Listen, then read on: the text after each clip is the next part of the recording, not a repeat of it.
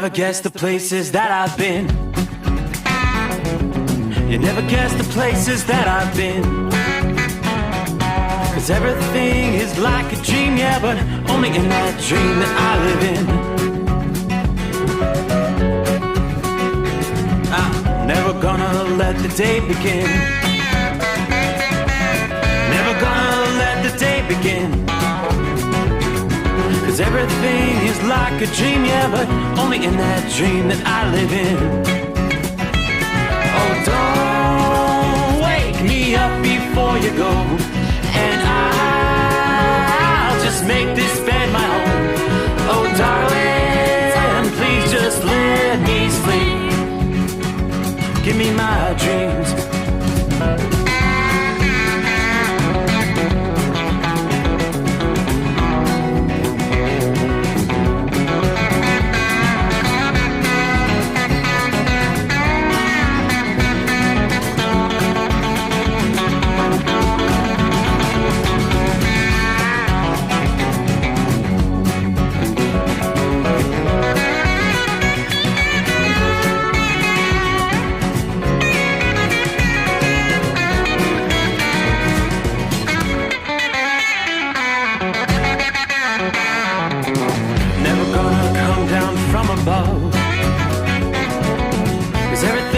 Better from above.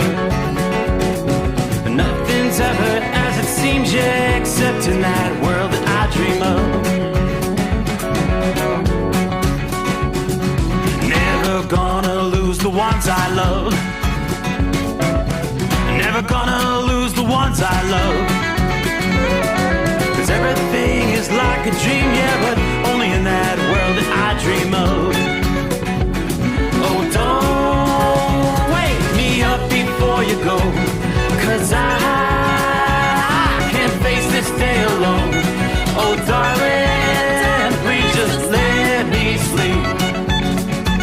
Give me my dreams. Give me my dreams. Give me my dreams.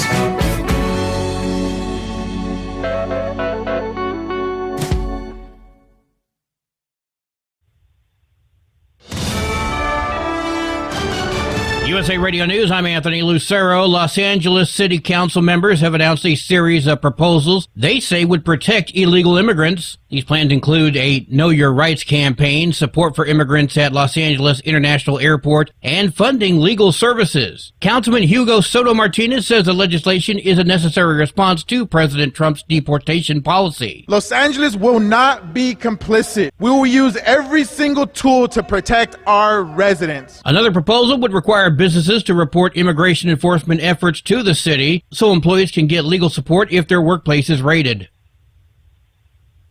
Border czar Tom Homan is threatening to prosecute New Jersey's Democratic governor over an illegal immigrant remark. Homan issued the threat Monday night after Phil Murphy implied he was sheltering an illegal migrant in a garage apartment at his home in Middletown and dared the feds to try to get her. The governor's spokesperson is now walking back the comment, telling news reporters that Murphy never actually made the offer to the woman and that she never moved in. I'm Sarah Lee Kessler. All 67 victims in last week's deadly mid-air collision near Washington, D.C. have been recovered. Officials confirmed the news on Tuesday. An American Airlines plane collided with an Army Black Hawk helicopter, causing both to fall into the Potomac River. The cockpit and tail from the regional jet were recovered earlier in the day. The crash was the deadliest in the U.S. since 2001. I'm Brian Shook. FBI agents are suing the Department of Justice to block them from compiling a list of workers that investigated Capitol riot cases. The agents filed the suit on Tuesday around the same time of a deadline the DOJ set for the FBI to release the names of those who worked on January 6 cases. The agents said the list would be used as part of a retaliation campaign against them. Some prosecutors and FBI officials have already been fired. I'm Lisa Taylor. From America's News Network, USA Radio News.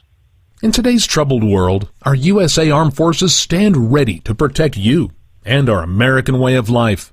When veterans return to civilian life, they deserve your recognition and support. You can help put vets to work by donating your car, truck, or van to Patriotic Hearts. Your donation will directly support programs to help vets find jobs or even start their own business. Donate today for fast, free pickup of your vehicle, running or not. Operators are standing by to answer questions about making a tax-deductible vehicle donation. Find out how you can make a difference in the life of a United States veteran. Call 800-209-4580 for 24-hour response. Call 800-209-4580. 800-209-4580. That's 800-209-4580.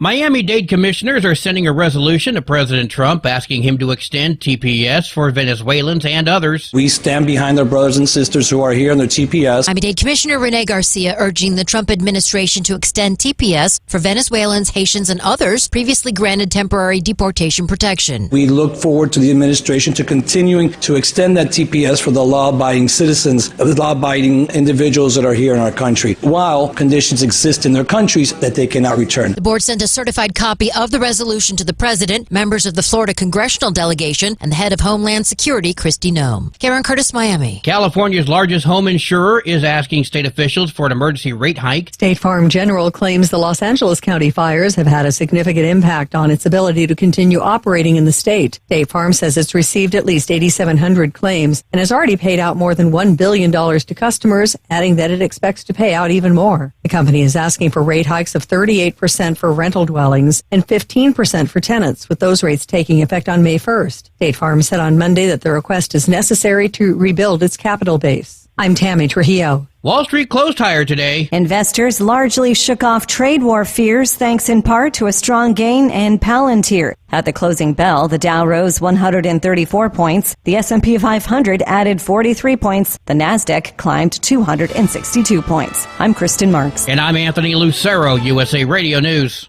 Papa, why can't we telegraph while riding a horse? Son, there ain't no one to blame but Jeffro.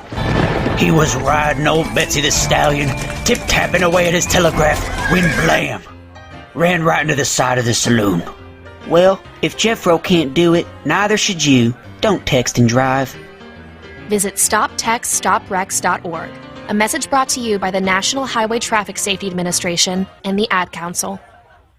Winter is here. When the temperature drops, so does your truck's performance. Avoid fuel gelling by using Hot Shot Secret's EDT Plus Winter Defense, a 7-in-1 fuel booster and anti-gel that improves cold weather performance. The 7-point cetane boost decreases DPF regens and increases fuel economy. Be confident that your engine is running smoothly and trouble-free, even in the coldest temperatures. Hot Shot Secret EDT Plus Winter Defense, available at Pilot Flying J, Amazon, O'Reilly Auto Parts, and HotShotSecret.com. Hot Shot Secret, powered by science. Hey truckers, this is Steve Darnell from the hit TV show Vegas Rat Rods. Check it out. Industrial Injection has been a leader in the diesel heavy-duty industry since 1985. Whether you are looking to keep your truck on the road, you are a hard-working farmer feeding America, an over-the-seas mariner, a miner, or a construction craftsman, Industrial Injection can help keep your heavy-duty rigs and equipment running so you can keep America thriving. Get all your turbochargers, injection pumps, injectors, and engine parts at industrialinjection.com. Industrial Injection, the place to go for all your diesel parts needs. Another dark night on the interstate, another 100 miles in the pouring rain. These are worth all the time I've spent away. Another dark night on the interstate.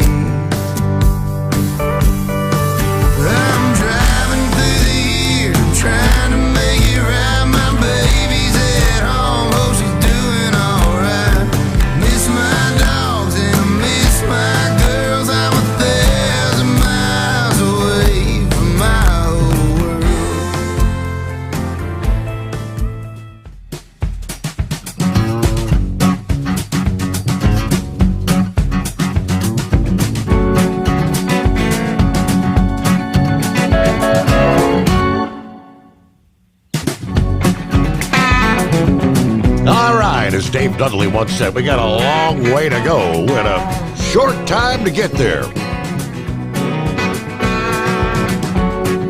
So here we go. We're rolling into Hump Day, midweek coming on. All right, another day Where did my 54 degrees go? That's what we were at 24 hours ago. We're right at the freezing mark now. And maybe a little frozen precip coming our way. Welcome aboard as we kick off the Steve Sommers Overnight Drive live from the Hot Shot Secret Studios. All right, trust your week's going well. Good to have you gather around. Got a full 5 hours coming your way. Lots to update. All the latest what's going on. Confirmation hearing updates. Things moving forward. Continued house cleaning in Washington, D.C. Draining the swamp, as they say. And a number of industry updates. All coming your way as we kick off the new day here. So the big picture, the weather map, relatively quiet as far as precip. All the action at this point in time is out west. Wintry weather impacting the Pacific Northwest. Flooding rains in the lower elevations once again. Winter storm warnings in portions of Oregon, northern Idaho, much of western and on over into north central and northeast Montana. A lot of winds will be associated with this system as well. High wind warnings through portions of Wyoming tonight. Red flag warnings down into eastern New Mexico, the Texas-Oklahoma Panhandle region. Windy conditions. But we await overnight tonight. Things begin to come together in the central portions of the country. What will ultimately bring us wintry precipitation and a full-fledged ice storm for some areas in the northeast between now and the end of the week. I've been talking about this for several days, but the threat really gets underway here on Wednesday as the atmospheric ingredients come together over the central states Tuesday night into Wednesday. The storm will be underway. First on the docket will be the risk of an icy mix on the cold side, some stronger thunderstorms on the warm side. We've been dealing with the record-challenging warmth funneling through the Tennessee and Ohio River valleys. That's going to provide some of those necessary ingredients for widespread thunderstorm activity beginning on Wednesday. Some of these storms are expected to turn severe. Thunderstorms begin to blossom early this Wednesday afternoon in western Tennessee Valley before charging to the east during the overnight hours. In other words, 24 hours from now, we're probably going to be having a lot to talk about with hail and damaging winds. 50-plus miles per hour will be some of the primary threats. Meanwhile, on the colder side of the storm, the wintry mix, snow, ice, may throw a wrench into some of the travel plans and freight delivery for the middle of the week. Chicago, Detroit, Minneapolis. It's not going to be a monster snowmaker, but there will be a swath of snow from Montana across the U.S.-Canadian border into the Great Lakes through Wednesday night. Widespread accumulations, 1 to 3 inches. That's enough to slow you down a bit, but not a paralyzing system. Bismarck, North Dakota, Green Bay, Wisconsin.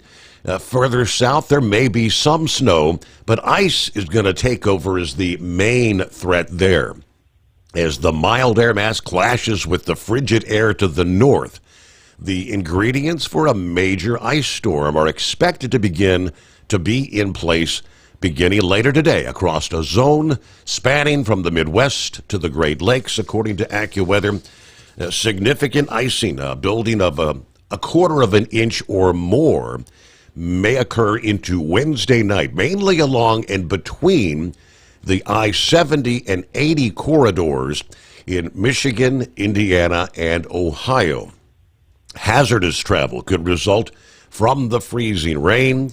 Dangerous amounts of ice then reaching the mid-Atlantic by Thursday. The impacts from icing not just limited to the Midwest, but into parts of the Appalachians, the Mid-Atlantic, and the Northeast later in the week. We already have some of our first full-fledged ice storm warnings now in place for portions of eastern West Virginia, along the West Virginia line there, the higher elevations, obviously, and then on into southwest, south central, on up into parts of central Pennsylvania.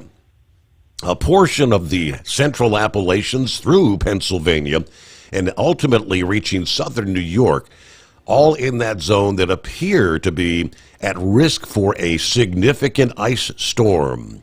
Up to a half an inch of ice, not out of the question for some of these areas there. Pennsylvania, among some of the cities at risk for long-lasting power outages, down tree limbs, nearly impossible travel conditions. There will be a larger area from as far south and east as the I-95 corridor, from Washington to Baltimore, Philadelphia, on up through New York and Boston. Yeah, the big cities will see a changeover from freezing rain to rain as the storm continues. Further north, though, it's going to be more of a all-snow event. All right, 1 to 3 inches again in the forecast across northern New England. Maybe a half foot expected in the higher elevations there in upstate New York, on up into Vermont, New Hampshire, and Maine. Maybe just a coating of snow in New York City and the Boston metro area. But complicating things is going to be the cold, gusty winds following the storm Thursday and Friday. A rash of additional hazards even after the icing scenario has ended. Temperatures dropping back below average for this time of year across much of the Midwest and Northeast.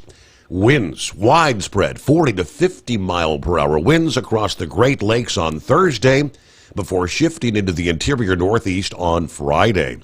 Winds in excess of 30 miles per hour across the I-95 corridor in the Northeast on Friday as well. Forecasters have been telling us a very busy weather pattern is in play here for at least the first half of February, maybe even further into the month. We're monitoring 3 potential storms between now, February 5, and February 11th. It's going to be a busy pattern with potential disruptions to travel. Following this first storm here in the middle of the week, another follows right on the heels Friday through the upcoming weekend.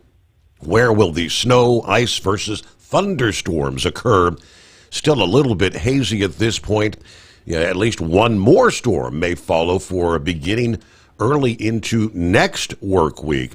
Indications are that even more moisture and cold air may be available for that particular storm, which means a much larger area of snow and ice with that system. Maybe Punxsutawney Phil nailed it. 6 more weeks of winter. Of course, it's only February. So welcome in. Safe travels out there. Enjoy the quiet night tonight, because as I say, 24 hours from now, it appears things will be dramatically different. Hello to Philly Dan. Good morning, crew. Hello, Steve. I believe we should tariff Canada 25%. Now, they've allowed their Canadian geese to invade America for too long. Hello, Pappy. Saddle up, nocturnal listeners. It's the midnight hour, and what day is it? Breaker. How about your horse feathers? Will you make it official? Sundance wants the government to dictate the prices. Did I hear that right last night?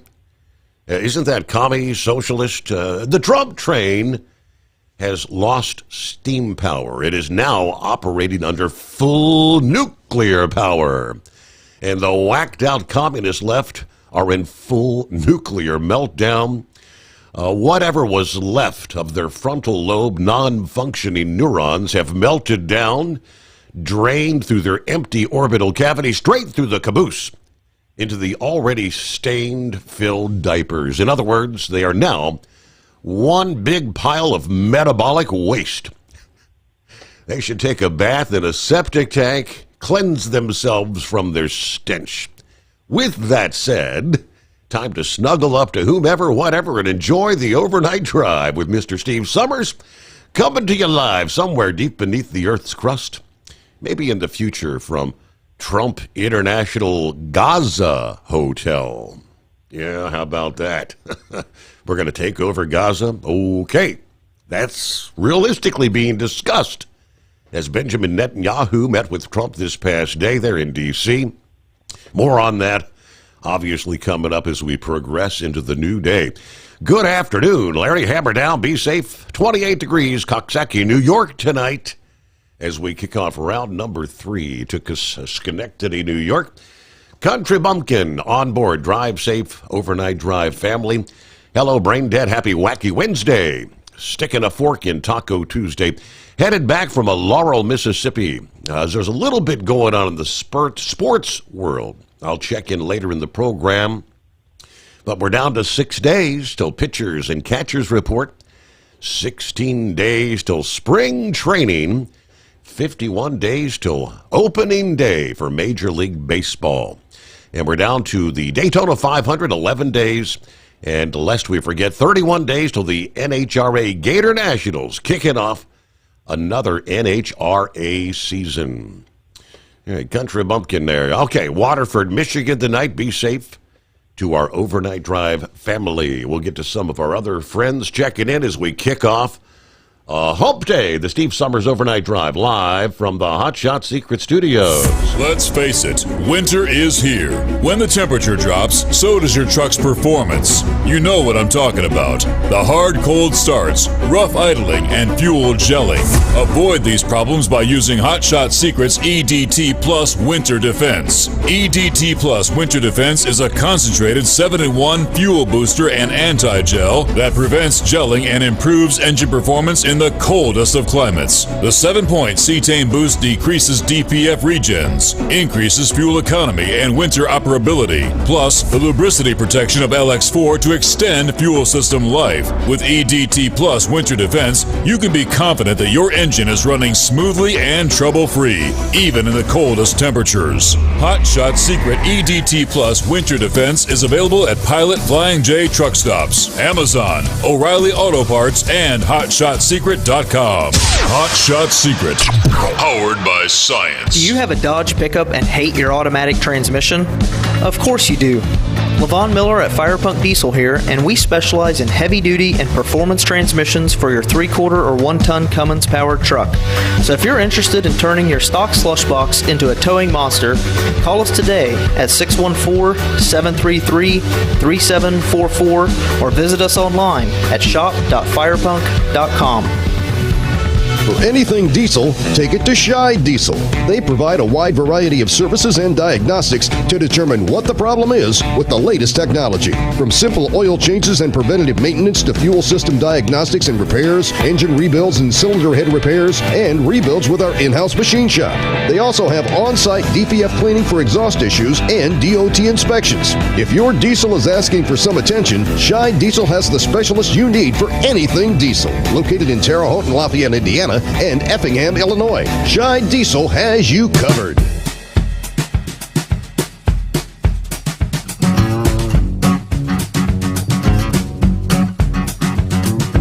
Alrighty, hello to Shorty. Rolling I-77 northbound, Mount Airy, North Carolina.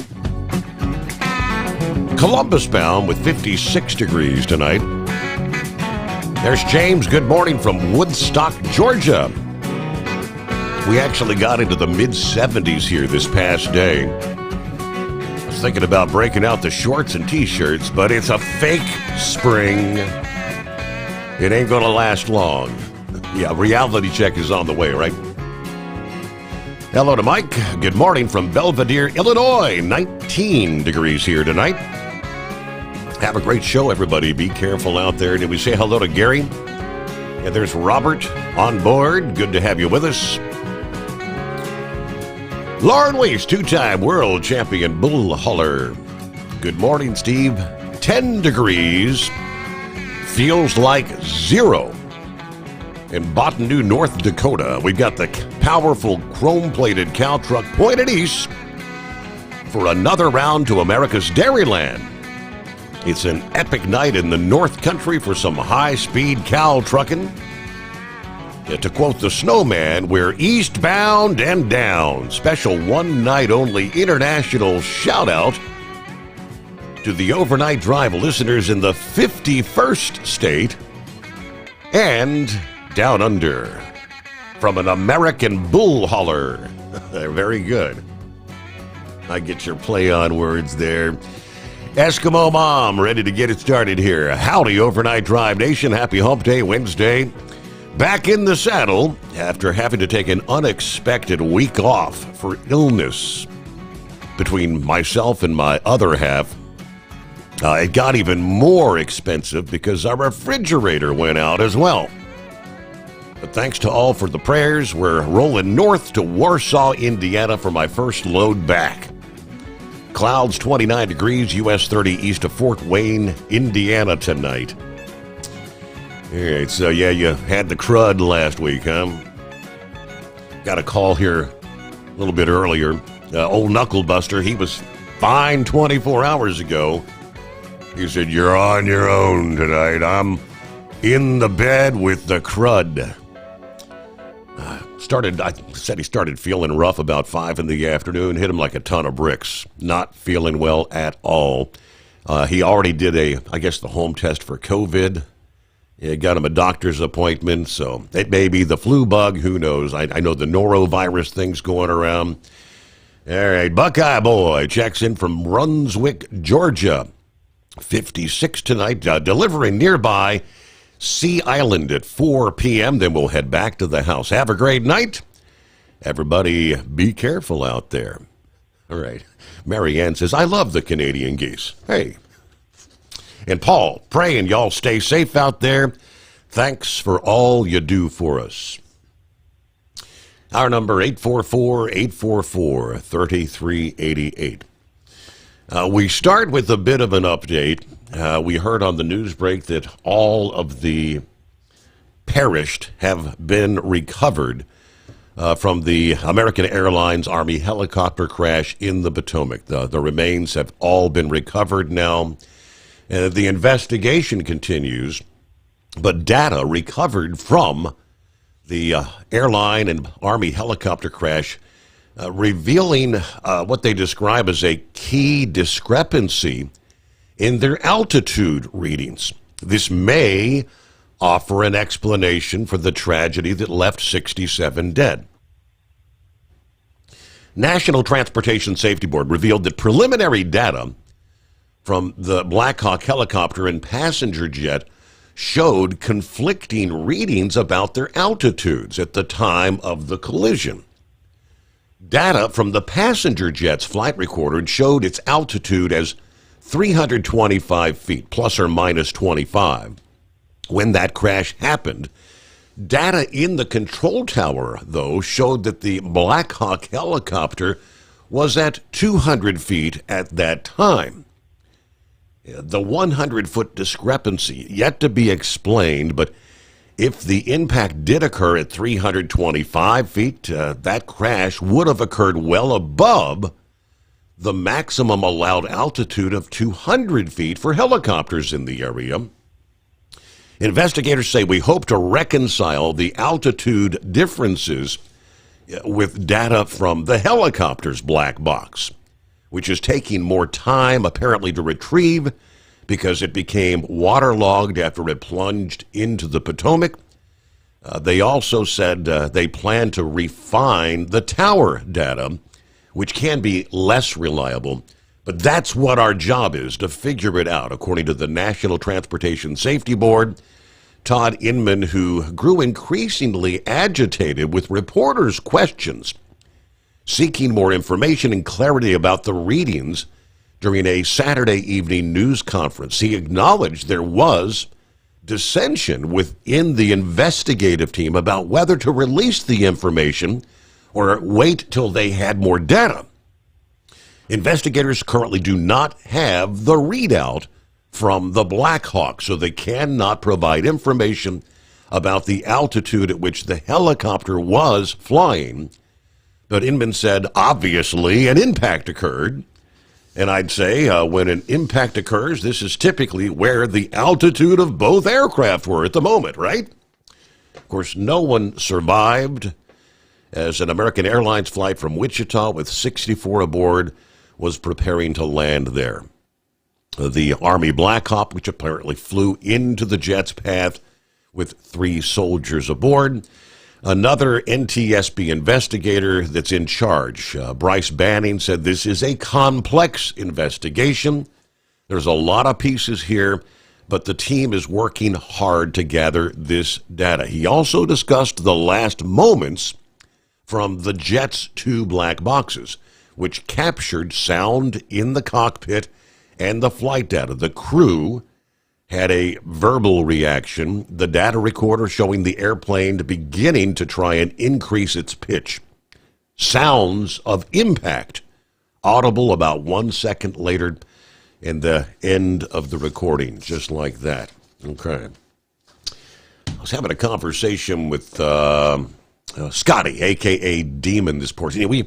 He was asking me about, and he was trying to explain to me, actually, not ask, he was trying to explain to me how when, I guess in helicopters, it may be someone out there, someone with helicopter knowledge can explain that, or Scotty, if you're with us, you can try to explain to the rest of the audience. But if your origination point, I mean, your flight may be departing somewhere which is, many hundreds of feet above sea level or below sea level, something about you have to program those numbers in at the starting point to have it correct.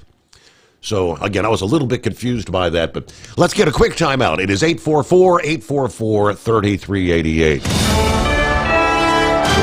USA Radio News, I'm Anthony Lucero. Los Angeles City Council members have announced a series of proposals. These plans include a Know Your Rights campaign, support for immigrants at Los Angeles International Airport, and funding legal services. Councilman Hugo Soto Martinez says the legislation is a necessary response to President Trump's deportation policy. Los Angeles will not be complicit. We will use every single tool to protect our residents. Another proposal would require businesses to report immigration enforcement efforts to the city so employees can get legal support if their workplace is raided. All 67 victims in last week's deadly mid-air collision near Washington, D.C. have been recovered. Officials confirmed the news on Tuesday. An American Airlines plane collided with an Army Black Hawk helicopter, causing both to fall into the Potomac River. The cockpit and tail from the regional jet were recovered earlier in the day. I'm Brian Shook. From America's News Network, USA Radio News. In today's troubled world, our USA Armed Forces stand ready to protect you and our American way of life. When veterans return to civilian life, they deserve your recognition and support.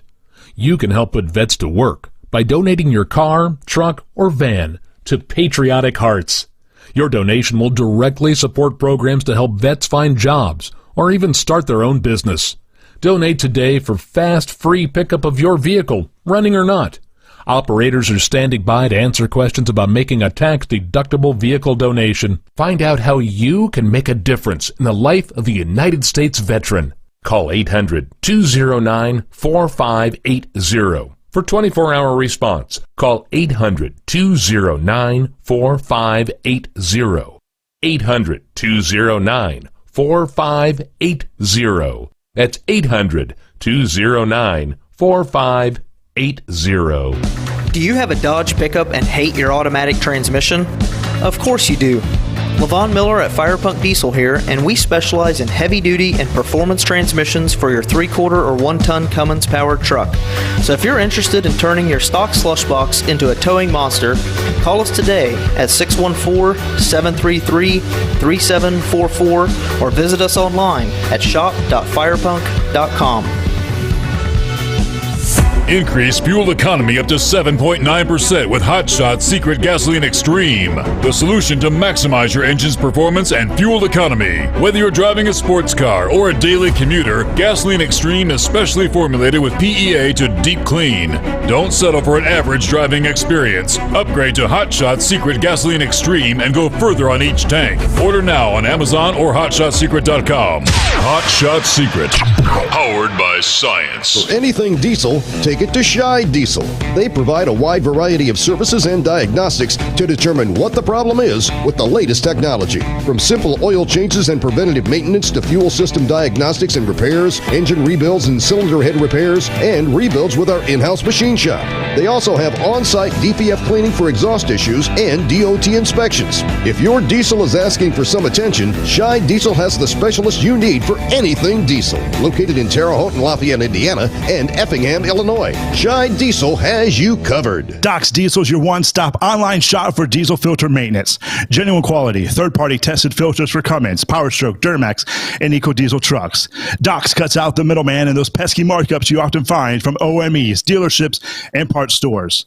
We make ordering easy with filter kits, subscriptions, and even dealer sign-ups if you have a fleet. Purchase your filters at www.docsdiesel.com and receive 10% off when you use code SOMMERS10. Docs Diesel, your one-stop shop for diesel maintenance. Winter is here. When the temperature drops, so does your truck's performance. Avoid fuel gelling by using Hot Shot Secret's EDT Plus Winter Defense, a 7-in-1 fuel booster and anti-gel that improves cold weather performance. The 7-point cetane boost decreases DPF regens and increases fuel economy. Be confident that your engine is running smoothly and trouble-free, even in the coldest temperatures. Hot Shot Secret EDT Plus Winter Defense, available at Pilot Flying J, Amazon, O'Reilly Auto Parts, and HotShotSecret.com. Hot Shot Secret, powered by science.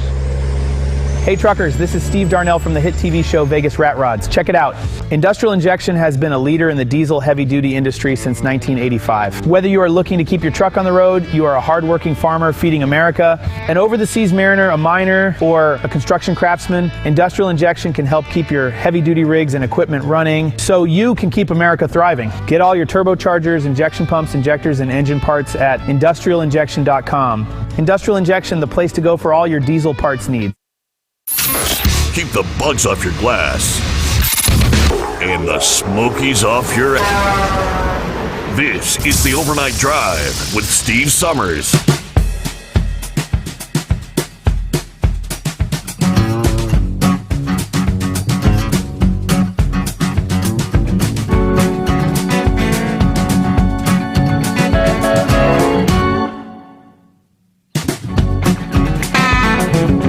Those phone lines open here as we kick off a new day at 844-844-3388. See if we get Lauren Weiss, two-time world champion bull hauler, moving at a high rate of speed. Yep. I'm back again, Steve. Hey, real quick, you were reading that the news report on the plane crash there, and I wanted to call in and talk about in 2019 when I went out there to D.C. to do that lobbying for hours of service. I flew for a regional from Joplin to Chicago, and then went from Chicago to D.C. there, and they fly us. Most of the flights go into Reagan now because it's just right across the river from the White House to the Capitol. And the way the White House and the Capitol are situated, they have to fly a certain pattern to go in and out of there. And I remember how alarmed I was because right there where that plane hit that helicopter, they were less than a minute from hitting the runway right there. Because I remember when we flew in there, there's always helicopters flying back and forth underneath there. And because, they were talking about the height difference in there. And the way they run that, those helicopters have a certain height that they can fly through there because they do, they'll fly Marine One, and they do a lot of training in there. And they were saying that the night vision goggles, if they were wearing them, there's so many lights around there that it could have thrown their vision off. Correct. But I just and the planes. That's the only airport I've ever been to. Also, Steve, where when you're landing, there's planes taking off going the other direction. You can literally look over and see the people riding in the other plane there. And if you see that one video, that I guess now. It's being reported that some airport people got fired for releasing that black and white video that came out. But you can see a plane taking off, and then right after it takes off, you can see where that helicopter hit him. And it was just the spookiest time I'd ever flown in my life because I thought we were going to run into them helicopters. And I came to find out that's pretty commonplace there. And now we have this happening, So. Right, yep. Well, I called in twice this week, so I'll let you go, and everybody have a good evening. Well, it's good to hear from you. Anytime. Thank you very much. because we're not going to hear from the Knucklebuster in hour 1, 2, 3, 4, or 5. So, what's on your mind? 844-844-3388. So here we go. In preparation for the impending storm in the east, get ready for some commercial vehicle restrictions. And the list is pretty lengthy. I mean, in Pennsylvania, the Department of Transportation has already announced they're going to restrict all commercial vehicles from traveling on several interstates ahead of this storm. Parts of the state are under a winter storm watch for Wednesday night into Thursday morning, with that mixture of snow, sleet, freezing rain beginning later on this evening. And then, of course, widespread ice accumulations due to the storm predictions. PennDOT has issued, and I'm going to try to run through these as quickly as I can. These are, I guess this is the highest level. You've got Tier 1, 2, 3, and 4. Tier 4, which means all commercial vehicles restricted. I-283 between the PA Turnpike and I-83. That kicks in at 7. This all starts at 7 o'clock p.m. this Wednesday evening. I guess it's pretty much, I'm trying to understand, I-283 from the beginning to the end. So is that a circle freeway? I-376 between exit I-80 East Mercer and exit 13A US 224. I-70 between exit 149, that's South Breezewood and the Maryland line. I-79 between exit 77, the 76 Turnpike, Youngstown, Ohio, and Harrisburg, and Pennsylvania 5 shut down for that stretch. I-81 between the Maryland line and exit 151A. That's I-80 east of Stroudsburg. I-83 between the Maryland line and Interstate 81, I-99 between US 220 and I-80. And there's a number of others here. I mean, you're going to have to check ahead. Some of these latter ones, all those that I've just mentioned, again, kicking at 7 p.m., several hours later at 10 p.m. this Wednesday evening. All commercial vehicles banned from I-180 between I-80 and US 15. I-80 between the Ohio line and exit 260B. That's north of Wilkes-Barre. Interstate 380 between I-80 and 84. That one kicks in at the midnight hour. So just under 12 hours from now. And all the rest of these. And these are all total commercial vehicle bans. I-80 between exit 260A. I-81 south to the Harrisburg and New Jersey line. I-84 between Interstate 81 and the New York line. Pennsylvania 33 between I-78 and I-80. There are a handful of other Tier 2 restrictions, which is not all commercial vehicles. The Tier 2 is any empties or loaded tandem trailers without chains, or ATD on board. And there's a handful of those that also kick in later on this evening.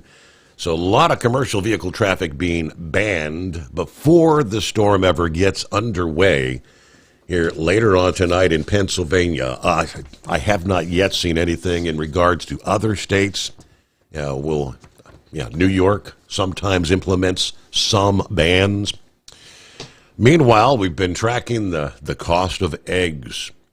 I was pleasantly surprised this past day. The wife sent me to the grocery with a list of items.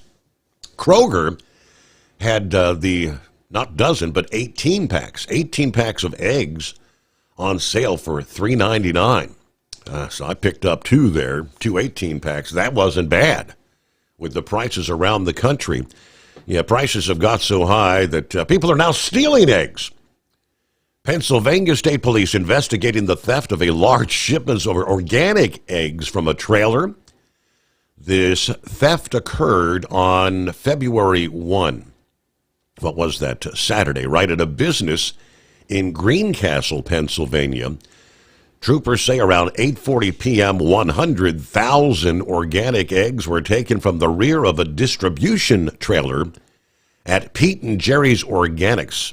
We're talking about retail value about 40 grand with egg prices right now.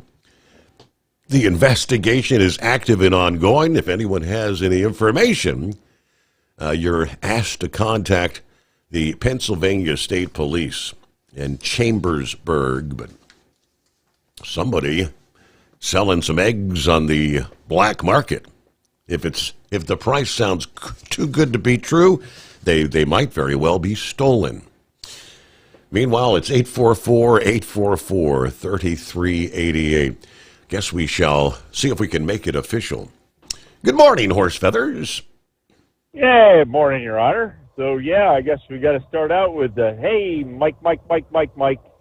I almost forgot what day it was because I work every day now. So, I don't know, is it actually a hump day when there's no end or beginning? I guess technically for you, no. Yeah, exactly. It's just another day. Just another day, Your Honor. Another night, another day. Yep. So anyways, to answer your question. Oh, well, you didn't do it. I said, hey, Mike. Yeah. Hump day for me. There you go. All right. So the rest of the world knows now. It's official for the rest of the world. So to answer your question, I-283 is just a little spur. I mean, it's only a few miles long because it goes between 83 and the Pennsylvania Turnpike. And the rest of what's 283 is actually Pennsylvania 283 that goes from the Pennsylvania Turnpike in Harrisburg down to Lancaster to US 30. So I don't believe the restrictions that are on Interstate 283 continue on to Pennsylvania 283. If you know what I'm saying. Okay. So, I mean, because it said from beginning to end, whatever the heck that means. Yeah, it's only about a 3-mile stretch from the Pennsylvania Turnpike to Interstate 83, where it's Interstate 283. Well, then they've also it started with I-283 between the PA Turnpike and I-83? Yep, and that's about a 3-mile stretch. Okay. It goes in between the two of them. Gotcha. It is what links 83 to the Turnpike. Is all I-283 is just a little link to go from 83 down to the Turnpike and the Turnpike back up to 83. So as I say, Pennsylvania, of course, had to make it confusing with making their state highway 283 that goes from the intersection of Interstate 283 at the Pennsylvania Turnpike to Lancaster. But it is a limited access highway, so it kind of looks like an interstate, but it's actually Pennsylvania highway, not interstate highway. So I believe that one is not covered by the ban.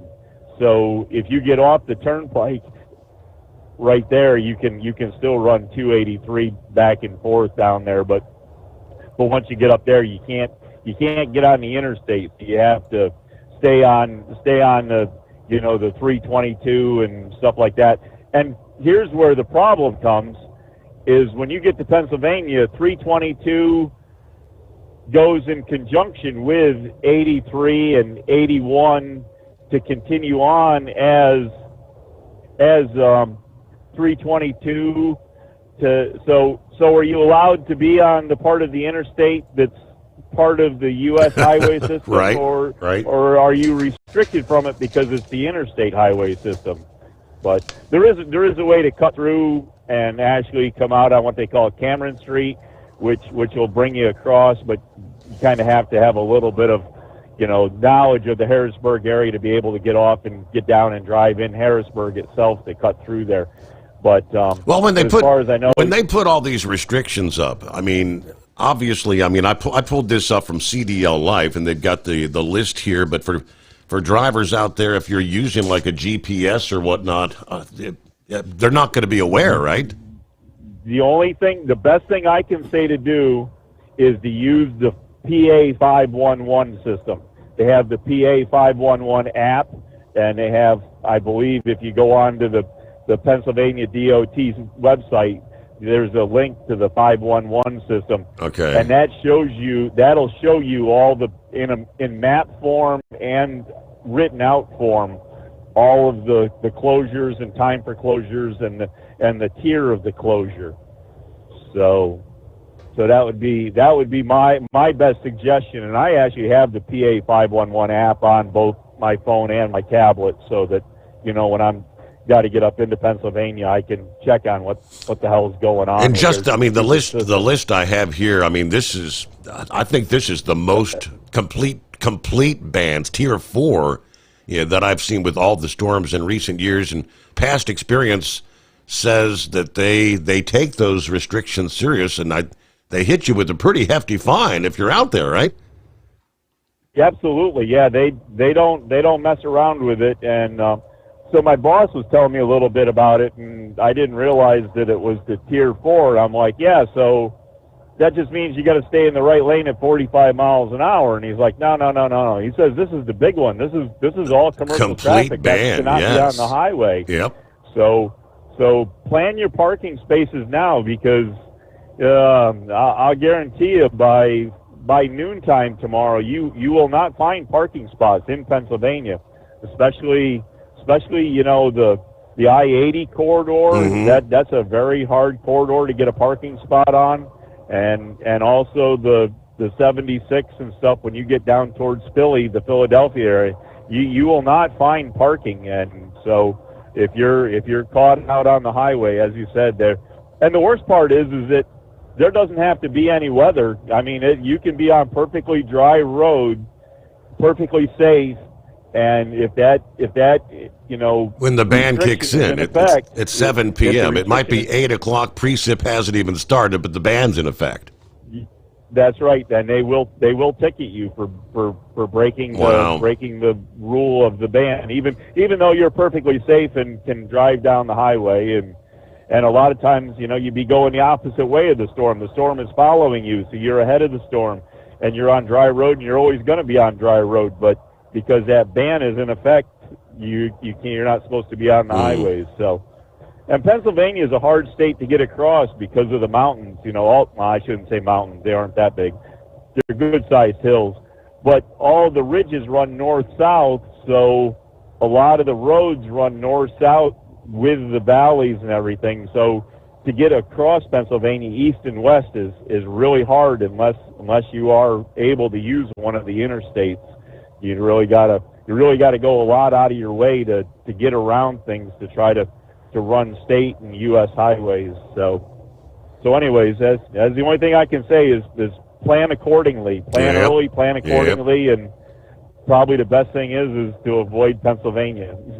I'm not sure what Maryland's going to try to do. I'm not sure what the fringe is on the southern fringe of the ice going back to rain. So I'm not sure, down here at the Mid-Atlantic with Washington, Baltimore, the I-95 corridor. Somehow or another, I-95 has a major effect on the weather, that on the mainland side of 95, back to the west can be the snow and the ice, and then the east side of 95 out onto the eastern shore will stay the rain and not quite so icy. But then other times, you get the storm that comes up the coast, and the eastern shore gets hammered with a foot of snow, and the west side of 95, you'd be lucky to get a flurry or a dusting. So I don't know how I-95 becomes a dividing line of that. It's kind of like the Mason-Dixon line between Maryland and Pennsylvania. They'll get big snow up on the north side, the Mason-Dixon, and we'll get a dusting down on the south side, and same way in reverse the other way. So it's crazy how things do that. But anyways, so I don't know if you had a chance to look there. I sent you a couple links, and I put a couple links up on the fan page there of different things that I found for the way things are going for either the DEI stuff or some of the stuff that our Doge department's been working on. Right. It's kind of interesting watching that and seeing how things are going. So I don't know if there's any of that stuff that you can share with the audience at all, or maybe find a place to repost if possible that people would be able to see. But anyways, I just thought I'd toss those couple things along, and as I say, the couple that I had that I thought the audience would be really liking there, I posted on the one fan page that you're connected with there, or is connected with you. I don't know. Are you connected with it, or is it just connected with you? I'm not sure. So, but anyways, other than that, Your Honor, we're just got us kind of a clear night, riding right along into lower 30s, and I'm over here in Delaware on the Eastern Shore. Speaking of the Eastern Shore, they've already done all the pre-treatments out here by the looks of the highways. They've been spraying all the pre-treatment down, so whatever comes down in the beginning will be sure to melt and turn right to ice in the beginning. So, anyways, that's kind of gotta love this stuff. Maybe this is my casual Friday, Your Honor. Maybe I won't be out. You might have a night off. It's a possibility. Yeah. Yep.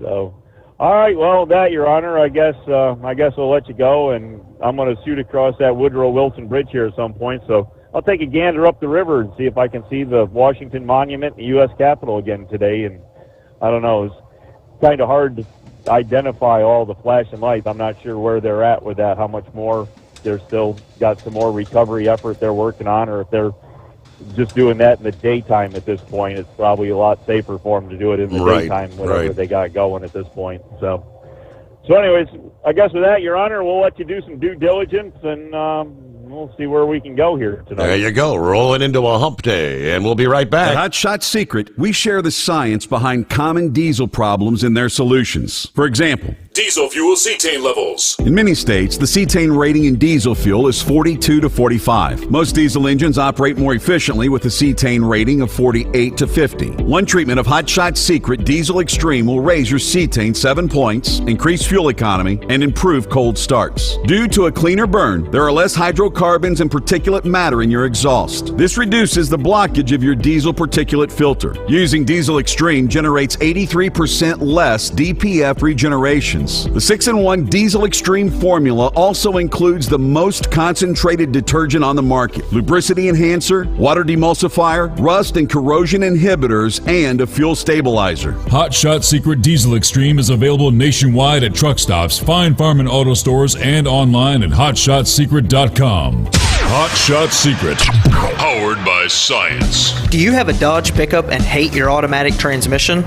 Of course you do. Levon Miller at Firepunk Diesel here, and we specialize in heavy-duty and performance transmissions for your 3/4 or 1-ton Cummins-powered truck. So if you're interested in turning your stock slush box into a towing monster, call us today at 614-733-3744 or visit us online at shop.firepunk.com. For anything diesel, take it to Shy Diesel. They provide a wide variety of services and diagnostics to determine what the problem is with the latest technology. From simple oil changes and preventative maintenance to fuel system diagnostics and repairs, engine rebuilds and cylinder head repairs, and rebuilds with our in-house machine shop. They also have on-site DPF cleaning for exhaust issues and DOT inspections. If your diesel is asking for some attention, Shy Diesel has the specialist you need for anything diesel. Located in Terre Haute and Lafayette, Indiana, and Effingham, Illinois, Shy Diesel has you covered.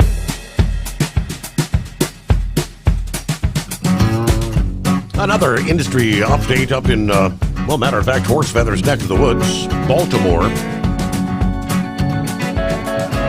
This past day, almost a year after the deadly collapse of the Francis Scott Key Bridge,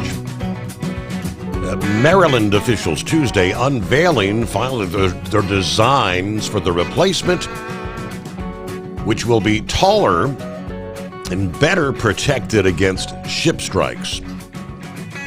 Construction of the state's first cable-stayed bridge could be completed in 2028, costing upwards of $1.7 billion.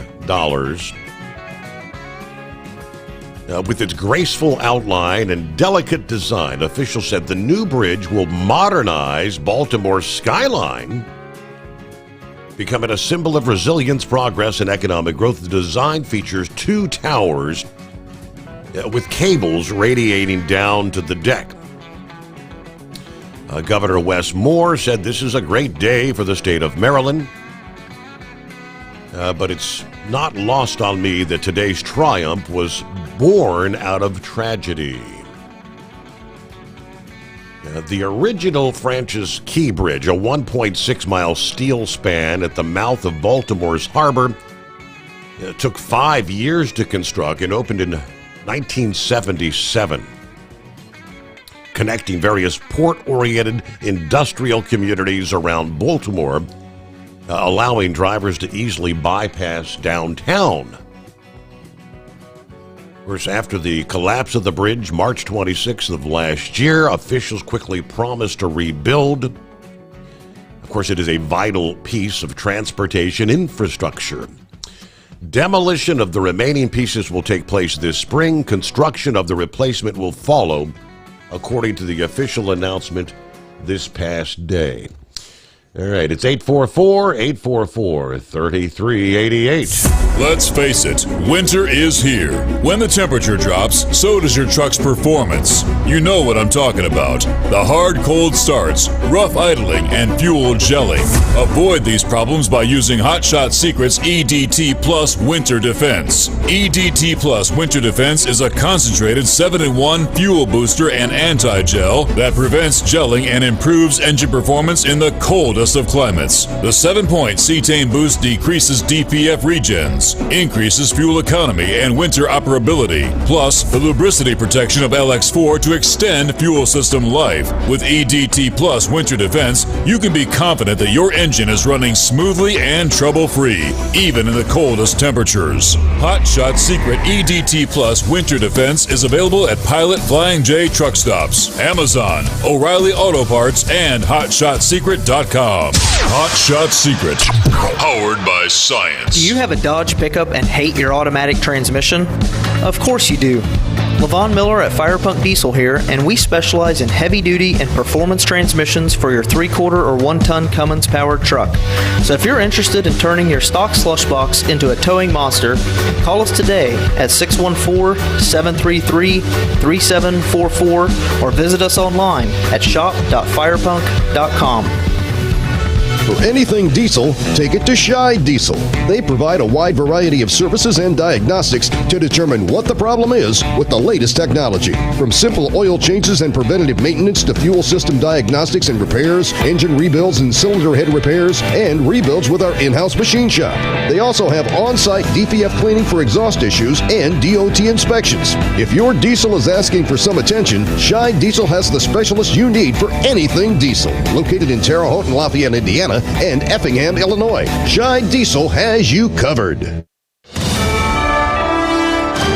USA Radio News, I'm Anthony Lucero. On this vote, the yeas are 54, the nays are 46. The nomination is confirmed. And with that, the Senate has confirmed Pam Bondi as Attorney General, with Democratic Senator John Fetterman joining Republicans to vote in favor of her, giving her control of the Department of Justice.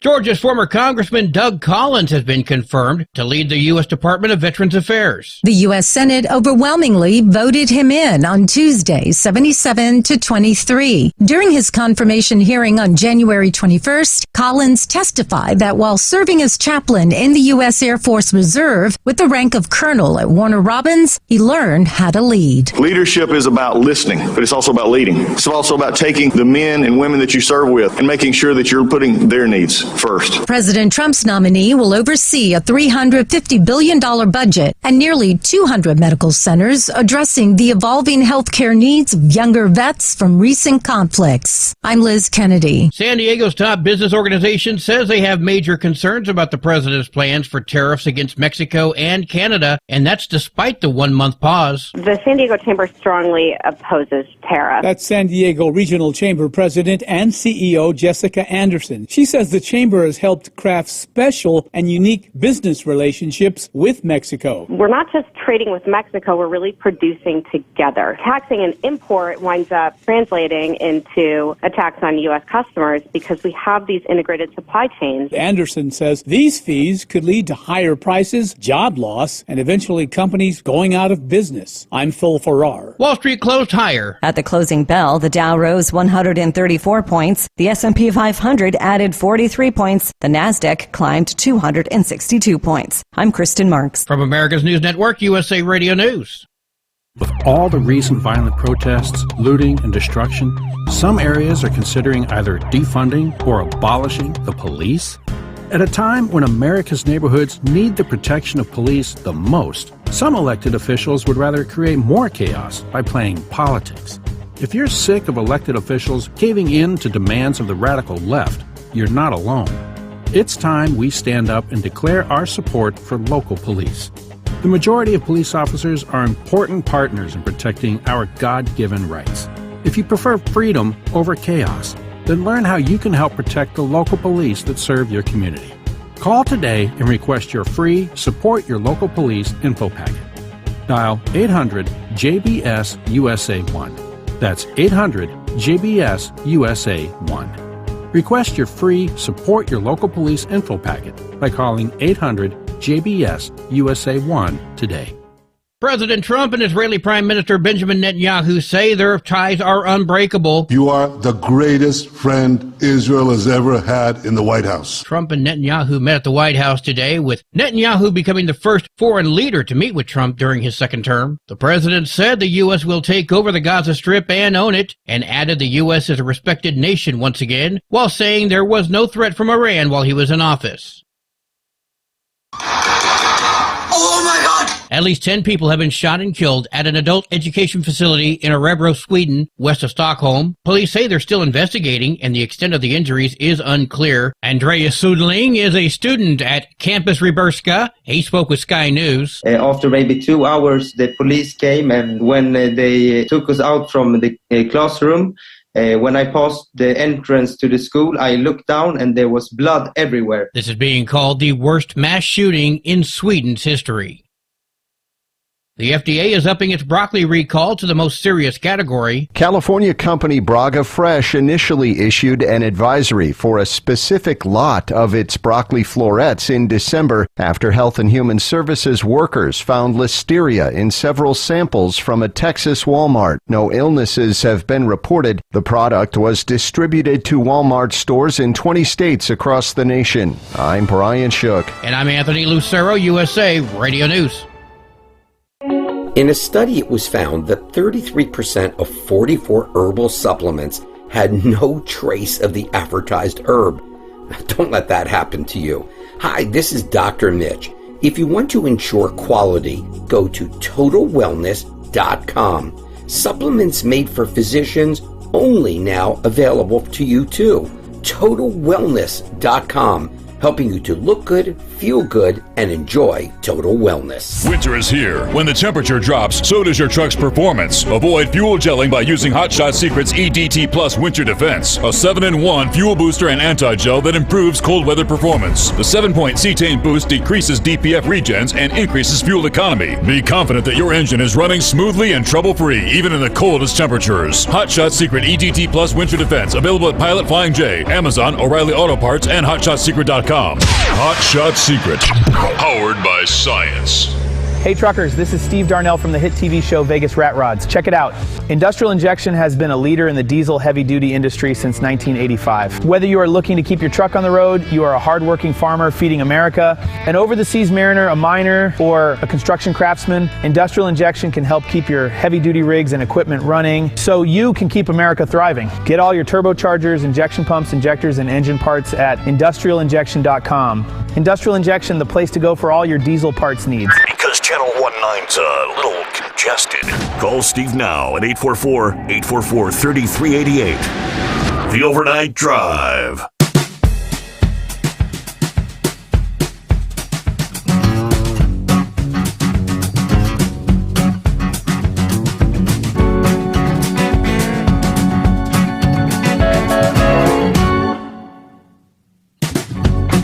Okay, off and rolling. Hour number 1 in the books. As time zone to time zone, we make our way into a new day. 5th day of February. All right, as Pappy mentioned out of the box, hour number 1, the left are just literally melting down. Many angry at Elon Musk. He was never elected. The hell's he doing? Shuttering things. The USAID, which sounds like it's all about aid, the Agency of International Development. Its days may be numbered, The State Department, they tell us now, has started recalling all U.S. Agency for International Development employees, USAID employees who are abroad on foreign assignments. According to ABC News this past day, citing multiple sources, CBS News said that USAID overseas missions were told to shut down and all staff members are being recalled by Friday.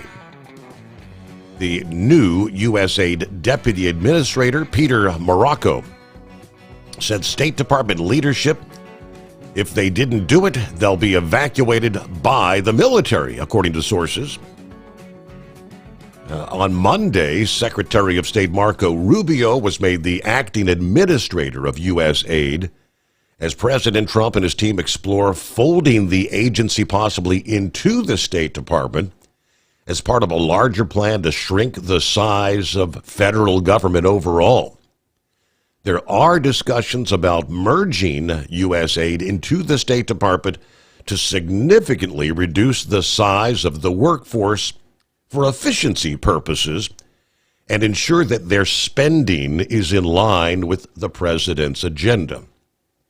Trump, of course, has entrusted Elon Musk to oversee the efficiency of this particular agency, which the Democrats slamming Elon's moves to cut waste and fraud as head of the DOGE department. Representative Jamie Raskin of Maryland calling on a crowd in front of the USAID's Washington, D.C. headquarters to stop Musk from dismantling the agency. That brought the press secretary out on Monday, Carolyn Leavitt. She's speaking to reporters outside the White House, and she's getting all these snarky questions about who is Elon Musk? What's his level of expertise when it comes to humanitarian aid? She defended him as a common-sense businessman.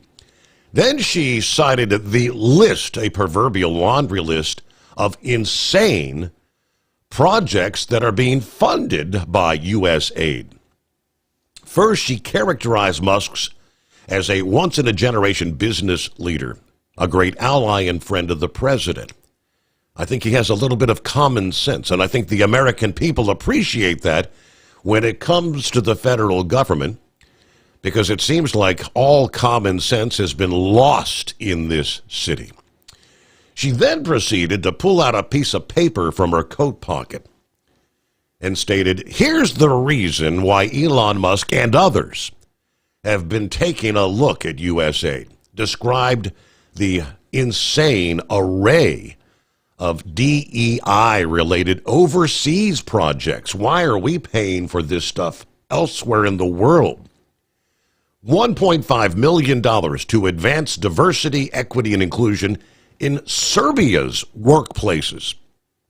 $70,000 for production of a DEI musical in Ireland. $47,000 for a transgender opera in Colombia. $32,000 for a transgender comic book in Peru. I don't know about you, the press secretary said, but as an American taxpayer, I don't want my dollars going toward this crap. I know the American people don't either, and that's exactly why Elon has been tasked by President Trump to get the fraud, the waste, and the abuse out. No sane person wants American tax dollars funding DEI-related projects anywhere, least of all overseas.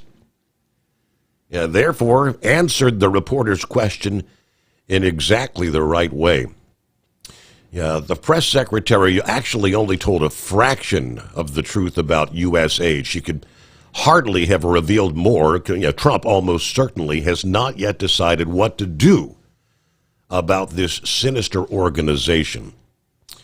To understand why, we go back to February of last year when Tucker Carlson interviewed a former State Department official, Mike Benz. Said, I personally found it one of the most eye-opening interviews he has ever conducted. In short, Benz displayed encyclopedia knowledge about what he regularly calls the blob. By that he means the national security state, including the CIA, the State Department, the Pentagon, a host of non-government organizations, including U.S. aid, that engage, for instance, in regime change operations overseas while censoring American speech here at home. Ben's called it military rule, the inversion of democracy. Meanwhile, as proposed during the 2024 campaign, Trump has tasked Musk with helping to curb government spending. To that end, he established the Department of Government Efficiency, DOGE. Of course, we know over the weekend, DOGE gained access to the U.S. Treasury's payment systems. Almost immediately began sharing information about U.S. aid. Not long ago, some of what he shared would have been regarded as earth-shaking. Maybe it should. For instance, Sunday, Musk confirmed that U.S. aid funded the research that led to COVID-19, which he called it bioweapon research. Did you know what U.S. aid, using your tax dollars, funded bioweapon research, including COVID-19 that killed millions of people? Likewise, U.S. aid used taxpayer funds for the purpose of paying media organizations to publish their propaganda. Elsewhere, he referred to U.S. aid as a criminal organization and a radical left political psyop. The flurry of U.S. aid-related activity once again brought Benz to the forefront. U.S. aid funds the darkest projects known to mankind. Here's a short list. He also characterized U.S. aid as more sinister even than the CIA. When it's too dirty for the CIA, you give it to U.S. aid. In fact, he said, I once joked to a friend that the CIA wasn't ruthless enough to kill JFK, but maybe U.S. aid did. Yeah, in short, maybe he had it right, but in all likelihood, she had authorization from Trump to only reveal so much about that. Draining the swamp. It is 844-844-3388. So we had, I guess the clock is ticking, and many on the far left are actually taking Trump's offer up to exit the federal workforce. Before his first term, President Trump promised the American electorate, once in office, he would drain the swamp. Tens of thousands of nameless, faceless bureaucrats who have no direct accountability of the American people. Now, here we are, February of 2025. It looks like the swamp has indeed begun draining itself, after Trump offered a buyout that some of them seemingly could not refuse. According to the scoop from Axios, as of this past day, some 20,000 federal workers have already accepted the buyout, which was just pitched a week ago. Now, the 20,000 represent about 1% of the federal workforce. That's a significant number to be sure, but a far cry from the 5 to 10% of the workforce that the administration originally projected. Whichever path you choose, we thank you for your service to the United States of America. The deadline to accept the buyout is Wednesday or Thursday, I guess. One day away. They're expecting the number of resignations to go up, especially in light of the major shakeup of U.S. aid. Yeah, we expect more to come. If you see what's happening at U.S. aid, it's just one piece of the puzzle. The terms of the buyout are pretty enticing, though. Those who accept it retain all their existing benefits until the end of September without having to return to the office, so long as they complete reasonable and customary tasks and processes to facilitate their exit. The process of accepting the offer, very easy. All you have to do if you wish to resign is reply to the offer on their official government email account, type resign in the subject line, and hit send. On the other side of the coin, those who choose to stay must commit to working at the office 5 days a week, to uphold a cultural based on merit rather than, say, seniority or identity.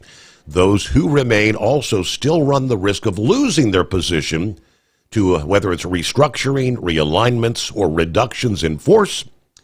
The Trump administration has pledged to honor all relevant collective bargaining agreements during any restructuring. So there you go.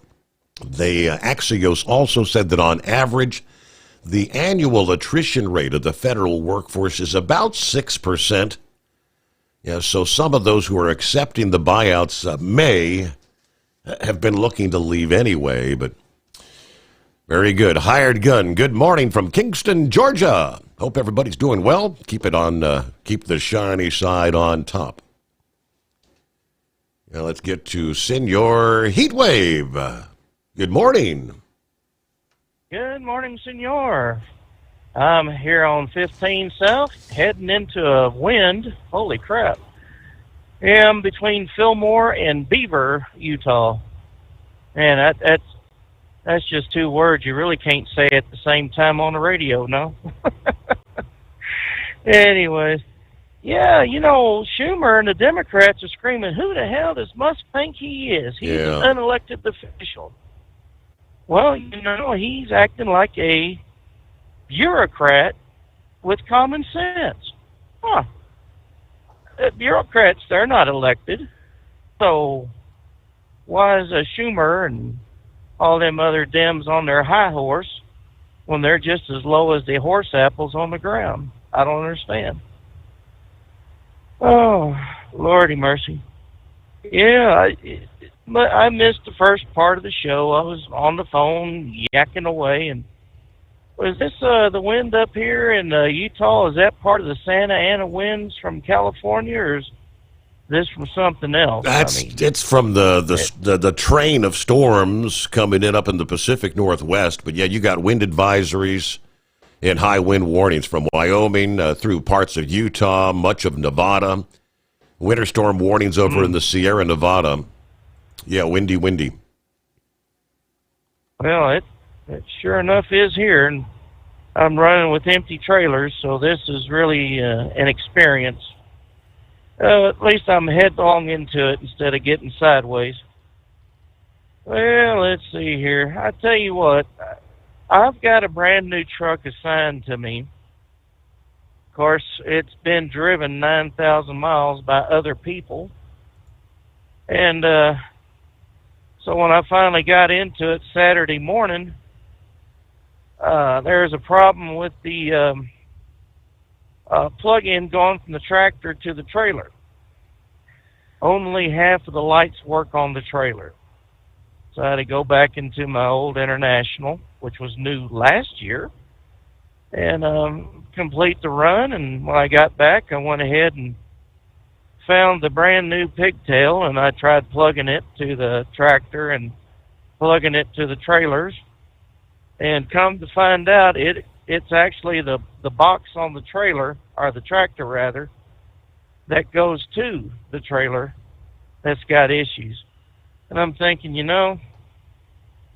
did it just happen when I so happened to plug it into a trailer that something burned out, or did we just have drivers that said, it's good, let someone else worry about it? Not real happy with that prospect, but, any company you work for, you've always got somebody in there that says it's someone else's problem. So, hey, I heard we got a pretty good land deal there at the Gaza Strip. Well, is that a good idea? When we're talking about government efficiency, government spending, U.S. tax dollars, and and I'm all for cutting the size of the federal government. Why in the hell would we have any interest in taking apart and rebuilding that stretch of God-forbidden land? Well, I tell you what, to me, it's a genius move, because then we are there and we can get people like Saudi Arabia, We can get Kuwait. We can get a lot of the oil-producing nations to pony up and build that place up. You know, yeah, you got 2 million displaced people, so let's go ahead and get them houses, and then make that the Beirut, what Beirut once was, and then have multi-national forces there, keeping an eye, making sure that whatever them idiots were, I can't even think. Hezbollah, well, they were up north. It was Hamas. Make sure Hamas doesn't start, building, digging more tunnels and bringing in missiles from Iran. I mean, technically, Iran should pay for the rebuilding. Well, I mean, if we can set up a presence there, and if those idiots do decide, well, we're going to throw some missiles at you, I would be like, you know what? Go right ahead. And that would give us all the excuse we need to go over there and turn that damn palace in Iran into, a mud shack with glass for a parking lot. I mean, that would be fine with me. Of course, I won't be there seeing all that happen. But I mean, these people, they don't know anything more. They've been fighting for, ever since their country was founded, back in the biblical times. That's all they've ever known. Fight, fight, fight. Well, you know what? It's about time they start learning these actions have consequences, just like elections, huh, Barack? And when the sitting president is there saying don't do that, in Biden's case, yeah, right. In Trump's case, that they're starting to shake a little bit because they know they don't know what Trump is going to do. He is the wild card. And they've had 4 years to figure this out while Trump was out of office. And they still have no clue as to what he's going to do. And that scares them. So I just hope that after 4 years, we've got some semblance of peace out there. And we got some semblance of, dadgummit, what is the word I'm trying to look for here? Stability. There. Yeah, that's the word. And hopefully the next Republican nominee for president, which I hope is J.D. Vance, because of his experience with the Marine Corps and being in these wars, hopefully that gives him a leg up to say, you know what, this is what we're going to continue to do. Put pressure on Iran to behave. And yeah, it's going to take a long damn time for them to be broke of that habit. But, something's got to happen soon. I mean, that rubber band is stretched so tight. It's wound up so much. Something's going to break. And, help us when that does happen. But, it's kind of like the Japanese found out back there in Pearl Harbor. Yamamoto said, I'm afraid all we've done is we've awakened the sleeping giant.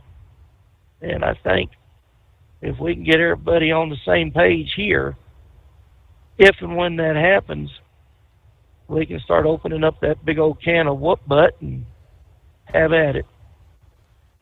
So, hey, I posted on your page a bunch of Marines that have just discovered fire. I saw that, yeah.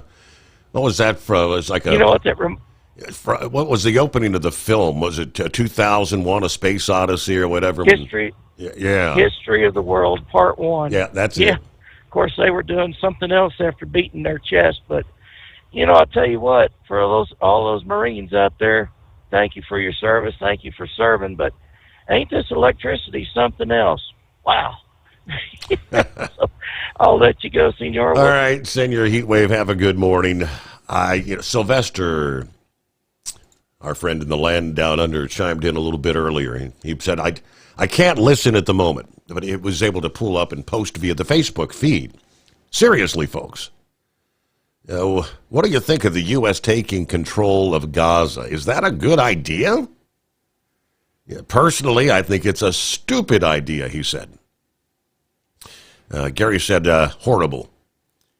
And Dean says, more than horrible. Bad idea. Buckeye Boy said, I don't think we need to pay for the rebuilding. Make Iran pay for it, right? They were the backers of the animals that caused this whole thing. Yeah, for them to be devastated. Is Trump trolling again? Every time, he makes one of these, what some of us think are ludicrous, absurd suggestions. Is he trolling or just floating an idea to, a trial balloon to see what comes back, feedback from the rest of the Middle East?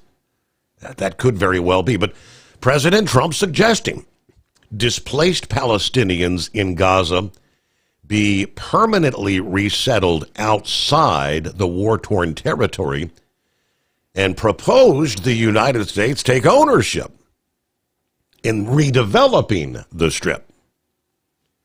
Now, that proposal ahead of the next stage of talks that are meant to extend the ceasefire, the tenuous ceasefire between Israel and Hamas and secure the release of the remaining hostages. And I did see Hamas says they're ready to have talks with Trump.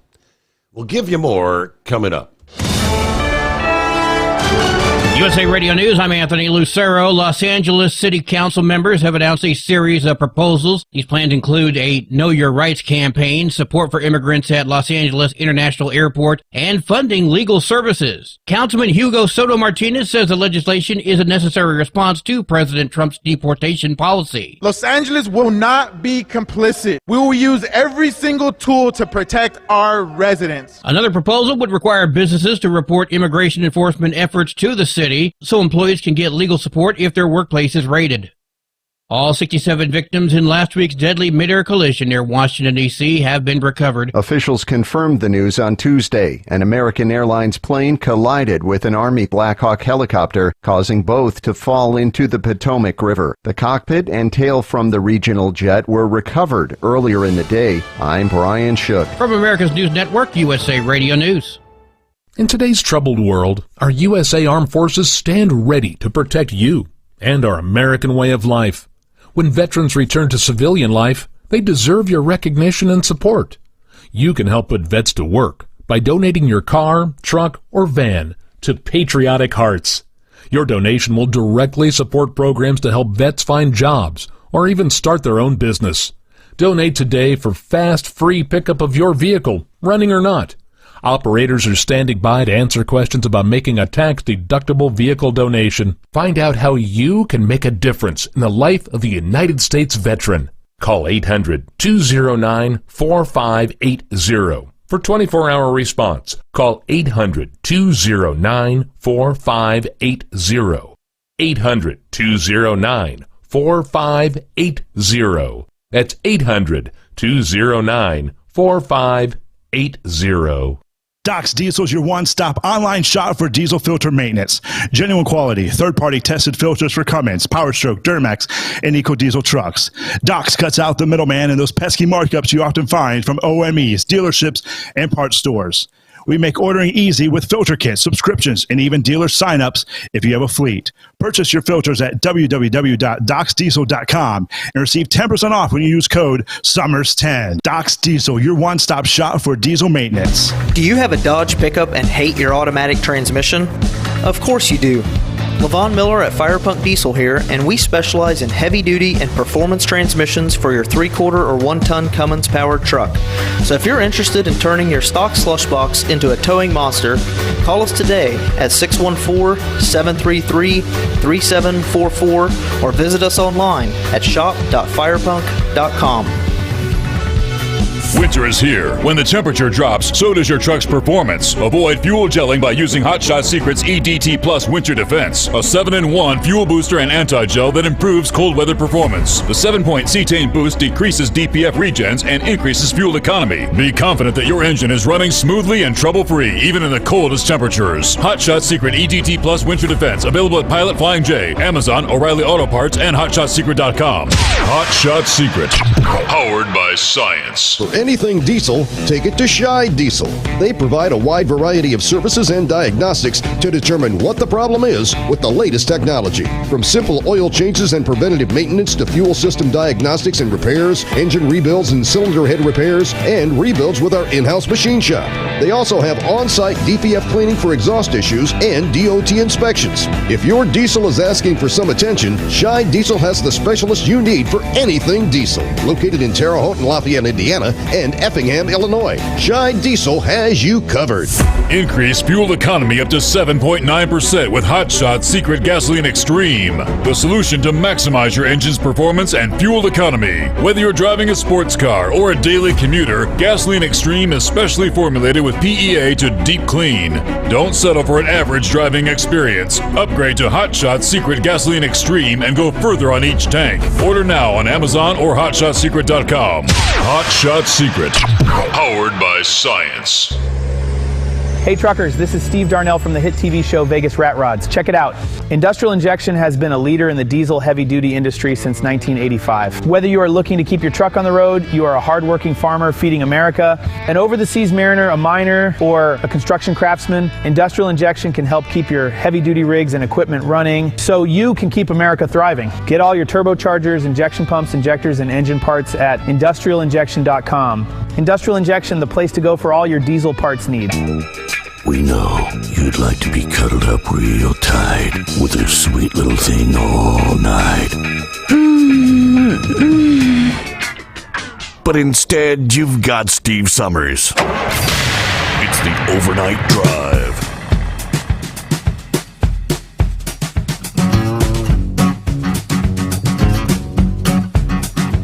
All right, back at it. Where we leave off there? At the Gaza Strip. So the discussion with Netanyahu yesterday, talks are ramping up this week. Promises of surging humanitarian aid and reconstruction supplies to help the people of Gaza recover. But the place is devastated. Trump wants to push roughly 1.8 million people to leave the land. Claim it for the U.S., perhaps with American troops? Is that a good idea? Trump outlined his thinking as he held the talks with Netanyahu, where the two also discussed the ceasefire and the hostage deal, and they shared their concerns about Iran. But Trump said, I don't think people should be going back. You can't live in Gaza right now. We need another location. Somewhere where people are going to be happy. Trump said the U.S. would take ownership and redevelop it after Palestinians are resettled elsewhere and turn the territory into the Riviera of the Middle East. Okay? In which the world's people, including Palestinians, would live. Egypt, Jordan, and other U.S. allies in the Middle East have cautioned Trump that relocating Palestinians from Gaza would further threaten Mideast stability, risk expanding the conflict, undermine a decades-long push by the U.S. and allies for a two-state solution. Still, Trump insists the Palestinians have no alternative but to leave the big pile of rubble that is Gaza. I mean, it's going to be a 3 to 5 year timeline for reconstruction and laid out a temporary truce agreement. Not viable. Just last week, apparently, Egypt's president and the Jordanian king kind of dismissed Trump's calls to resettle Gazans in their countries Yeah, Trump yesterday said that what you're hearing in the media is not true. He said they are open. Who do you believe? I don't think it's a good idea. What's no mention of the cost? It is, I mean, as we've seen, 15 months of constant bombardment. How many munitions and ordnance are laying out there that will have to be safely removed, things that haven't detonated. It's a very, very dangerous place, and that's true as far as Gazans trying to resettle there. See where it goes, but it is 844-844-3388. Good morning, Eagle. Yeah. Okay. Okay, yeah, how you doing? Yeah, can you hear me? We got you, Eagle. Go ahead. Hello? Yes, sir. Okay. Yeah, Steve, I got a couple of things I want to talk about tonight. First of all, I heard somebody, the preacher, or whatever who calls your show, did I hear him say right, or was he joking around? He said that a minister had passed away. Is that true, or is this guy playing games? No, he did you hear him say? Oh, it's been about a month. Huh? It's been about a month ago, Eagle. Yeah, a minister did pass away. He was found slumped over the steering wheel of his truck in the Little Rock, Arkansas, and it's probably been about a month ago. Yeah, I thought I was hearing things when I heard him say that last night. That minister, maybe I didn't tune in the night when you had announced it, but I didn't know that. Yeah, I didn't know that he had passed away. Yeah, you said they found him in his truck. Might have had a heart attack or something. Let me tell you what happened. High blood pressure or something. But I hate to hear that. That's a bad deal. Yeah, that's bad. That's why I had to ask you tonight, because I thought I was hearing things last night. Yeah, so that's not good at all. You losing. I don't know how old he was, but I don't think he was probably in his 50s or 60s. I think. So that's a bad deal there. But Steve, I got several things I want to talk about tonight, man. First of all, I want to talk about Donald Trump, Steve. Okay, now, I'm one of Donald Trump's biggest fans. I've been on the bandwagon since 2000. Before way back in 2016 when he first got in the game, and then 2020, I waited 4 long years for him to get back in, the White House. But at this point, Steve, I got to say this, and you know me, man. I say what's on my mind. At this point, Steve, I'm very disappointed in Donald Trump. Steve, he's going a little bit too far with what he's doing. He's stepping on, like I say, you know me. I don't care about stepping on people's toes, but at some point, Steve, you gotta not step on. You can't step on everybody's toes. Donald Trump is doing a little bit too much, Steve. He's doing a little bit too much. He's stirring up trouble with Mexico. He's stirring up trouble with Canada. He's stirring up trouble with Panama, El Salvador. Now, over in with the Hamas people, Iran. He's doing a little bit too much, Steve. He's doing a little bit too much. It's okay to be a tough guy. It's okay to let people know that you the man, you the new sheriff in town, and that the United States is going to be top priority. And you know me, Steve, I'm always going to have the U.S. at the top of my list. But Donald Trump is doing a little bit too much. I've talked to a lot of people, and over the last couple of weeks, he's only been in the White House for less than a month now, and he's got the whole world stirred up. Like I say, he insulted Jimmy Carter. He insulted Jimmy Carter by saying, like he's the worst president. Man was on his deathbed. Sometimes you got to have some respect for some people, Steve. He said that Jimmy Carter was the worst president the United States ever had, while the man was lying dead in a coffin, and then he had the nerve to go to the man's funeral after he said that. Now, some things you can't do, Steve. Some point, Donald Trump, your other callers have said this, Monkey Gouger and Grump and some other people have said Donald Trump's biggest problem is his mouth. And then he said something else controversial again today, where he said the U.S. wants to take over Gaza. Whether it's something to try to stir up the pot, get people talking. Sometimes, Steve, you just have to keep your mouth closed and do something and don't talk about it, because, like I said, he's talking about Panama, saying that the United States owned Panama. Jimmy Carter gave it back to him, and he wants it back from China. He got all these different things going, plus the immigrant situation, getting these people out, tariffs going on. These are our two trade partners, Steve. Canada and Mexico are the two people that we do business with. You can't step on the toes of these people. And see, it affects me as a truck driver, because I go to these border states and I pick up loads, and it's already showing a rippling effect, because a lot of customers are not receiving their goods out of Mexico because they don't know what the hell these tariffs are going to do.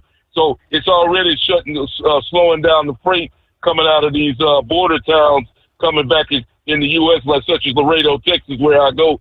I heard on the radio today, over 40% of the goods in America comes out of Laredo, Texas. And as you know, they got a cartel fight going on right now just across the border in Mexico from Laredo. So, and then he's talking about going into Mexico, and forgot to talk about that. Now, like I said, Steve, he got too many things going. I don't give you a list of everything, at least 7 or 8 things that he got going in less than 3 weeks in the White House. He's doing a little bit too much. And like I said, at some point, Steve, you have to realize that all the people that he's getting rid of, fired. Yeah, he's doing the deal. But like I said, he needs to control his temperament a little bit and watch what he says, because these people, we do business with these people, Steve. China is one of our big people. You've talked about this before. A lot of people don't know that a lot of the medications and stuff comes from China.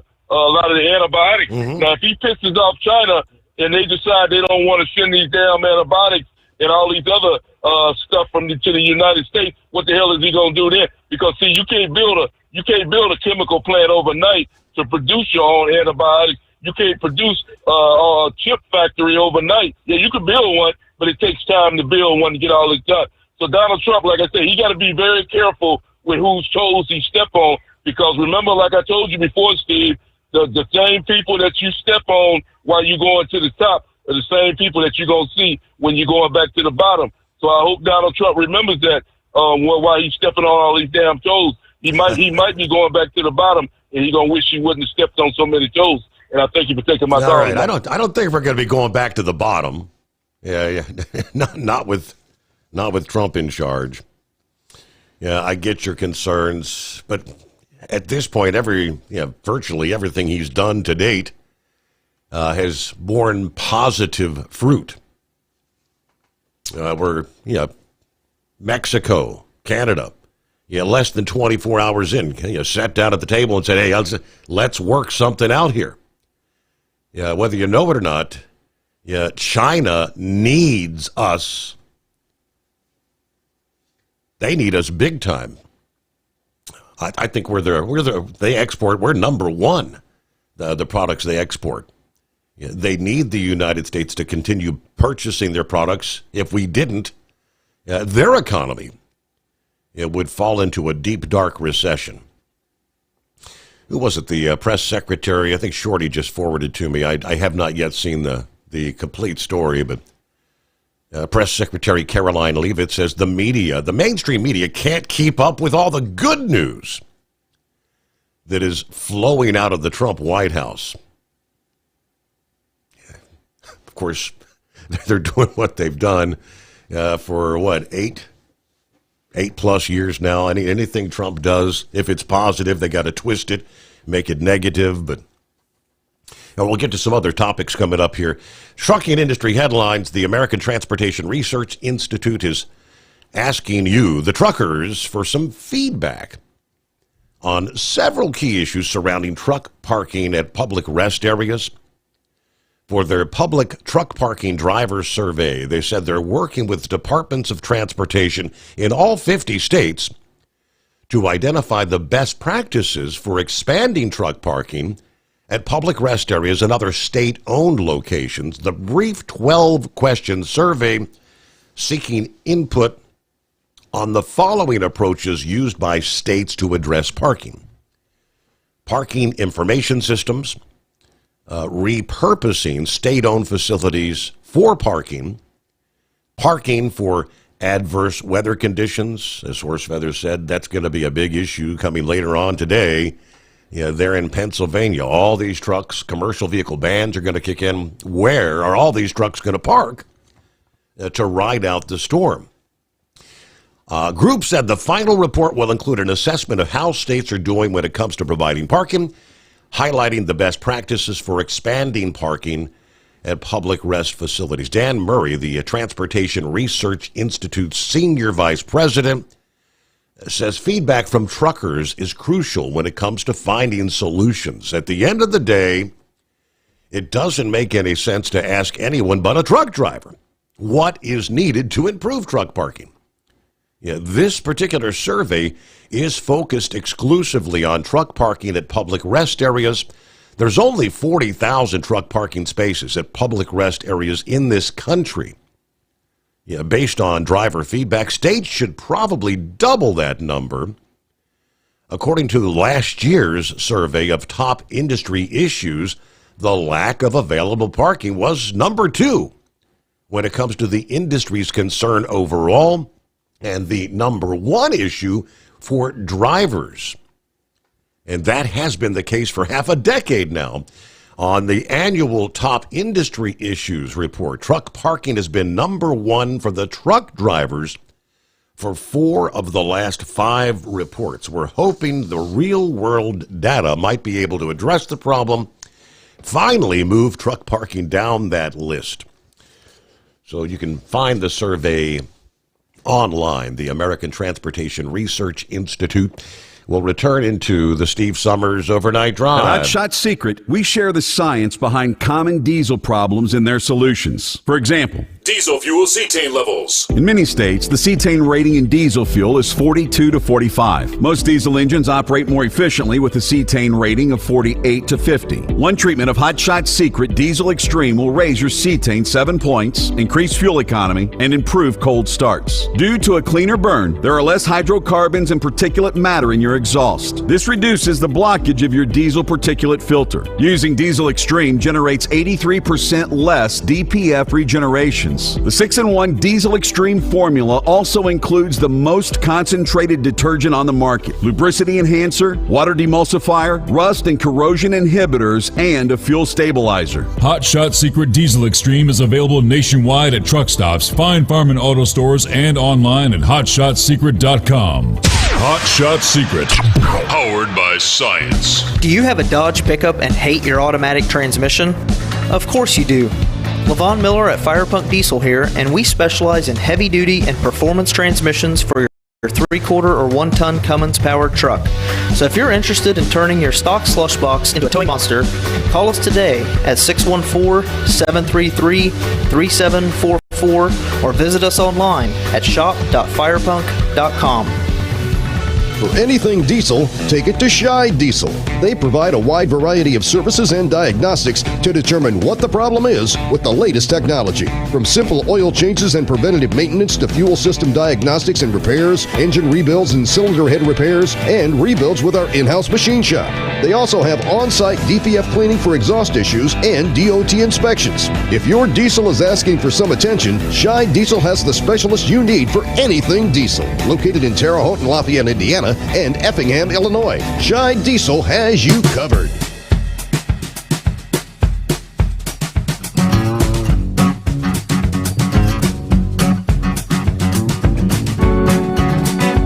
Now let me dive into a couple of quick updates for you here. Capitol Hill, the Senate this past day confirming Pam Bondi as President Trump's Attorney General. A vote of 54 yeas, 46 nays. Just one Democrat, that was John Fetterman, actually supporting Bondi, the former Florida Attorney General. She became Trump's pick after Matt Gaetz turned down the nomination, resigning from Congress.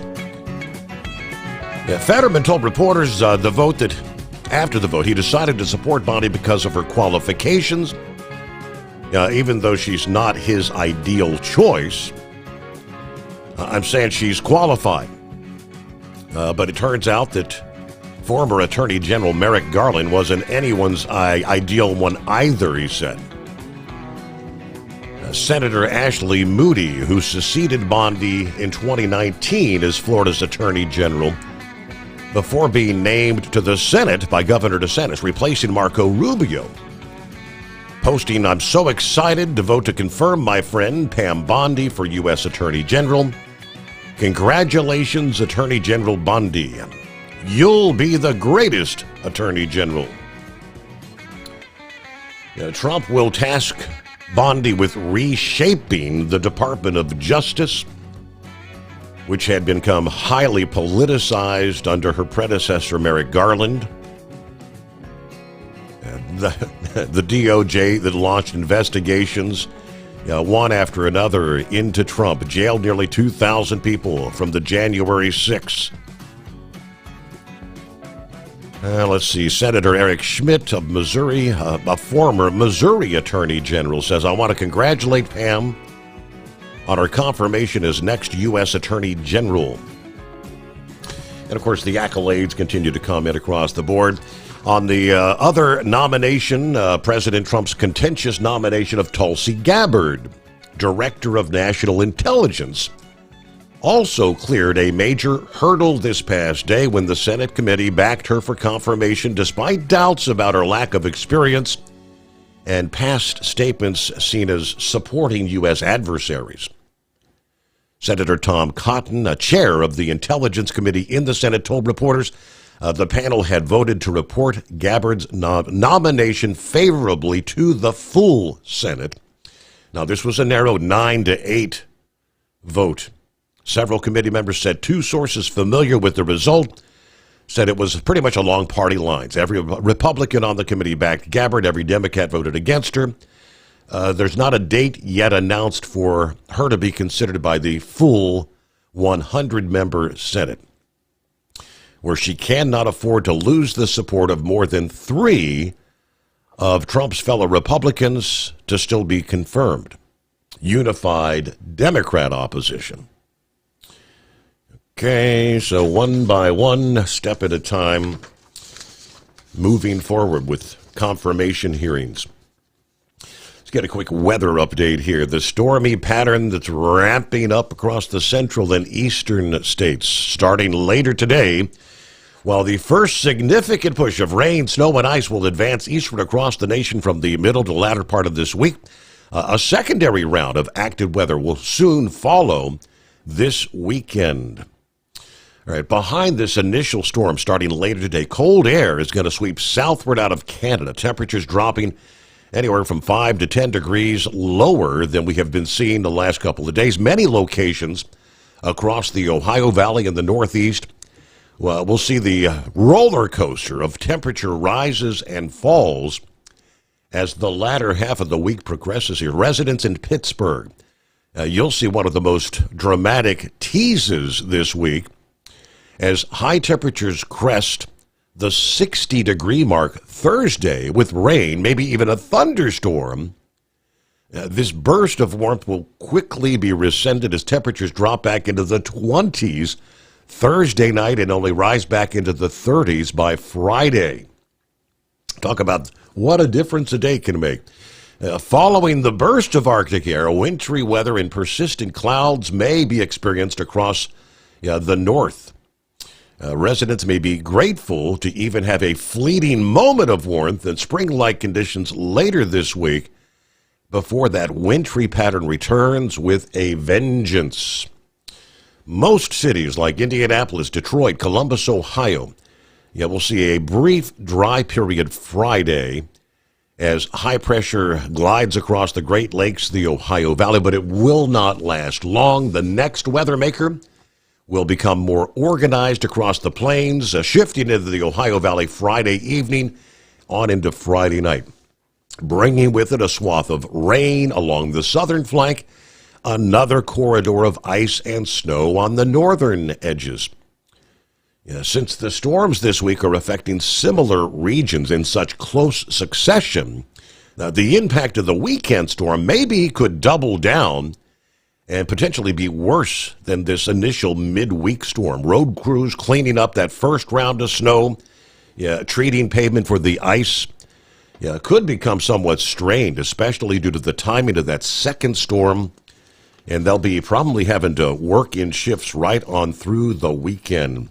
And then, of course, there's more stacked up. Systems kind of packed and stacked right through mid-February and maybe beyond. 844-844-3388 is our number.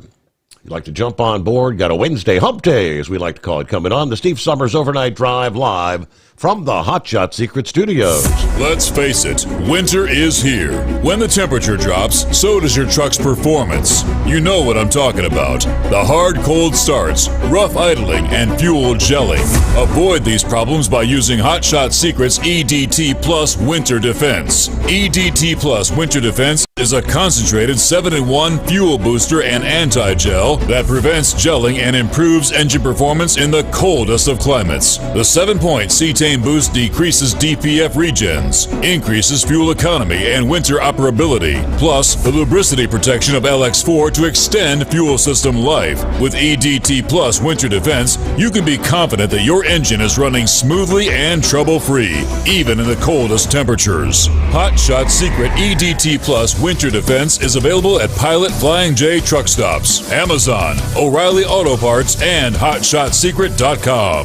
Hot Shot Secret, powered by science. Do you have a Dodge pickup and hate your automatic transmission?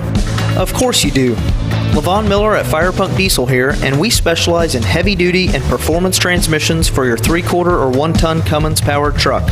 So if you're interested in turning your stock slush box into a towing monster, call us today at 614-733-3744 or visit us online at shop.firepunk.com.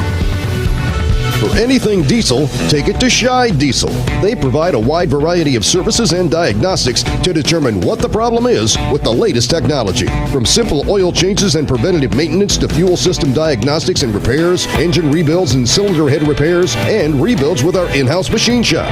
They also have on-site DPF cleaning for exhaust issues and DOT inspections. If your diesel is asking for some attention, Shy Diesel has the specialist you need for anything diesel. Located in Terre Haute and Lafayette, Indiana, and Effingham, Illinois. Shy Diesel has you covered. USA Radio News, I'm Anthony Lucero. Israeli Prime Minister Benjamin Netanyahu is giving credit to President Trump for the ceasefire deal in Gaza. Speaking in the Oval Office, Netanyahu did not mention former President Biden, but said he felt Trump has done a good job in office. I think President Trump added great force and powerful leadership to this effort.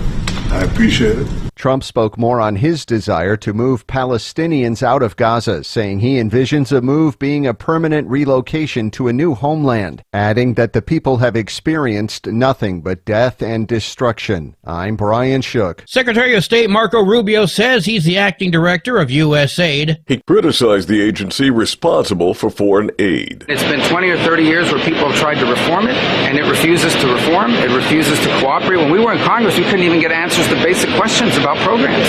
That will not continue. That's not going to continue. Monday's development comes after Elon Musk said the agency responsible for foreign aid is beyond repair, and the Trump administration is working to shut it down. John Sommers, USA Radio News. The largest federal government employee union is suing the Trump administration over the buyout offer for workers. The union called the buyouts an arbitrary, unlawful, short-fused ultimatum which workers may not be able to enforce. The lawsuit says Trump's administration violated the Administrative Procedures Act by making an offer they don't have the funds to back, and says they've offered conflicting guidance about how it's structured.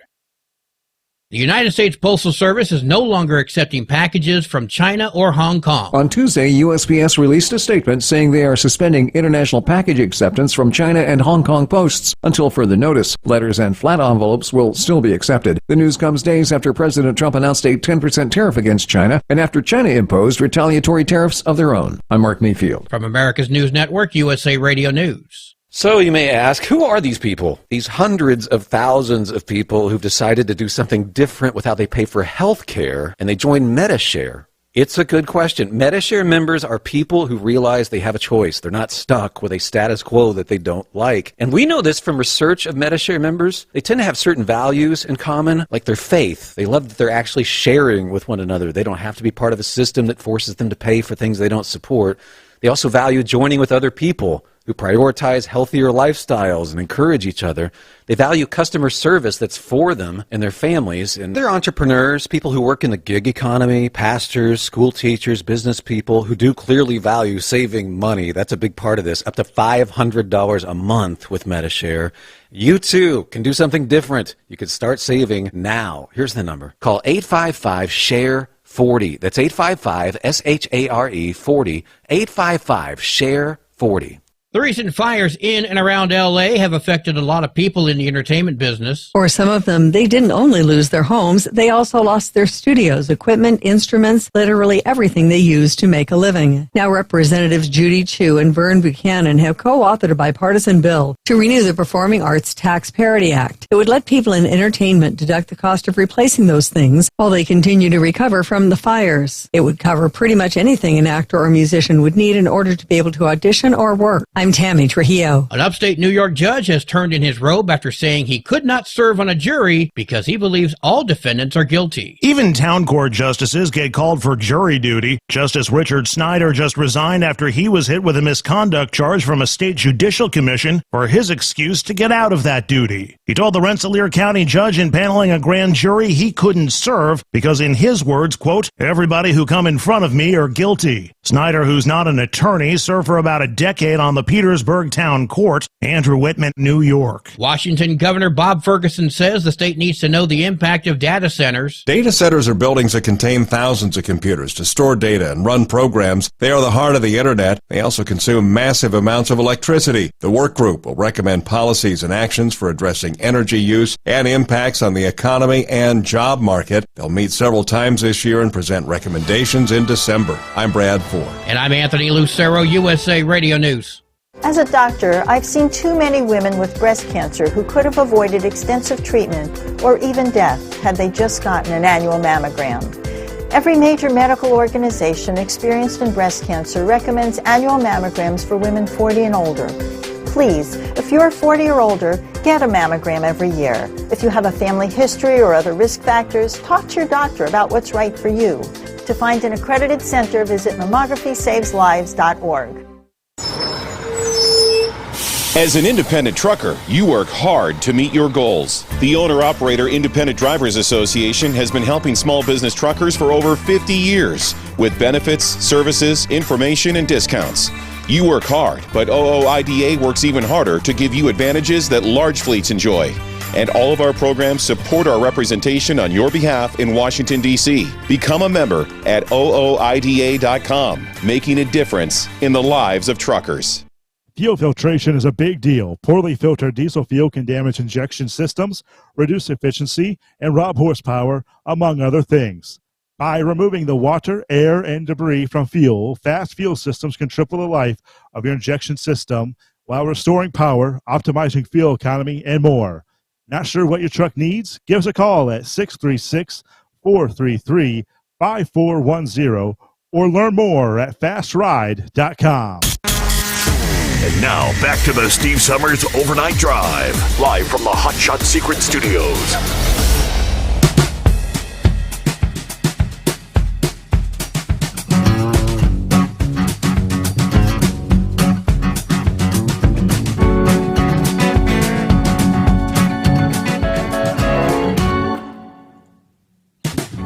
All right, rolling into Hump Day. Just like that, midweek coming on. Some of our friends chiming in here. Let me see. Gerundio says, Trump is doing too much? Yeah, thank God. Yeah, we're paying the blanket bill for the entire globe. Keep going, Trump. Pedal to the metal. This is the USA. The United States can walk and chew gum. We're making up for 40 years of weakling cowards running the show. Enough with the phony hysteria about Trump. The same sellout traitors cannot handle the MAGA smoke. Okay.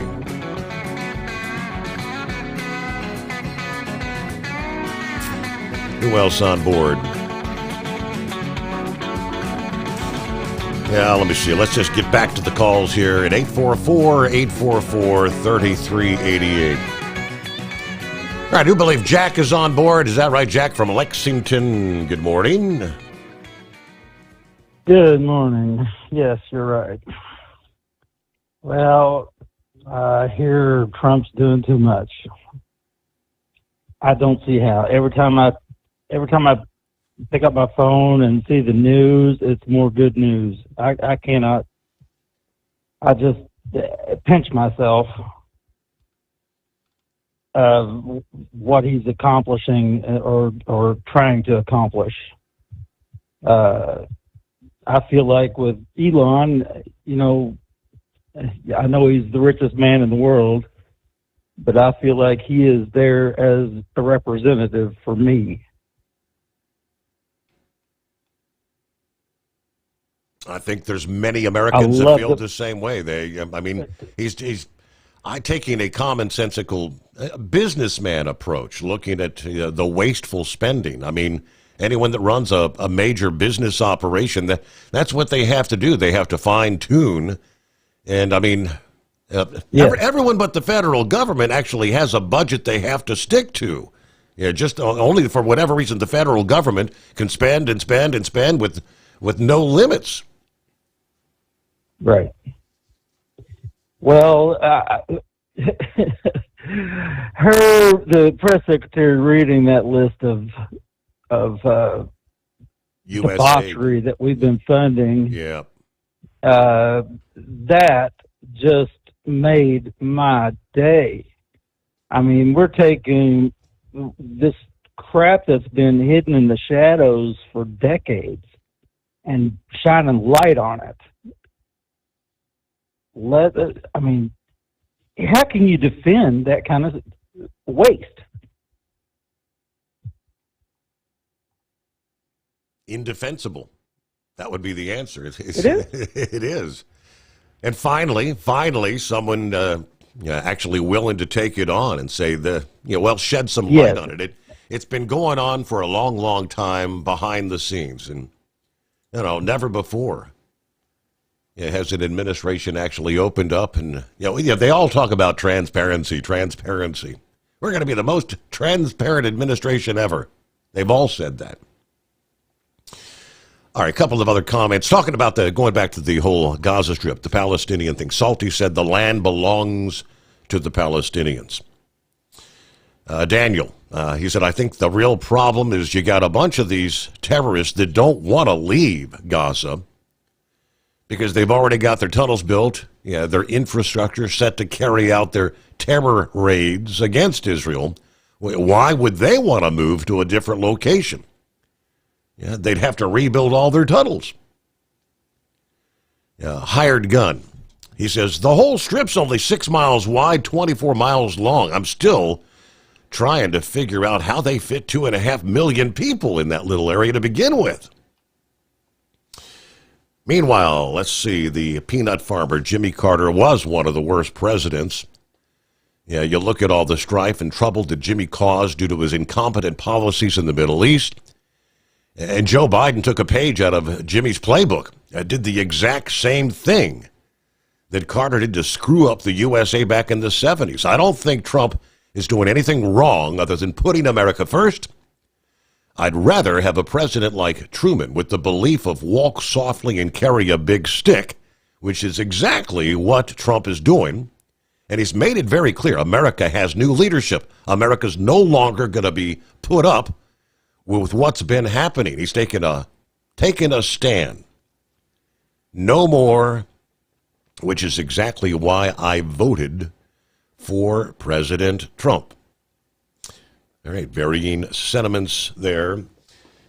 There was one other, what walk softly, carry a big stick. When it comes to Iran, Trump actually addressed them this past day, kind of serving them notice. Iran has been threatening for years to take out Trump and others that were in leadership during the first administration. Trump said Tuesday, if Iran carries out his assassination, advisors will ensure that country is obliterated. While signing an executive order imposing maximum pressure on Tehran, the president said he has left instructions if something were to happen to him. That would be a terrible thing for them to do. If they did that, they would be obliterated. That would be the end. There won't be anything left. Now, he said former President Biden should have said that, but did not due to a lack of intelligence. The Justice Department, of course, confirmed back in November that they had already thwarted an Iranian plot to kill Trump. In the weeks leading up to the election, a criminal complaint filed in September noted an official in Iran's Islamic Revolutionary Guard Corps had asked Farhad Shakiri, 51 years old, of Iran, to focus on surveilling and ultimately assassinating Trump. Shakiri immigrated to the U.S. as a child, was deported about 17 years ago after serving 14 years in prison for a robbery conviction. According to the Department of Justice, he was allegedly tasked on October 7 of last year with providing a plan to kill Trump, according to authorities. Now, Shakiri has not yet been apprehended, is believed to be living in Iran, according to the Justice Department. But Trump said this past day, I'm signing this, and it's a very powerful document, but hopefully we're not going to have to use it. So, yeah, Iran is on notice. It is 844-844-3388. Carl checking in once again this Wednesday. Morning, Carl. Good morning, Steve. Thank you for taking my call. Appreciate it. There's a lot of stuff that's going on, okay? Like I said last night, Trump is the working president, okay? Mm-hmm. He is the man who has come into the office, and it's a shock to most people. I've listened to the comments. Some of the people are saying he's stupid, he's doing stupid things, and what I've got to say about that is ask the question, when has he been stupid so far? When and how is he stupid? How is it stupid to go to Gaza and to fight for our friend over there with Israel? What do we do for our friends and our family when they're in distress? What do we do for them? Okay, do we just let them go? Do we just say, well, I hope you can work it out, or do we tell them, nah, we're not going to give you what you need. We're not going to give you this or that. We're going to just let you be basically on your own. Okay? That's what Joe Biden did with Israel already. Okay, I hope you don't cut me off, Steve. I'd like you to hear me out, okay? Because I've got some important things to say here. It is very important about Gaza, okay? The seriousness of this issue is so serious that we do need to occupy that territory. We do need to take it over. We do need to straighten it out, finally, okay? Because this has been going on since biblical times. You know what really is stupid? What's stupid is a two-state solution over there. That's what's stupid, because it's never worked. Never. We've tried that. We've already stood by. We've stood by and watched it. We've stood by and watched all the missiles and everything go into Israel. Even while Biden was saying, okay, yeah, Israel, we're your friend. We're going to protect you and this, that, and the other. Iran is sending missiles 300 at a time to Israel, and we're having to defend that with billions of dollars, okay, of defense over there. How much is it costing us, and how much will it cost us in the future to take care of all that problem over there if we do not occupy that small little strip over there of 6 miles wide and 24 miles long? Okay? We need to occupy that territory, and we need to take care of Israel. We need to supply some stability to that area. Okay? What did your son go to Afghanistan for, Steve? He went over there to help supply peace. Okay? And then Biden came in. Biden came in after everybody had done everything they did in Afghanistan for 20 years. We were there. We were there for 20 years. And what happened when Biden came in? He did this stupid withdrawal. That's what's stupid, okay? There you go. That's what's stupid right there. We built that airport in Afghanistan. We built it. We built that airport, and that was what we were going to do, is supply some stability in that area over there. But no, Biden didn't want to have no part of that. So he just allowed it to be a chaotic situation, and it killed 13 members of our military, of our own military. He should have been brought up on charges for that. Him and Milley, too, as well, okay, for that stupid withdrawal over there. That was stupid, okay? And then here we are dealing with China here on tariffs. All right, tariffs. It's worked with Mexico and Canada, as we've seen already. It's a measure to bring people to the table and to discuss what they really need to do, okay? And that's what Trump does. It's not stupid. It's genius, okay? That's the term. It's genius. There's no way it's stupid. It's genius. There is no way anybody could prove that he has done one stupid thing since he has been in office, in the first term or this one. And he's not going to do anything stupid either, okay? Every idea he's came up with has been super genius. And Elon Musk, too, as well, okay? Elon Musk he's exposing. What is this USAID program? I never heard of it. I never heard of it. And here we are paying millions of dollars of our taxpayer dollars to this nonsense that Caroline Leavitt read off on the... It just made my blood boil when I heard all of that. And she even said, well, this is not all either, okay? Oh, yeah. There's more. There's more, way more to this, okay? And here we are, okay? This is just a couple weeks in office here. Huh.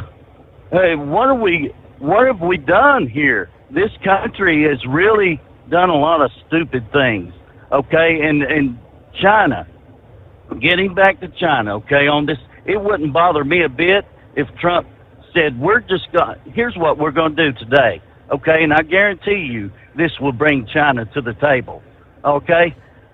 Here's what we're going to do today. We're not going to take anything from China right now. We're not going to take anything. We're not going to send anything to China right now. We're halting shipments to them, and we're not going to take nothing from them either. That's right. As of right now, we're not going to do any business with China right now. None whatsoever. We're not going to do a thing. That's not stupid. It's genius, okay? That will bring China to the table in a heartbeat. They will not allow that to happen. They will come in. What do you need, Mr. Trump? What do you need? Okay? That's exactly what they would do. And here this business is, Trump's not even got around to Ukraine and Russia yet. That's coming, okay? That one's coming right there. When he sends Russia the ultimatum that they deserve, okay? They deserve an ultimatum, and they're going to get it. Just wait and see. They're going to get their ultimatum, and they're going to get out of Ukraine. And that's going to be here within this year. It's going to be within this year. He's going to tell Ukraine what's going to happen, and that it's going to happen. Russia's going to get out of there, okay? And it's going to be that simple, all right? Because Russia's going to take it, and it's not stupid either, okay? And they're going to say, well, I guess we do better go, you know? Yeah, they better get out there. And Gaza Strip needs a stability force over there. They need it. That's what they need. And yeah, you can build condos over there for the vetted people. You need to vet the people, okay? You need to vet them and bring them in and as you vet them, okay? Because they don't deserve to live there with Hamas living with them at the same time, and Hezbollah and the Houthis and everybody else in Iran over there. Okay, just saying, yeah, we're going to send some missiles over there to Israel. Okay, thank you for taking my call, Steve. All right. There you go, Carl. Have a great morning. Thanks for chiming in. 22 past the hour. So Waffle House makes the announcement this past day. Egg prices. It's affecting their bottom line. The continuing egg shortage caused by the bird flu has caused a dramatic increase in egg prices. Consumers and restaurants are being forced to make difficult decisions. Effective February 3rd, Waffle House has implemented a temporary 50-cent per egg surcharge to all menus. Rather than increasing prices across the entire menu, this is a temporary targeted surcharge tied to the unprecedented rise in egg prices. As long as they are available, quality, fresh cracked, grade A large eggs will remain a key ingredient in many of our customers' favorite meals. While we hope these price fluctuations will be short-lived, we cannot predict how long this shortfall or shortage is going to last. We are continuously monitoring egg prices and will adjust or remove the surcharge as market conditions allow. So I guess if you get your all-American breakfast meal with 2 eggs, you're going to pay $1 more for that right now because you got 2 eggs, right? It is 844-844-3388. Hello to the lovely Dingbat Wacky Wednesday. Some interesting facts. Please make sure your tray tables are in the upright, locked position. For our today's national days, it is National Weather Person's Day. It is National Shower with a Friend Day. Okay. It is National Chocolate Fondue Day. It is National Signing Day, National Pork Rind Day, and it is National Nutella Day. It is National Monarch Butterfly Day. Last but certainly not least, it is National Fart Day. National Fart Day. Really? Where did they come up with this stuff? This date in history. In the year 1900, the U.S. and the UK signed a treaty for the Panama Canal, which is heavily in discussion right now. 1919, United Artist Film Studio, founded by Charlie Chaplin Douglas Fairbanks and Mary Pickford. 1936, the National Wildlife Federation forms. 1945, on this day, General Douglas MacArthur entered Manila in the Philippines. 1953, Peter Pan premieres at the Roxy Theater in New York City. Just in time for the Super Bowl, Vince Lombardi becomes part owner, vice president, general manager, and head coach of the Washington Redskins. On that same day, 1990, Notre Dame becomes the first school to sell the broadcasting rights to a major network. And lastly on the list, 1992, jury selection trial for the Los Angeles police officers in the Rodney King incident. Number of events. Interesting. This date in history. Who was it? I think maybe it was Brain Dead that forwarded this my way this past day. Talking about for a century, the NFL has entrusted the tricky task of measuring first downs to what we call the chain gang. Yeah, the group that, as the name implies, handles the chains that demarcate the 10-yard distances. The crew's role may soon change thanks to technology. The league is considering using an electronic system to measure first downs in the 2025 season, according to a Saturday evening report from the Washington Post. Now, the first thing I thought was, talking last week with Knucklebuster, to which I was unawares that they've got these electronic chips in the actual footballs, in the shoes, helmets, and so many other sports, golf balls. I mean, I thought they were talking maybe using that technology. It is not that, apparently. The system which the NFL tested in recent seasons would involve the football being spotted manually on the field, on-field officials, before the electronic system would determine whether that spot resulted in a first down. They point out the NFL would not use a chip in the ball to calibrate its spot.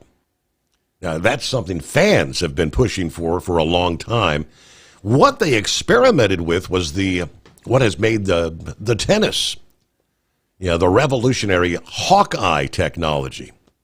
They were using that this past preseason, opted not to use it in the regular season this past. Discussions over the most effective means of spotting the ball obviously have returned to the news after the coin flip spot altered the complexion of the Kansas City Chiefs' win over the Buffalo Bills in the AFC Championship game. But so the Hawkeye technology, when they can do the replay and the camera can zoom in exactly where that ball hit. Was it on the line, off the line? Interesting technology. Winter is here. When the temperature drops, so does your truck's performance. Avoid fuel gelling by using Hot Shot Secret's EDT Plus Winter Defense, a 7-in-1 fuel booster and anti-gel that improves cold weather performance. The 7-point cetane boost decreases DPF regens and increases fuel economy. Be confident that your engine is running smoothly and trouble-free, even in the coldest temperatures. Hot Shot Secret EDT Plus Winter Defense, available at Pilot Flying J, Amazon, O'Reilly Auto Parts, and HotShotSecret.com. Hot Shot Secret, powered by science. Hey truckers, this is Steve Darnell from the hit TV show Vegas Rat Rods. Check it out. Industrial Injection has been a leader in the diesel heavy-duty industry since 1985. Whether you are looking to keep your truck on the road, you are a hard-working farmer feeding America, an over-the-seas mariner, a miner, or a construction craftsman, Industrial Injection can help keep your heavy-duty rigs and equipment running so you can keep America thriving. Get all your turbochargers, injection pumps, injectors, and engine parts at industrialinjection.com. Industrial Injection, the place to go for all your diesel parts needs. USA Radio News, I'm Anthony Lucero. Israeli Prime Minister Benjamin Netanyahu is giving credit to President Trump for the ceasefire deal in Gaza. Speaking in the Oval Office, Netanyahu did not mention former President Biden, but said he felt Trump has done a good job in office. I think President Trump added great force and powerful leadership to this effort. I appreciate it. Trump spoke more on his desire to move Palestinians out of Gaza, saying he envisions a move being a permanent relocation to a new homeland, adding that the people have experienced nothing but death and destruction. I'm Brian Shook. The United States Postal Service is no longer accepting packages from China or Hong Kong. On Tuesday, USPS released a statement saying they are suspending international package acceptance from China and Hong Kong posts until further notice. Letters and flat envelopes will still be accepted. I'm Mark Mayfield. From America's News Network, USA Radio News. So you may ask, who are these people? These hundreds of thousands of people who've decided to do something different with how they pay for health care, and they join MediShare. It's a good question. Medi-Share members are people who realize they have a choice. They're not stuck with a status quo that they don't like. And we know this from research of Medi-Share members. They tend to have certain values in common, like their faith. They love that they're actually sharing with one another. They don't have to be part of a system that forces them to pay for things they don't support. They also value joining with other people who prioritize healthier lifestyles and encourage each other. They value customer service that's for them and their families. And they're entrepreneurs, people who work in the gig economy, pastors, school teachers, business people who do clearly value saving money. That's a bit part of this, up to $500 a month with Medi-Share. You too can do something different. You can start saving now. Here's the number. Call 855-SHARE-40. That's 855-SHARE 40. 855-SHARE-40. Do you have a Dodge pickup and hate your automatic transmission? Of course you do. Levon Miller at Fire Punk Diesel here, and we specialize in heavy-duty and performance transmissions for your 3-quarter or 1-ton Cummins-powered truck. So if you're interested in turning your stock slush box into a towing monster, call us today at 614-733-3744 or visit us online at shop.firepunk.com. For anything diesel, take it to Scheid Diesel. They provide a wide variety of services and diagnostics to determine what the problem is with the latest technology. From simple oil changes and preventative maintenance to fuel system diagnostics and repairs, engine rebuilds and cylinder head repairs, and rebuilds with our in-house machine shop.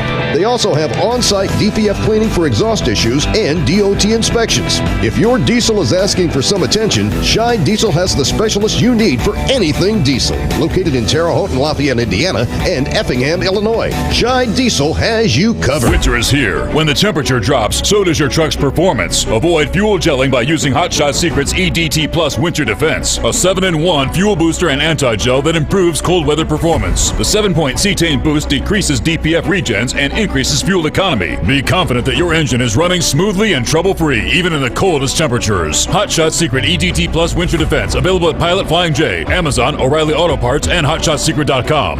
Hot Shot Secret, powered by science. Doc's Diesel is your one-stop online shop for diesel filter maintenance.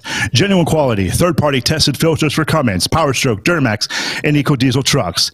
Doc's cuts out the middleman and those pesky markups you often find from OMEs, dealerships, and parts stores. We make ordering easy with filter kits, subscriptions, and even dealer sign-ups if you have a fleet. Purchase your filters at www.docsdiesel.com and receive 10% off when you use code SOMMERS10. Doc's Diesel, your one-stop shop for diesel maintenance. Because Channel 19's a little congested. Call Steve now at 844-844-3388. The Overnight Drive.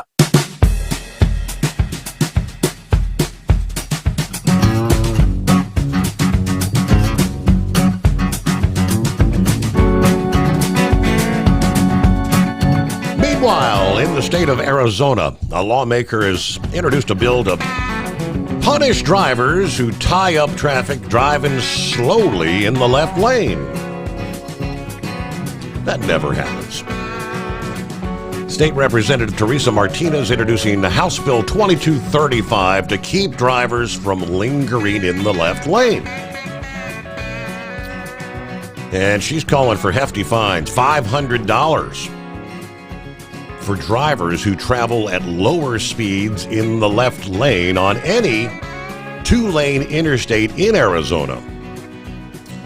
It also calls on the state and local transportation departments to erect large roadside signs that read, "Left lane for passing only. Slow traffic, keep right."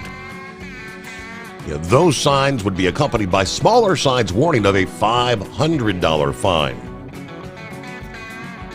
Now, most states, including Arizona, already prohibit driving slowly in the left lane, but Martinez hopes that her bill will strengthen that law and encourage drivers to actually change their bad behavior. She said, you've got 5, 7, 10, 15 cars backed up. They're getting frustrated. Then they pass on the right. That's where you get your accidents. So the bill passed through committee is now under consideration in the full House there in Arizona. The bigger question comes into mind. You've got a posted speed limit, right? And this, I think, is the kicker. Speed limit 70 miles an hour. The general flow of traffic may be running 75 or 80. But the individual in the left lane says, I'm doing the speed limit. I'm not going to break that's the mentality, but it happens every day. If the general flow is going to be faster than the speed limit, move your ass over and let them go ahead, and maybe they'll get a ticket for doing 80 miles an hour, but stop blocking up traffic. And of course, then they still talking about wanting to put speed limiters, governors on all commercial vehicles. You talk about bad unintended consequences. Of course, with the new administration, I think we can maybe say adieu, farewell to the speed limiter mandate in the coming 4 years at least, maybe longer. To the right-wing nut. It's been a while. Good morning, nut. Yes, right-wing nut, yeah. Yes, so long, farewell, I'll be just saying goodbye. Yeah, it's at least for the next 4 years.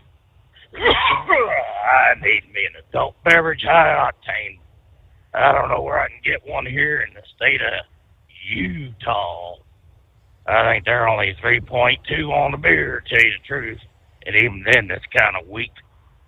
Yeah, I tell you what, I was going to say my piece about Eagle and his complaints, but I think we've already covered it, so that's pretty good. You know, Trump did say at one time he's going to be so successful, people are going to be griping because he's too successful. And he ain't been in office 3 weeks. Well, he probably has now, but yeah, he's showing everybody what you can do with the power that's authorized by the position of his office. I mean, we had a bump on the log that would crap himself in front of the Pope. Not that I give a hoot in hell about that. Or fart in front of the royal couple there in England. You know, just being a damned embarrassment to everybody over here. You know, it's finally time we got someone that's out there doing something for you and me. And the stuff that he says, they may sound outlandish, but he's not going up and pulling stuff out his hind end saying, hey, look at this. He's got something to say, and he's been proven right every single time. So, you know, I don't know what to tell you. Yeah, there's sometimes he says things and I'm like, I really wish you wouldn't have said that. But all in all, the man has been proven right. He's thinking 10 to 15 steps ahead what anyone else out here is thinking. Everyone else, well, we're stepping on toes. We're gonna be making enemies. Well, sometimes you got to break a few eggs to make an omelet, and now it costs more. But you know, I don't see a problem with it. It's business. We need a businessman in office. Hey, guess what? We got one. So what is the problem? I don't see it. Anything that this man touches has turned to gold. So let him do what he does best. He's a businessman. And yes, some will say, well, he's got bankruptcies. Well, hell yeah, anybody that does business, you know, with as many businesses as he's got, he's going to be successful in some endeavors, and there's going to be a couple that he's going to learn from. But, I mean, the man has done, it's not like he didn't tell you what he was going to do. He told you exactly what he was going to do on the campaign trail. By God, he's doing it. And now you got the audacity to gripe about it? I swear. Now, the Panama Canal and Jimmy Carter. You know what? That was a mistake. He should have never done what he did in 79. He should have never given that away. There's a lot of American dollars and a lot of American lives that were spent building that darn thing.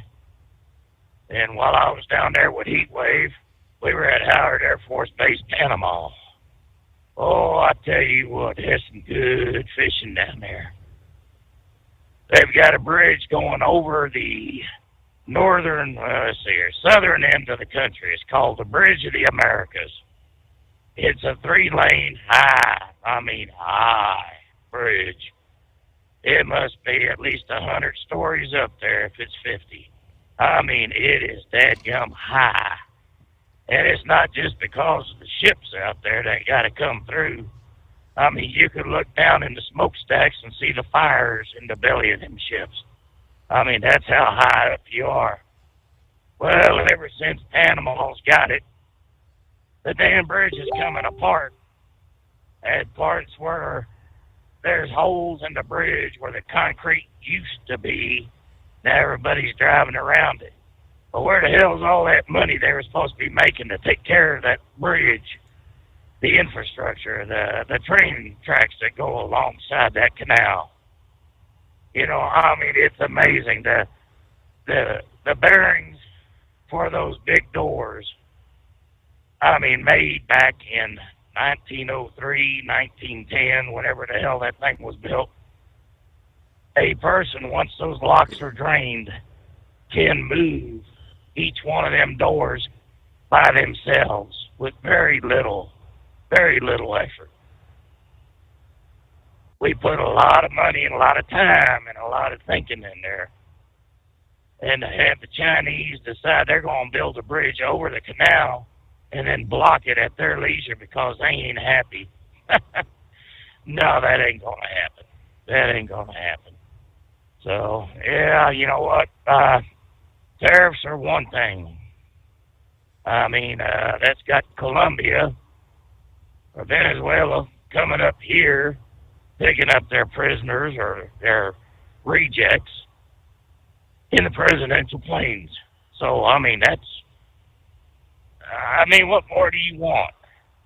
Mexico says, yes, they will take care of their southern border. Canada says they're going to take care of their southern border. So our north and south borders are taken care of. And who in the hell can make money when you have a deficit trading? What are we, 250 billion behind, or million, or whatever the hell it is, with Canada? And Mexico takes every opportunity. We're in the red with them. Why is it so bad to say, you know what, we're leveling the playing field, and this is how you're going to act? Yep. If China wants to throw 15% on us for our goods, you know what, throw another 5%, match it, and then let's take them to the table and find out just what in the hell we got to do to make this a level playing field where everybody gets a little bit of something. So with that, I'm going to let you go. The wind's getting a little rowdy out of here, and the tractor's getting tall, so I need to concentrate on driving. You have yourself a good night.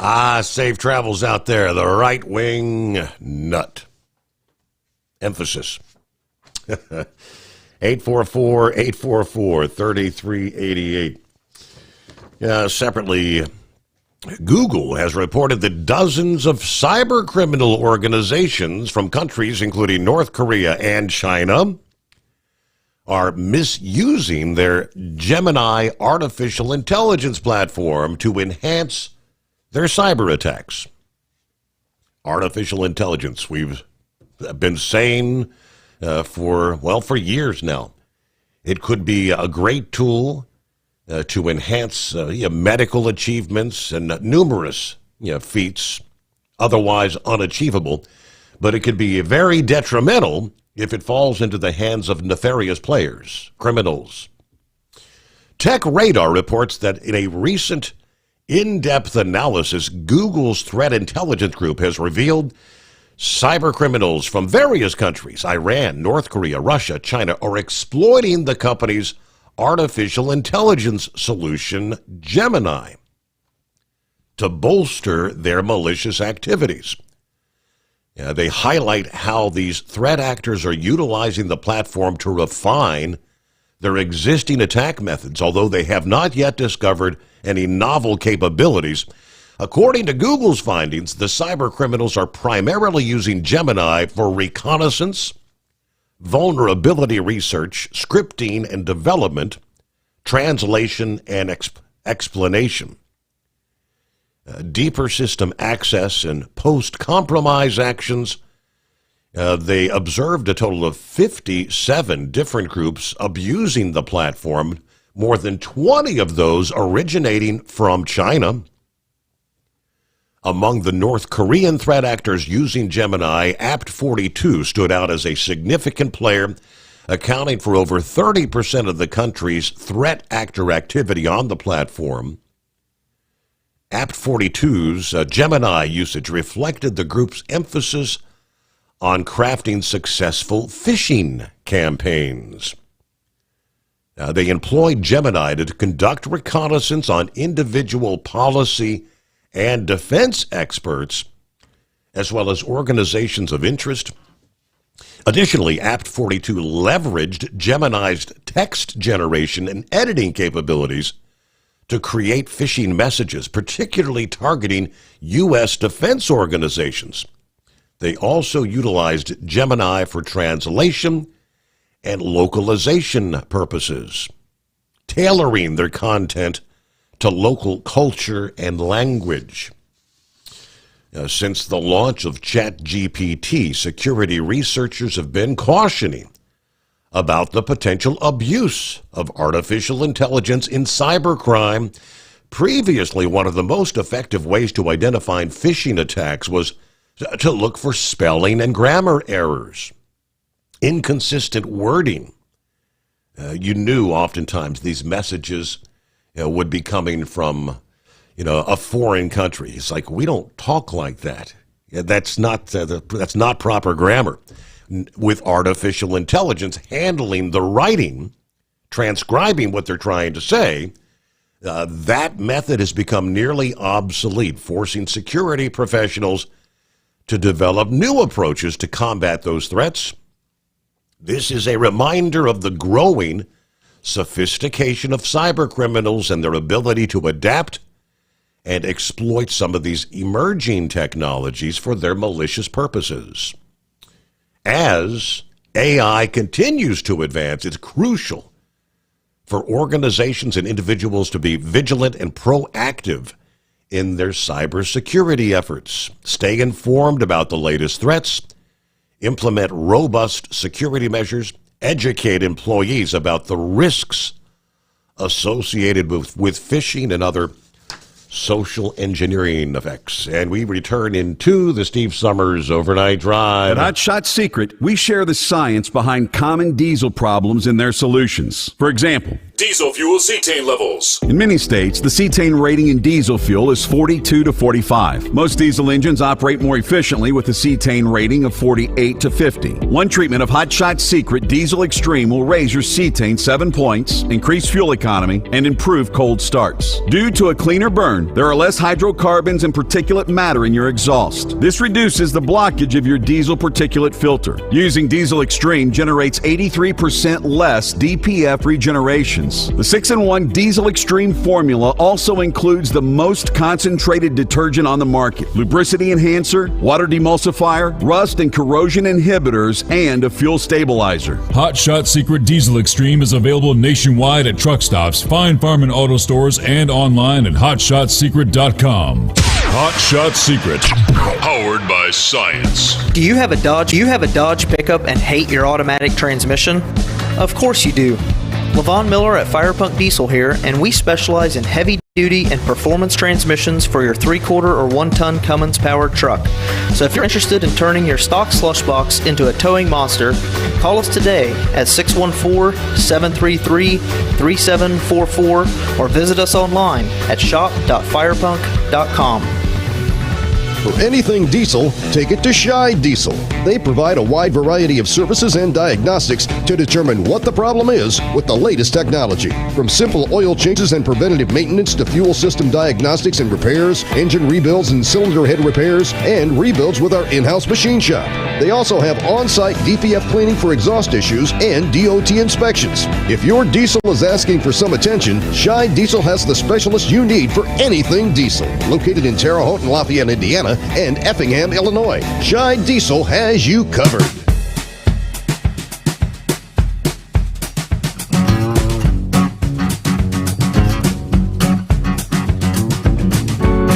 All right, get back at it here at 844-844-3388.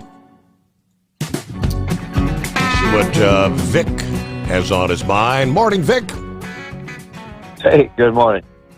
Before I get started here, did you say Pam Bondi? Did she get the official Senate confirmation? Is she now the Attorney General? That is correct. I must have missed yes, that is correct. And, Oh. and Tulsi Gabbard moves on to a full Senate vote in the days. They haven't set a date yet, but she came up, passed into the committee there. So. Okay. Yeah, well, I've been watching Tulsi Gabbard, RFK Jr. more closely, and Tulsi Gabbard, she was actually targeted by the Chinese communists in some form or fashion whenever she was a voice in the House there from Hawaii or whatever it was, and then RFK Jr., the reason they keep fussing at him was because of the vaccine thing. And real quick, you were mentioning about not taking anything from China. I hate to say this, but they pretty much cut off all of our medicine. Remember, we went through COVID. Right. They found out that we don't even make No antibiotics, and that would be a bad thing. And you are correct there. And we all the way back. It's been 4+ years now, Vic. And were we not talking about we need to make a change and start bringing some of this manufacturing back here just in case something bad were to happen? Why have they not moved in 4 years on manufacturing antibiotics here?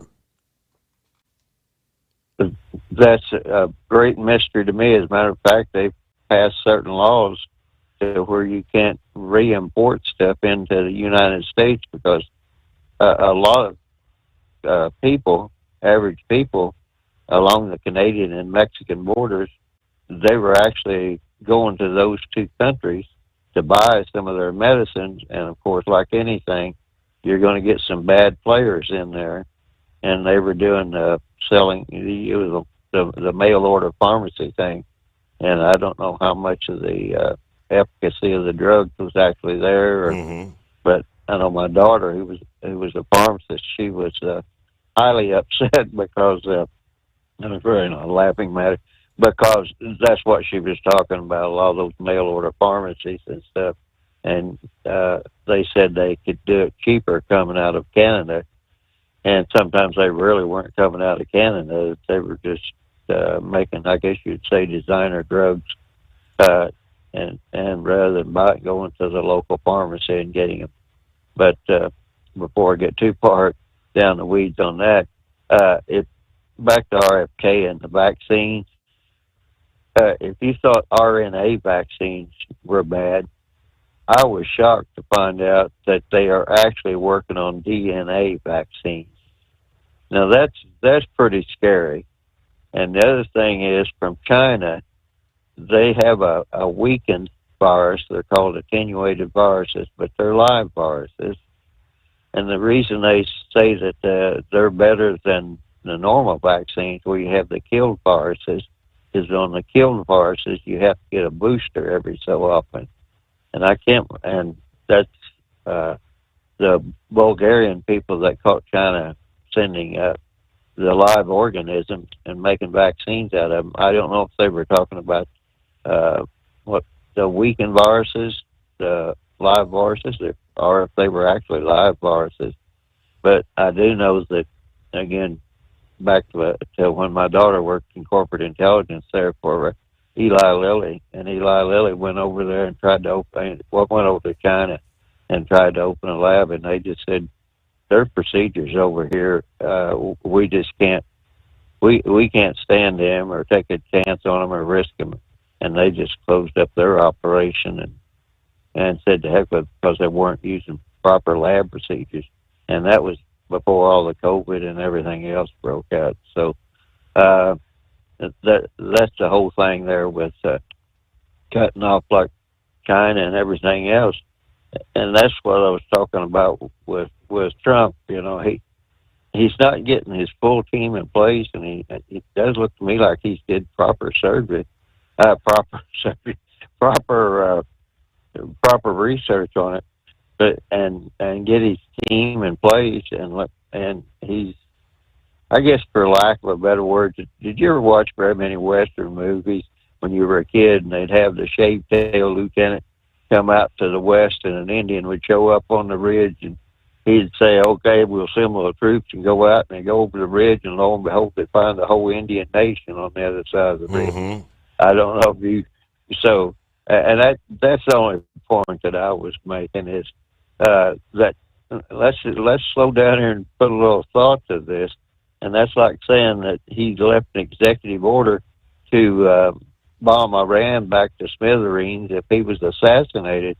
Well, once that happens, I don't know who's going to do that, because only the president really has the authority to issue a nuclear attack. So, you know, whoever would be the president, if he's assassinated while in office, that would be the person that makes that decision. And ordinarily, something like that would be handled by the intelligence community. And all I can say is about the intelligence community is that they have been pretty sorry for the last 40, 50 years. You know, the whole 9/11 attack. I don't know how that got through. They've had all kinds of excuses. The CIA says, well, we handed it off to the FBI in San Diego. Mm-hmm. And FBI says, no, you didn't. And right. Yeah, the whole lack of communication. Hey, we got to take a pause there. We'll be right back. Let's face it, winter is here. When the temperature drops, so does your truck's performance. You know what I'm talking about. The hard, cold starts, rough idling, and fuel gelling. Avoid these problems by using Hot Shot Secret's EDT Plus Winter Defense. EDT Plus Winter Defense is a concentrated 7-in-1 fuel booster and anti-gel that prevents gelling and improves engine performance in the coldest of climates. The 7-point cetane boost decreases DPF regens, increases fuel economy and winter operability, plus the lubricity protection of LX4 to extend fuel system life. With EDT Plus Winter Defense, you can be confident that your engine is running smoothly and trouble-free, even in the coldest temperatures. Hot Shot Secret EDT Plus Winter Defense is available at Pilot Flying J truck stops, Amazon, O'Reilly Auto Parts, and HotShotSecret.com. Hot Shot Secret, powered by science. Do you have a Dodge pickup and hate your automatic transmission? Of course you do. Levon Miller at Firepunk Diesel here, and we specialize in heavy-duty and performance transmissions for your 3/4 or 1-ton Cummins powered truck. So if you're interested in turning your stock slush box into a towing monster, call us today at 614-733-3744 or visit us online at shop.firepunk.com. For anything diesel, take it to Shy Diesel. They provide a wide variety of services and diagnostics to determine what the problem is with the latest technology. From simple oil changes and preventative maintenance to fuel system diagnostics and repairs, engine rebuilds and cylinder head repairs, and rebuilds with our in-house machine shop. They also have on-site DPF cleaning for exhaust issues and DOT inspections. If your diesel is asking for some attention, Shy Diesel has the specialist you need for anything diesel. Located in Terre Haute and Lafayette, Indiana, and Effingham, Illinois, Shy Diesel has you covered. USA Radio News, I'm Anthony Lucero. On this vote, the yeas are 54, the nays are 46. The nomination is confirmed. And with that, the Senate has confirmed Pam Bondi as Attorney General, with Democratic Senator John Fetterman joining Republicans to vote in favor of her, giving her control of the Department of Justice.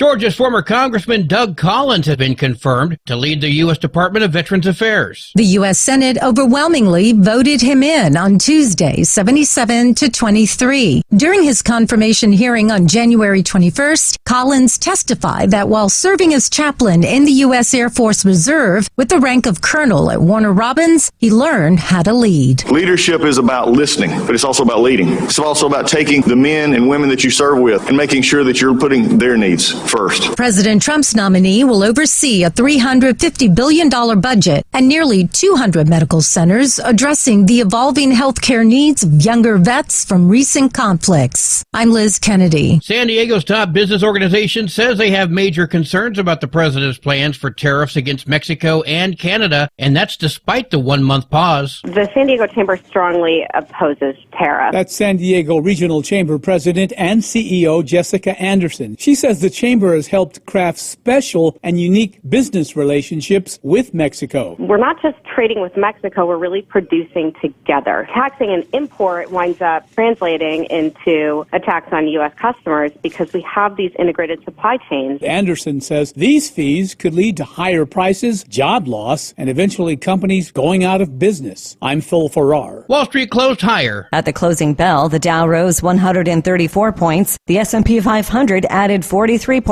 The Nasdaq climbed 262 points. I'm Kristen Marks. From America's News Network, USA Radio News. With all the recent violent protests, looting, and destruction, some areas are considering either defunding or abolishing the police. At a time when America's neighborhoods need the protection of police the most, some elected officials would rather create more chaos by playing politics. If you're sick of elected officials caving in to demands of the radical left, you're not alone. It's time we stand up and declare our support for local police. The majority of police officers are important partners in protecting our God-given rights. If you prefer freedom over chaos, then learn how you can help protect the local police that serve your community. Call today and request your free Support Your Local Police info packet. Dial 800-JBS-USA-1. That's 800-JBS-USA-1. Request your free Support Your Local Police info packet by calling 800-JBS-USA-1 today. President Trump and Israeli Prime Minister Benjamin Netanyahu say their ties are unbreakable. You are the greatest friend Israel has ever had in the White House. Trump and Netanyahu met at the White House today, with Netanyahu becoming the first foreign leader to meet with Trump during his second term. The president said the U.S. will take over the Gaza Strip and own it, and added the U.S. is a respected nation once again, while saying there was no threat from Iran while he was in office. Oh my God! At least 10 people have been shot and killed at an adult education facility in Örebro, Sweden, west of Stockholm. Police say they're still investigating, and the extent of the injuries is unclear. Andreas Sudling is a student at Campus Ryberska. He spoke with Sky News. After maybe 2 hours, the police came, and when they took us out from the classroom, when I passed the entrance to the school, I looked down and there was blood everywhere. This is being called the worst mass shooting in Sweden's history. The FDA is upping its broccoli recall to the most serious category. California company Braga Fresh initially issued an advisory for a specific lot of its broccoli florets in December after Health and Human Services workers found listeria in several samples from a Texas Walmart. No illnesses have been reported. The product was distributed to Walmart stores in 20 states across the nation. I'm Brian Shook. And I'm Anthony Lucero, USA Radio News. In a study, it was found that 33% of 44 herbal supplements had no trace of the advertised herb. Don't let that happen to you. Hi, this is Dr. Mitch. If you want to ensure quality, go to TotalWellness.com. Supplements made for physicians, only now available to you too. TotalWellness.com, helping you to look good, feel good, and enjoy total wellness.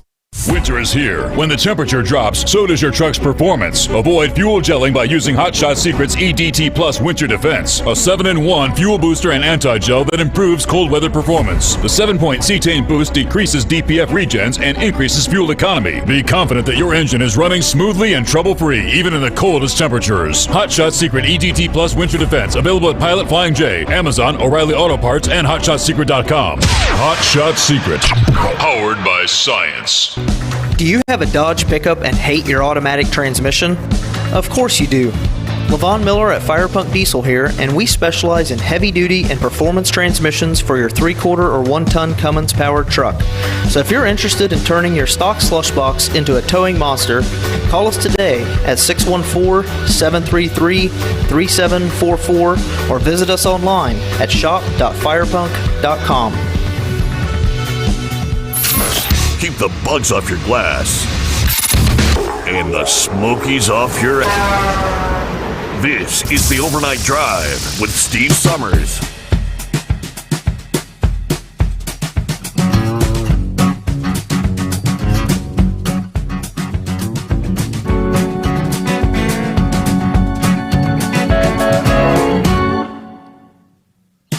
All right, coming up in this hour as we cross over the midnight hour on the West Coast. Welcome into a Wednesday. Hump Day, 5th day of February. Yeah, a lot of discussion on our Tuesday morning program.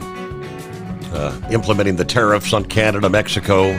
Less than 24 hours later, coming to an agreement, a 30-day suspension, which means they could come back. I was of the mindset that, feeling pretty confident that in that 30-day time frame, negotiations will be taking place. And I feel pretty strongly Mexico and Canada will do enough for Trump to not ultimately go ahead and implement those tariffs.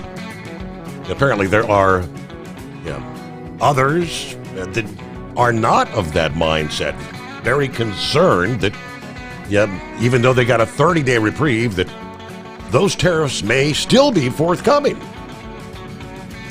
So I will share with you some of the breakdown from Freight Waves this past day. Philip actually brought that up on the program, talking about the potential impacts on transit. Many possible implications. The automotive industry, they say, could see a massive shakeup if indeed those tariffs on Canada and Mexico are ultimately put in place. So I thought it was a pretty interesting breakdown, and they really did share how what kind of implications it would have, and it would be pretty big. Let's just hope cooler heads will prevail, right? And they'll come to an agreement. Meanwhile, let me get back and all right, Vic, I had to take care of the news break. Thanks for hanging in there. Yeah. Thanks for holding me over there. But you were mentioning about that. They built Interstate 69 supposedly to be the belt, or whatever you want to say, the connection between Mexico and Detroit. It was built primarily, or sold to the American public primarily, as a way to have the auto manufacturing or the auto parts manufacturing there in Mexico, and being able to ship either the whole vehicle or parts or whatever up to Michigan to final assembly. And of course, Michigan they're connected over into Canada there, with Windsor there, with Windsor. And so, actually the car I have now was assembled in Windsor, Ontario. So, but there's so much there that people that have to plan, these companies, they just don't go from day to day.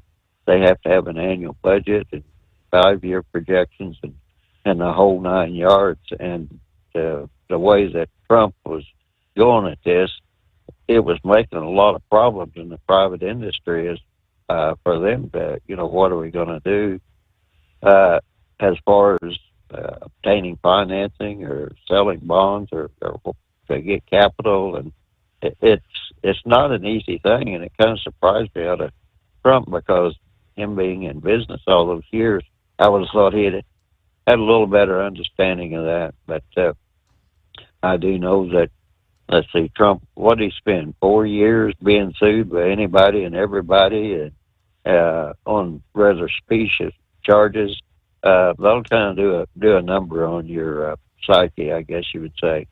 So I don't know if he's a little bit anxious to make sure that he gets all this stuff done, but I know there's a lot of things that need to get done, but you have to assemble your resources and decide how you're going to use them. And the deal there, I was just thinking, you were talking about Mexico and all that. I didn't like to get on the Freightliner circuit, but every now and then I'd get on the Freightliner circuit. And one of the places was over at Statesville, North Carolina. And I think that particular plant, they shut it down or greatly reduced it. And they went to Mexico and started assembling plants and assembling the vehicles there. And even before that, I know International tried to go down there to Mexico, and their manufacturing procedures are so bad, especially in the wiring, they'd have to send trucks back up to Fort Wayne and have them go through the checks up there and do a lot of the work, because anybody that went to Mexico at one time, they did what they called was cold solder, because whenever you solder, you're supposed to heat up the metal and let the metal melt the solder, but you can just melt the solder and drop it onto the metal and it doesn't bond right. And that's when you get into all these different, with all these electronics, that's when you get into all these opens and short circuits and everything else.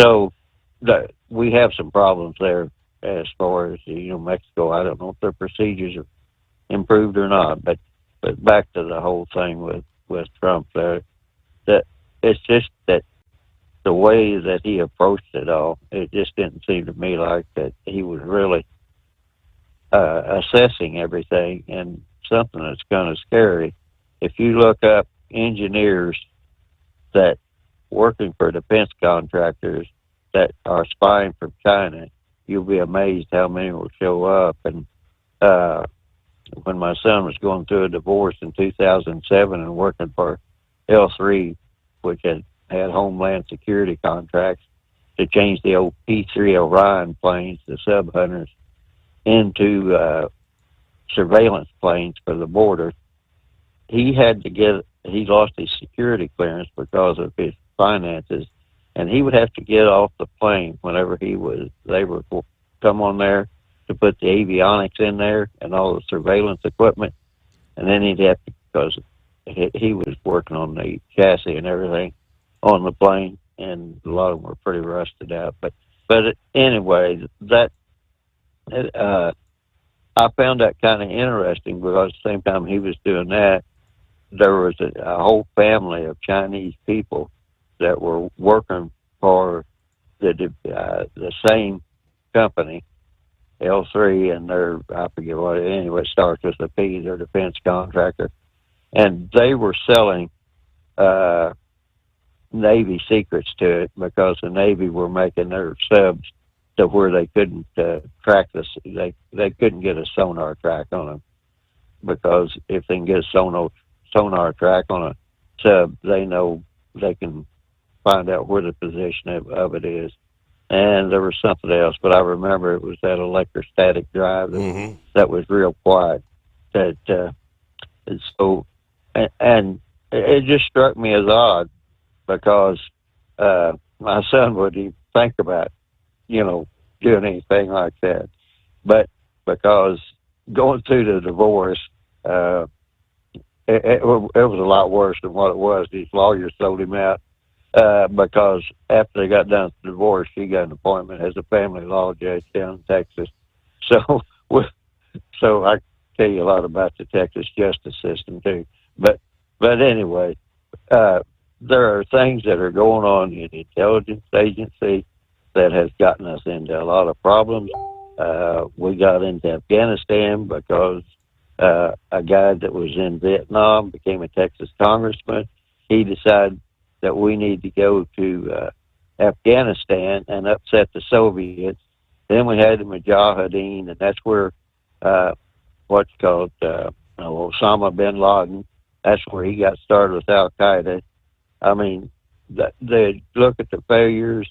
Every place where there's been a CIA operation or intelligence operation, there's also seemed to have been an awful lot of drug activity.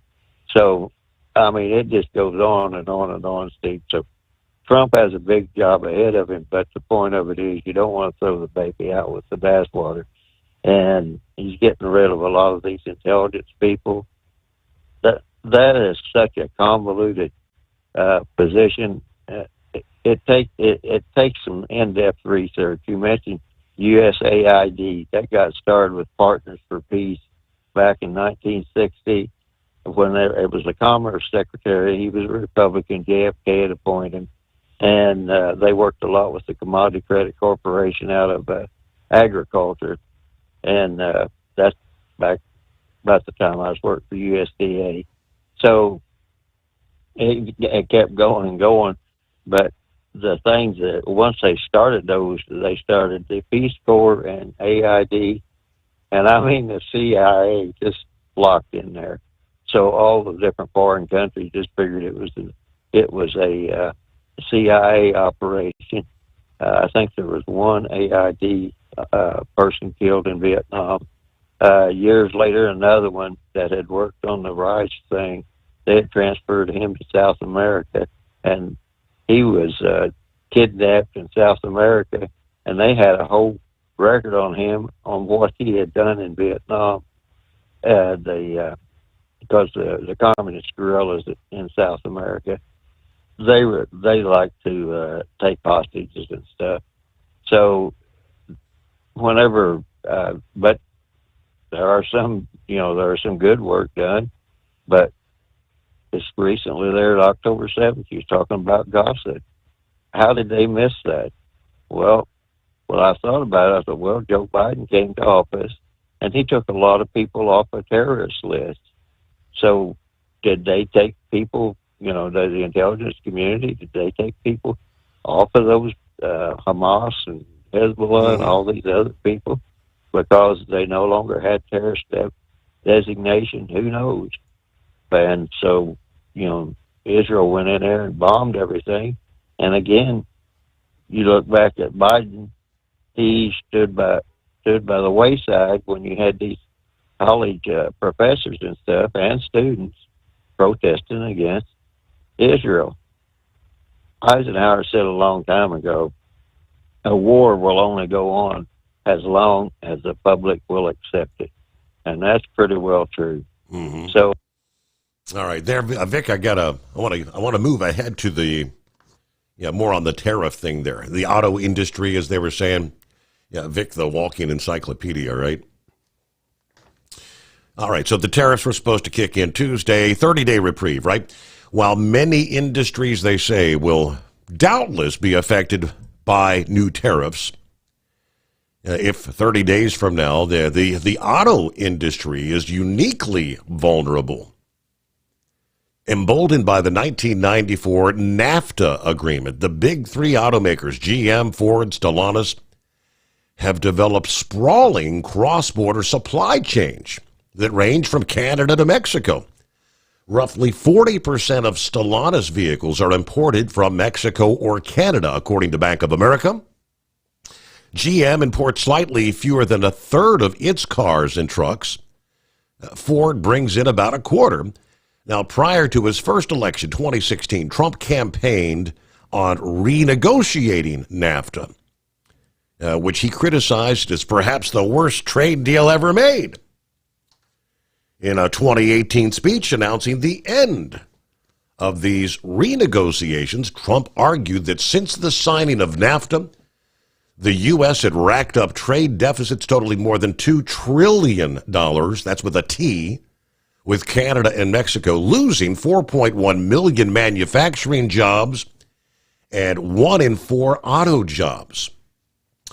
The agreement that arose from these talks, called the United States-Mexico-Canada Agreement, the USMCA, that went into effect in 2020, had preserved duty-free automotive trade while imposing stricter rules of origin for automobiles, mandating 75% of a vehicle's value had to be sourced in a North American country.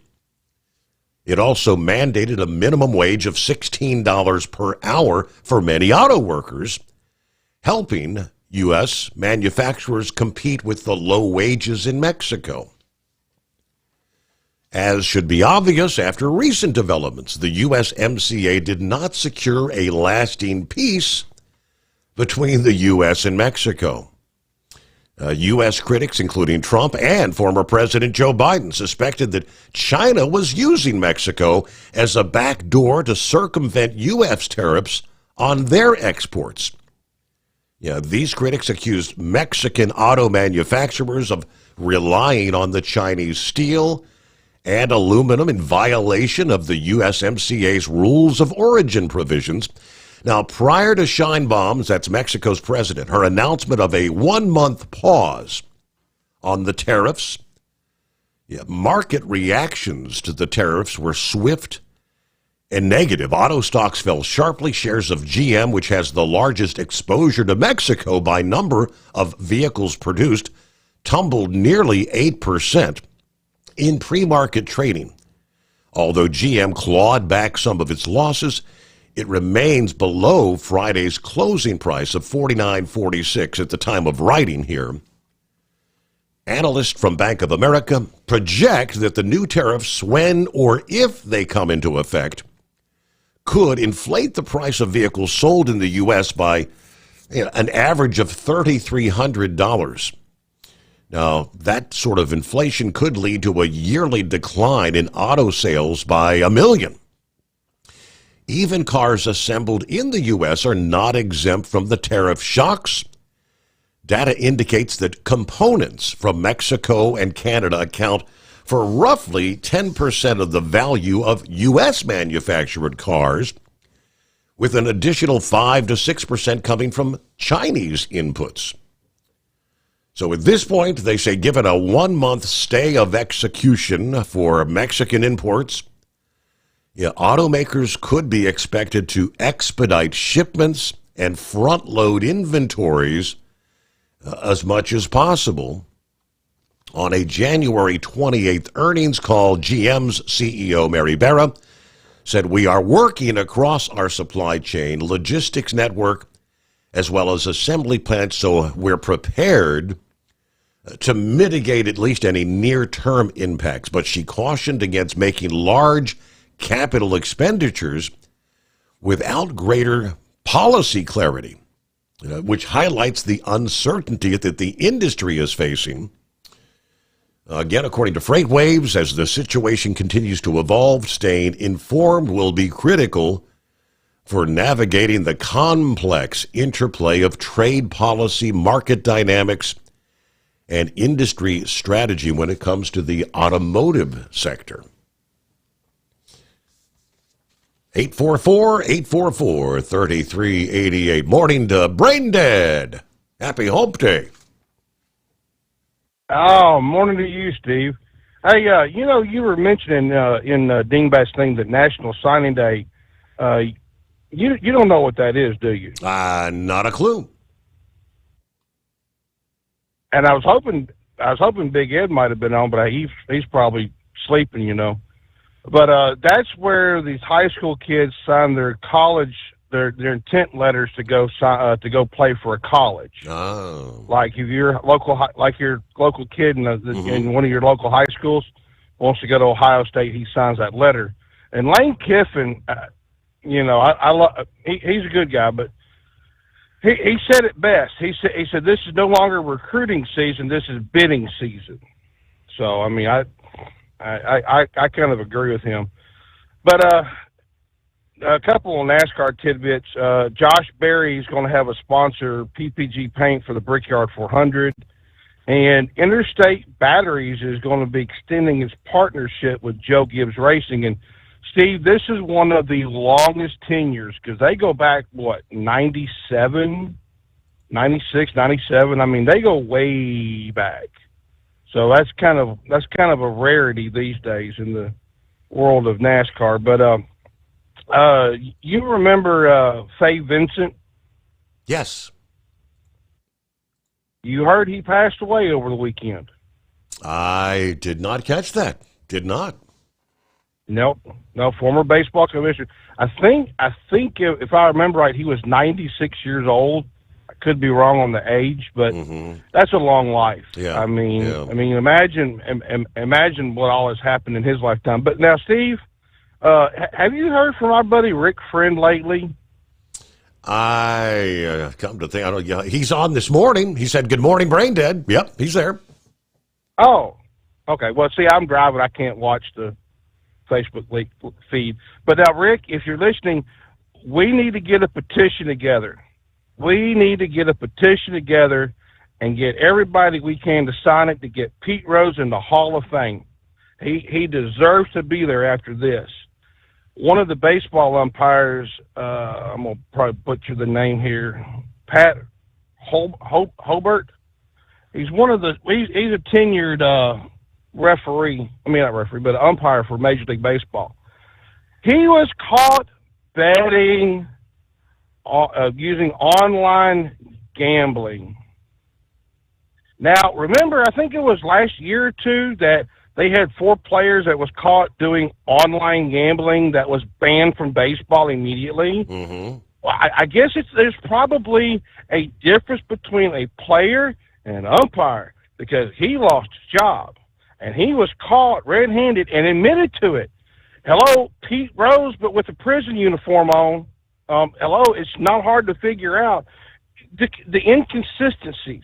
So, Rick, when you fire up that petition to put Pete Rose in the Hall of Fame, I want to be that first signature on there because Pete deserves to be in there, and this clown needs to be banned at all from baseball.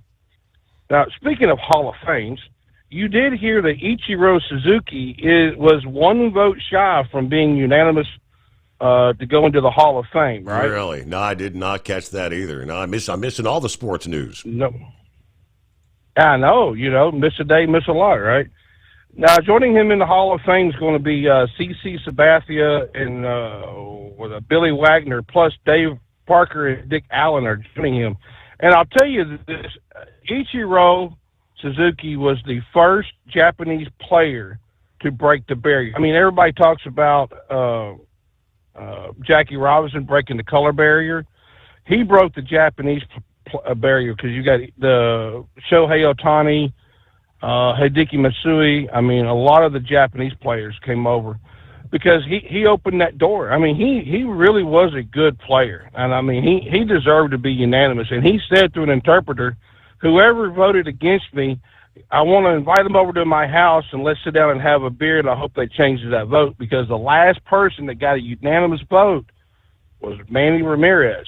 And that's going back a few years too, Steve. But, wow. But yes, Steve. I heard Big Ed was talking about basketball one night, and it's starting to crank up. March Madness is here. 9 SEC teams are in the top 25, and 5 of those are in the top 10. And poor Dingbat, she's over here. Well, hang on a second. How does March Madness arrive when it's only February 5th? We'll be right back. The Steve Sommers Overnight Drive. USA Radio News, I'm Anthony Lucero. Israeli Prime Minister Benjamin Netanyahu is giving credit to President Trump for the ceasefire deal in Gaza. Speaking in the Oval Office, Netanyahu did not mention former President Biden, but said he felt Trump has done a good job in office. I think President Trump added great force and powerful leadership to this effort. I appreciate it. Trump spoke more on his desire to move Palestinians out of Gaza, saying he envisions a move being a permanent relocation to a new homeland, adding that the people have experienced nothing but death and destruction. I'm Brian Shook. The United States Postal Service is no longer accepting packages from China or Hong Kong. On Tuesday, USPS released a statement saying they are suspending international package acceptance from China and Hong Kong posts until further notice. Letters and flat envelopes will still be accepted. I'm Mark Mayfield. From America America's News Network, USA Radio News. So you may ask, who are these people? These hundreds of thousands of people who've decided to do something different with how they pay for health care, and they join MediShare. It's a good question. MediShare members are people who realize they have a choice. They're not stuck with a status quo that they don't like. And we know this from research of MediShare members. They tend to have certain values in common, like their faith. They love that they're actually sharing with one another. They don't have to be part of a system that forces them to pay for things they don't support. They also value joining with other people who prioritize healthier lifestyles and encourage each other. They value customer service that's for them and their families. And they're entrepreneurs, people who work in the gig economy, pastors, school teachers, business people who do clearly value saving money. That's a big part of this, up to $500 a month with MediShare. You too can do something different. You can start saving now. Here's the number. Call 855-SHARE-40. That's 855-SHARE 40. 855-SHARE-40. Doc's Diesel is your one-stop online shop for diesel filter maintenance. Genuine quality, third-party tested filters for Cummins, PowerStroke, Duramax, and EcoDiesel trucks. Doc's cuts out the middleman and those pesky markups you often find from OMEs, dealerships, and parts stores. We make ordering easy with filter kits, subscriptions, and even dealer sign-ups if you have a fleet. Purchase your filters at www.docsdiesel.com and receive 10% off when you use code SOMMERS10. Doc's Diesel, your one-stop shop for diesel maintenance. Do you have a Dodge pickup and hate your automatic transmission? Of course you do. Levon Miller at Firepunk Diesel here, and we specialize in heavy-duty and performance transmissions for your 3-quarter or 1-ton Cummins powered truck. So if you're interested in turning your stock slush box into a towing monster, call us today at 614-733-3744 or visit us online at shop.firepunk.com. Winter is here. When the temperature drops, so does your truck's performance. Avoid fuel gelling by using Hot Shot Secret's EDT Plus Winter Defense, a 7-in-1 fuel booster and anti-gel that improves cold weather performance. The 7-point cetane boost decreases DPF regens and increases fuel economy. Be confident that your engine is running smoothly and trouble-free, even in the coldest temperatures. Hot Shot Secret EDT Plus Winter Defense, available at Pilot Flying J, Amazon, O'Reilly Auto Parts, and HotShotSecret.com. Hot Shot Secret, powered by science. For anything diesel, take it to Scheid Diesel. They provide a wide variety of services and diagnostics to determine what the problem is with the latest technology. From simple oil changes and preventative maintenance to fuel system diagnostics and repairs, engine rebuilds and cylinder head repairs, and rebuilds with our in-house machine shop.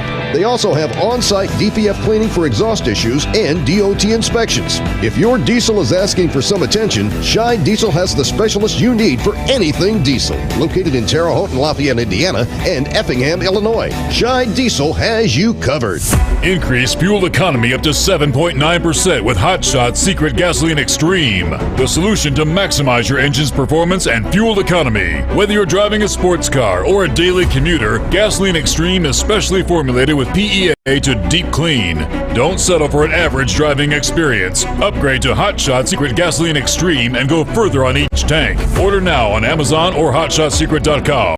Hot Shot Secret, powered by science. Hey truckers, this is Steve Darnell from the hit TV show Vegas Rat Rods. Check it out. Industrial Injection has been a leader in the diesel heavy-duty industry since 1985. Whether you are looking to keep your truck on the road, you are a hardworking farmer feeding America, an over-the-seas mariner, a miner, or a construction craftsman, Industrial Injection can help keep your heavy-duty rigs and equipment running so you can keep America thriving. Get all your turbochargers, injection pumps, injectors, and engine parts at industrialinjection.com. Industrial Injection, the place to go for all your diesel parts needs. Because Channel 19's a little congested. Call Steve now at 844-844-3388. The Overnight Drive.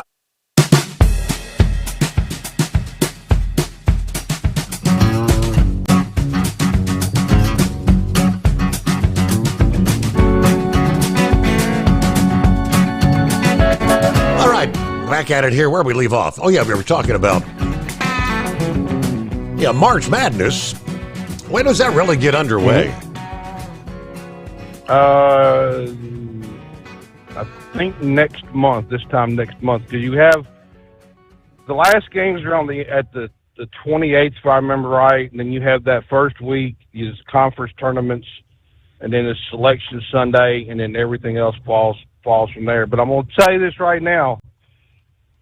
with the way the SEC is playing, it would not shock me if Auburn is in that is in the championship game, or even goes to the Final Four, because they are playing exceptionally well. I mean, they're 20-1 for the season, and Bruce Pearl has those kids. I mean, they're really gelled. Kentucky, I don't see them going very far. I don't even see Arkansas going very far because they're rebuilding, because you had Calipari leave for Arkansas, and all the players left for Arkansas. They transferred to Arkansas because they wanted to be with Coach Calipari. They have this new coach in there, and they've been up and down. Both of them have been up and down all season. Mm-hmm. I mean, it's come tournament time, you've got to be on your game, and I don't think they're going to make the NCAA this year. And I think here, a month or so ago, Arkansas lost like 6 games in a row, or they lost 6 games this season, and the alumni had lost their you know what in mind about losing 6 games, because all these alumni run these programs, whether it's baseball, football, basketball, hockey, whatever. The alumni run that program, and they've put a lot of money in Coach Calipari. And the thing a lot of these alumni don't understand, if you bring a new coach in, it takes 2 years to get his recruits cycled through, and where his recruits that he's been with that college are now coming through to get them to play. And you know that, and we've said it before, that portal, it needs to be closed. It needs to be one transfer, and it has to be for a good, valid reason, like you're too far away from home, you know, et cetera, not because, well, I can get more money over here. It's like, well, why don't you just go be a pro player? You know, it's like over the weekend in the NBA, Luka Doncic got traded from the Mavericks to the Lakers for Anthony Davis, because at the end of the season, the Mavericks were going to have to pick up his 5-year option for $354 million, and Luka's not been playing good all season. So how else to get rid of him? Trade him off and get somebody better in, Steve. But Steve, I'm going to slide to the house, but Rick, start up that petition for induct Pete Rose. All right, he's listening in. There you go. Thank you very much, Brain Dead. Yeah, so, you know, Mid-America Truck Show rolls around, and yeah, I know in most years you're in the heart of actual March Madness when we're down there in Louisville, and there's an exceptional buzz, especially if Louisville or Lexington is actually moving on in those rounds that are taking place during the truck show weekend. I pulled up the schedule here, so it's just around the corner. Selection Sunday is March the 16th. Then action gets underway with the first 4 on March 18 and 19. March Madness, first round, the 20th and the 21st. Round 2, the 22nd, 23rd. Then comes Mid-America Truck Show weekend. That's Thursday, Friday, and Saturday, 27th, 28th, and 29th. So you got the Sweet 16 on March 27 and 28. They kick off the Elite 8 on Saturday, March the 29th, and, of course, Sunday the 30th. So it's big weekend. Sweet 16 and Elite 8 weekend while we're in Louisville this year. And, I got the email confirmation from Ryan this past day. Got our reservations booked there for our hotel stay. Mid-America, I can't believe it's already that close. All right, 844-844-3388. Let's see, I believe Doug is on board here. Morning, Doug. Yeah, good morning, Steve. Thanks for taking my call. It's Dog. What's that? It's the CNI Dog. Or is it Doug? It is Doug. Yeah, okay. I got you right. I thought so. Yeah, it's Doug. Yep. Yeah. I agree with you on Gaza. Kind of have a question mark on that. I wonder if we, shouldn't clear everybody out of there and just, destroy the place so it's uninhabitable. But no one wants to take the Palestinians anywhere. Uh-huh. So there's nowhere for them to go. It seems to be a big problem.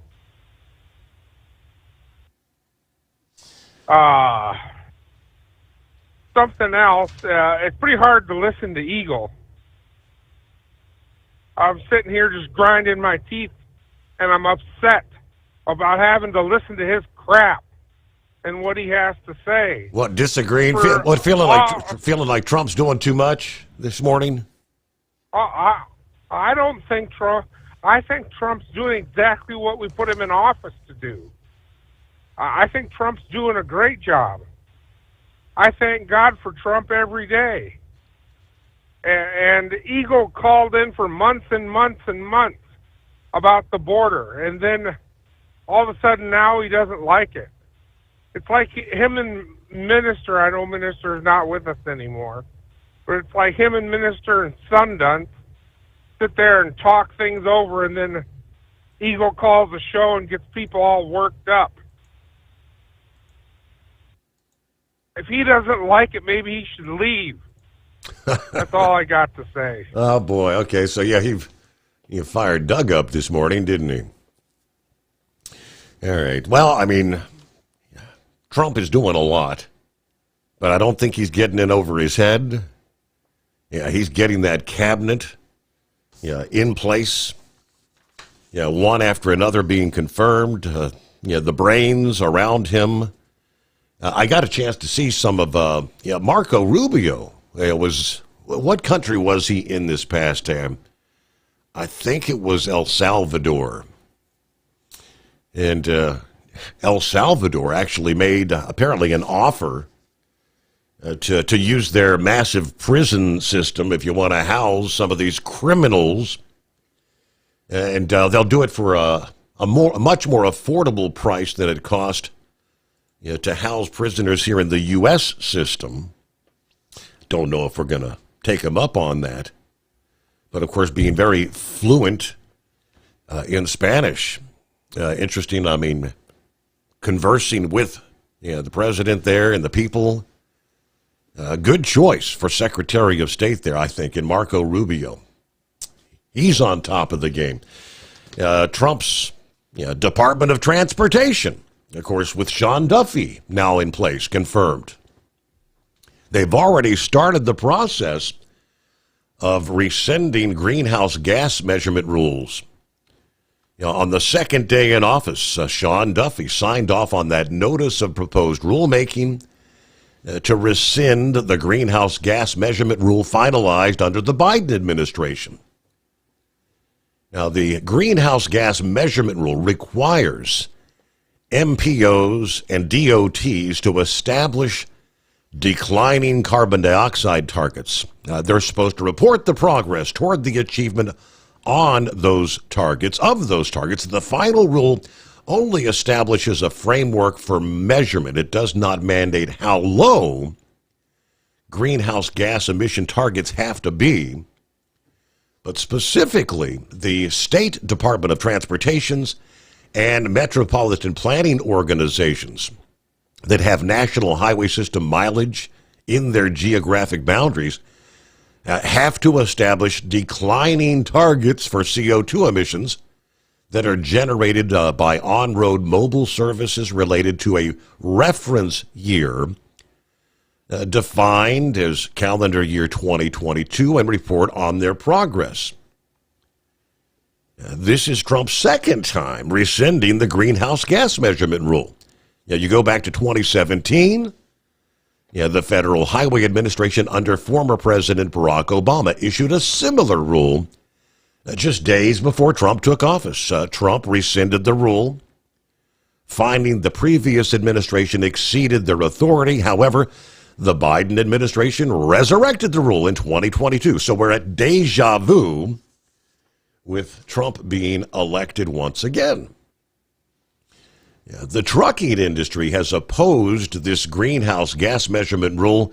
February of last year, there was a group of 40 different stakeholders representing a variety of industries, including OOIDA, that issued a letter to Congress and authorizing committees to express opposition to the rule.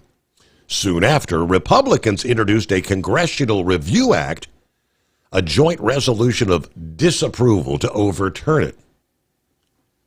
OOIDA and the hundreds of thousands of small business truckers across the country support the return of common sense to regulations, was the word from Todd Spencer.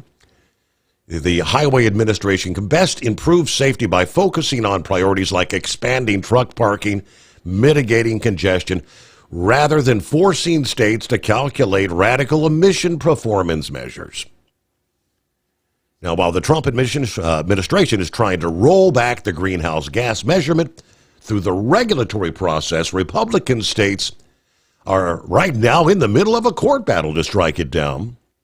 Shortly after the rule was published, the state of Texas filed a lawsuit challenging it. 2 days later, 21 other Republican-led states filed a similar lawsuit, arguing what the Federal Highway Administration concluded in 2018, which is the agency had no authority to establish the rule in the first place.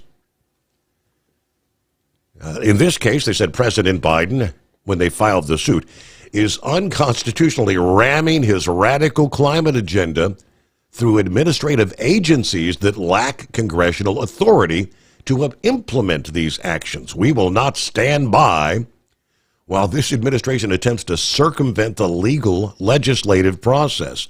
Last March, the judge in Texas agreed with the state, dismissing the case and vacating the greenhouse gas measurement because the Federal Highway Administration overstepped their authority by even establishing it. The court order came just 2 days before reporting under the new rule was supposed to begin. A few days later, a judge in Kentucky issued a similar ruling. The federal government appealed both cases, so that's where we're now awaiting oral arguments for both of those cases are scheduled for this month, February of 25. The federal government asked the courts to pause the cases as they begin the process to do the very thing the plaintiffs were looking to do, which is get rid of the greenhouse gas measurement rules to begin with. So at this point, the judge in Texas, in that case, has agreed to the pause right now. We'll see if the other follows suit. But we'll return after this. The Steve Sommers Overnight Drive, live from the Hot Shot Secret Studios. As an independent trucker, you work hard to meet your goals. The Owner-Operator Independent Drivers Association has been helping small business truckers for over 50 years with benefits, services, information, and discounts. You work hard, but OOIDA works even harder to give you advantages that large fleets enjoy. And all of our programs support our representation on your behalf in Washington, D.C. Become a member at OOIDA.com, making a difference in the lives of truckers. Fuel filtration is a big deal. Poorly filtered diesel fuel can damage injection systems, reduce efficiency, and rob horsepower, among other things. By removing the water, air, and debris from fuel, fast fuel systems can triple the life of your injection system while restoring power, optimizing fuel economy, and more. Not sure what your truck needs? Give us a call at 636-433-5410 or learn more at fastride.com. At Hot Shot Secret, we share the science behind common diesel problems and their solutions. For example, Diesel fuel cetane levels. in many states, the cetane rating in diesel fuel is 42 to 45. Most diesel engines operate more efficiently with a cetane rating of 48 to 50. One treatment of Hot Shot Secret Diesel Extreme will raise your cetane 7 points, increase fuel economy, and improve cold starts. Due to a cleaner burn, there are less hydrocarbons and particulate matter in your exhaust. This reduces the blockage of your diesel particulate filter. Using Diesel Extreme generates 83% less DPF regenerations. The 6-in-1 Diesel Extreme formula also includes the most concentrated detergent on the market, lubricity enhancer, water demulsifier, rust and corrosion inhibitors, and a fuel stabilizer. Hot Shot Secret Diesel Extreme is available nationwide at truck stops, fine farm and auto stores, and online at hotshotsecret.com. Hot Shot Secret, powered by science. Do you have a Dodge pickup and hate your automatic transmission? Of course you do. Levon Miller at Firepunk Diesel here, and we specialize in heavy-duty and performance transmissions for your 3-quarter or 1-ton Cummins-powered truck. So if you're interested in turning your stock slush box into a towing monster, call us today at 614-733-3744 or visit us online at shop.firepunk.com. For anything diesel, take it to Shy Diesel. They provide a wide variety of services and diagnostics to determine what the problem is with the latest technology. From simple oil changes and preventative maintenance to fuel system diagnostics and repairs, engine rebuilds and cylinder head repairs, and rebuilds with our in-house machine shop. They also have on-site DPF cleaning for exhaust issues and DOT inspections. If your diesel is asking for some attention, Shy Diesel has the specialist you need for anything diesel. Located in Terre Haute and Lafayette, Indiana, and Effingham, Illinois, Shy Diesel has you covered.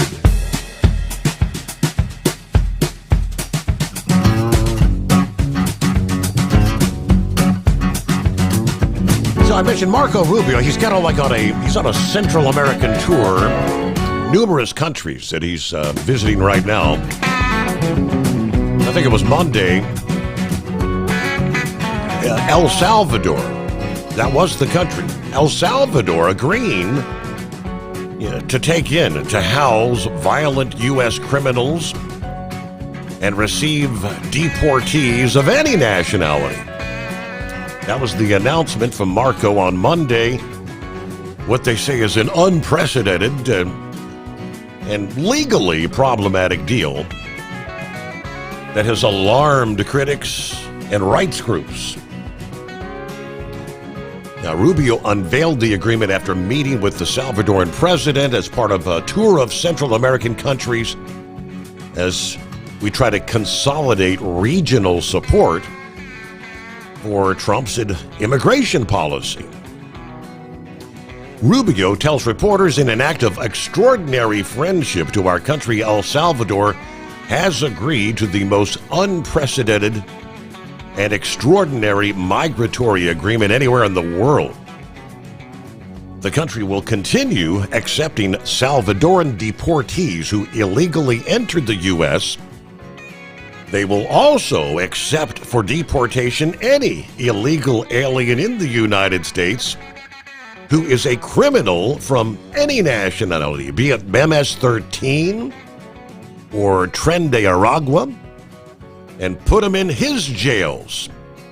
Of course, that's the two notorious transnational gangs with members from El Salvador and Venezuela. In addition, they've offered to house in his jails dangerous American criminals that are in custody in our country, including those of U.S. citizenship and legal residence. Well, Trump had already pointed out when he first suggested that here about a week ago, that is something we know is illegal at this. It would have to be congressionally approved, but he may try to bring that before Congress.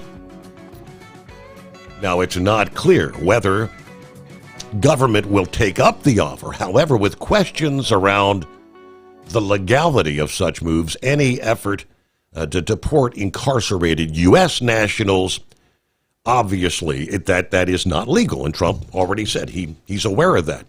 I will present that to Congress. If you get the approval, maybe they could do that a whole lot cheaper than housing them here, as I mentioned. Of course, some of the law professors are saying is the United States is absolutely prohibited from deporting U.S. citizens, whether they're incarcerated or not. That is correct. Congress would have the final say. Yeah, meanwhile, who was it that was saying that the good news that's coming out of the White House, the mainstream media just can't report anything positive, everything has to be negative? How about this? We've been talking for how many years now? The U.S. military, all the branches struggling to get recruits, missing their goals by thousands. Who wants to serve under a weak, pathetic leadership with no spine in a military that's more focused on diversity, equity, and inclusion? Well, the answer is obviously not enough.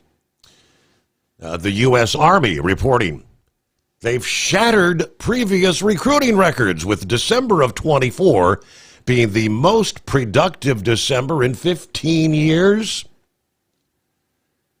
The branch reported it enlisted nearly 350 soldiers every day that month. Yet what happened in November?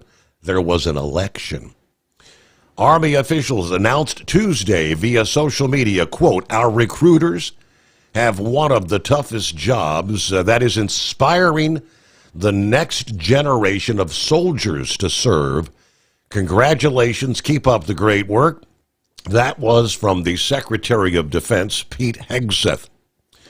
Bottom line from Donald Trump: America's youth want to serve under the bold, strong, America First leadership of President Trump. In October of 2023, the Army unveiled a series of changes to the recruiting enterprise, an expanded focus on a larger share of the labor market, the creation of a specialized talent acquisition workforce. The Army surged medical providers to military entrance processing stations all over the country to help make the enlistment process more efficient, and leveraged new technologies to try and reach expanded audiences to help identify candidates interested in military service. There was a notable expansion of the Future Soldier Preparatory Course that helps potential recruits overcome academic and physical fitness barriers. Still, the military missed their recruiting goals by 41,000 that year. In 2024, the Army announced they were cutting its force by 24,000 in a restructuring effort to help the service fight in future wars. The almost 5% of jobs cut affected posts that are still empty. According to the Army, is this going to be a possible trend coming up here? But isn't it amazing? Within days of an election, you had nearly 350 soldiers every single day in the month of December. Isn't that something? All right, got a news break we'll get to here coming up. Our final hour just ahead. Here we go. Rolling into a hump day. It is 844-844-3388. Thanks for being with us. The Steve Sommers Overnight Drive, live from the Hot Shot Secret Studios. Face it, winter is here. When the temperature drops, so does your truck's performance. You know what I'm talking about. The hard, cold starts, rough idling, and fuel gelling.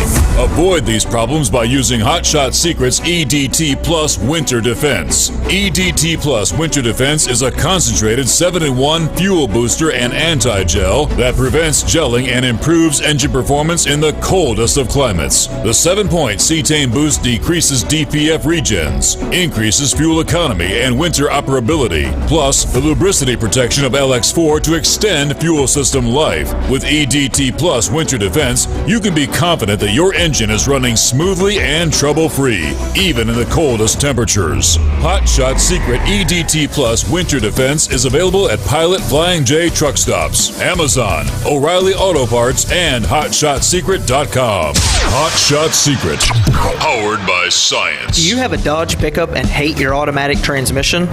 Of course you do. Levon Miller at Firepunk Diesel here, and we specialize in heavy-duty and performance transmissions for your 3-quarter or 1-ton Cummins-powered truck. So if you're interested in turning your stock slush box into a towing monster, call us today at 614-733-3744 or visit us online at shop.firepunk.com. For anything diesel, take it to Shy Diesel. They provide a wide variety of services and diagnostics to determine what the problem is with the latest technology. From simple oil changes and preventative maintenance to fuel system diagnostics and repairs, engine rebuilds and cylinder head repairs, and rebuilds with our in-house machine shop. They also have on-site DPF cleaning for exhaust issues and DOT inspections. If your diesel is asking for some attention, Shy Diesel has the specialist you need for anything diesel. Located in Terre Haute and Lafayette, Indiana, Indiana, and Effingham, Illinois. Scheid Diesel has you covered. USA Radio News, I'm Anthony Lucero. On this vote, the yeas are 54, the nays are 46. The nomination is confirmed. And with that, the Senate has confirmed Pam Bondi as Attorney General, with Democratic Senator John Fetterman joining Republicans to vote in favor of her, giving her control of the Department of Justice.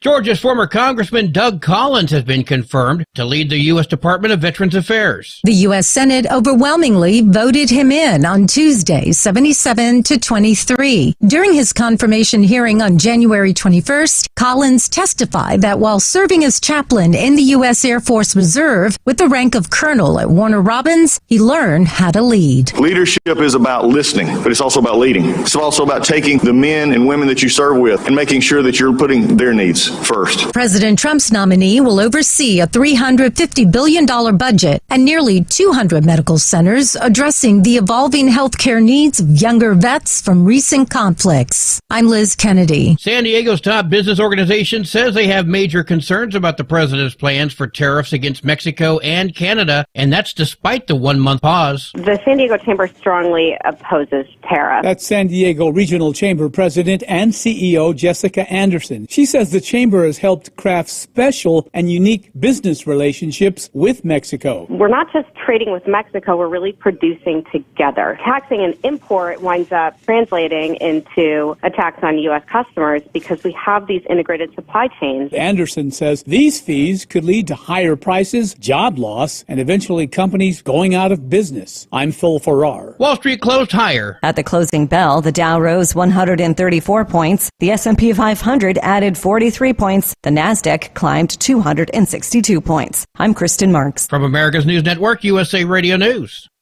With all the recent violent protests, looting, and destruction, some areas are considering either defunding or abolishing the police. At a time when America's neighborhoods need the protection of police the most, some elected officials would rather create more chaos by playing politics. If you're sick of elected officials caving in to demands of the radical left, you're not alone. It's time we stand up and declare our support for local police. The majority of police officers are important partners in protecting our God-given rights.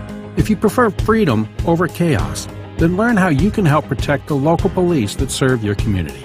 Call today and request your free Support Your Local Police info packet. Dial 800-JBS-USA-1. That's 800-JBS-USA-1. Request your free Support Your Local Police info packet by calling 800-JBS-USA-1 today. President Trump and Israeli Prime Minister Benjamin Netanyahu say their ties are unbreakable. You are the greatest friend Israel has ever had in the White House. Trump and Netanyahu met at the White House today, with Netanyahu becoming the first foreign leader to meet with Trump during his second term. The president said the U.S. will take over the Gaza Strip and own it, and added the U.S. is a respected nation once again, while saying there was no threat from Iran while he was in office. Oh my God! At least 10 people have been shot and killed at an adult education facility in Örebro, Sweden, west of Stockholm. Police say they're still investigating, and the extent of the injuries is unclear. Andreas Sudling is a student at Campus Ryberska. He spoke with Sky News. After maybe 2 hours, the police came, and when they took us out from the classroom, when I passed the entrance to the school, I looked down and there was blood everywhere. This is being called the worst mass shooting in Sweden's history.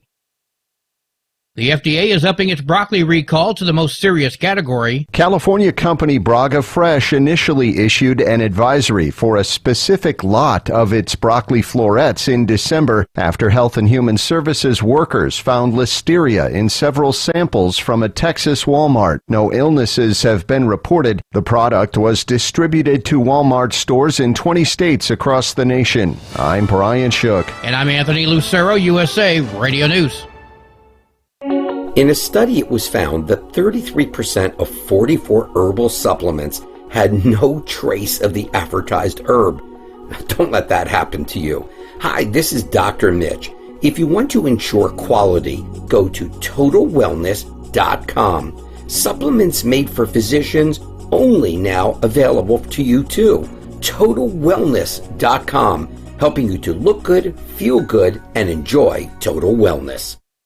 Winter is here. When the temperature drops, so does your truck's performance. Avoid fuel gelling by using Hot Shot Secret's EDT Plus Winter Defense, a 7-in-1 fuel booster and anti-gel that improves cold weather performance. The 7-point cetane boost decreases DPF regens and increases fuel economy. Be confident that your engine is running smoothly and trouble-free, even in the coldest temperatures. Hot Shot Secret EDT Plus Winter Defense, available at Pilot Flying J, Amazon, O'Reilly Auto Parts, and HotShotSecret.com. Hot Shot Secret, powered by science.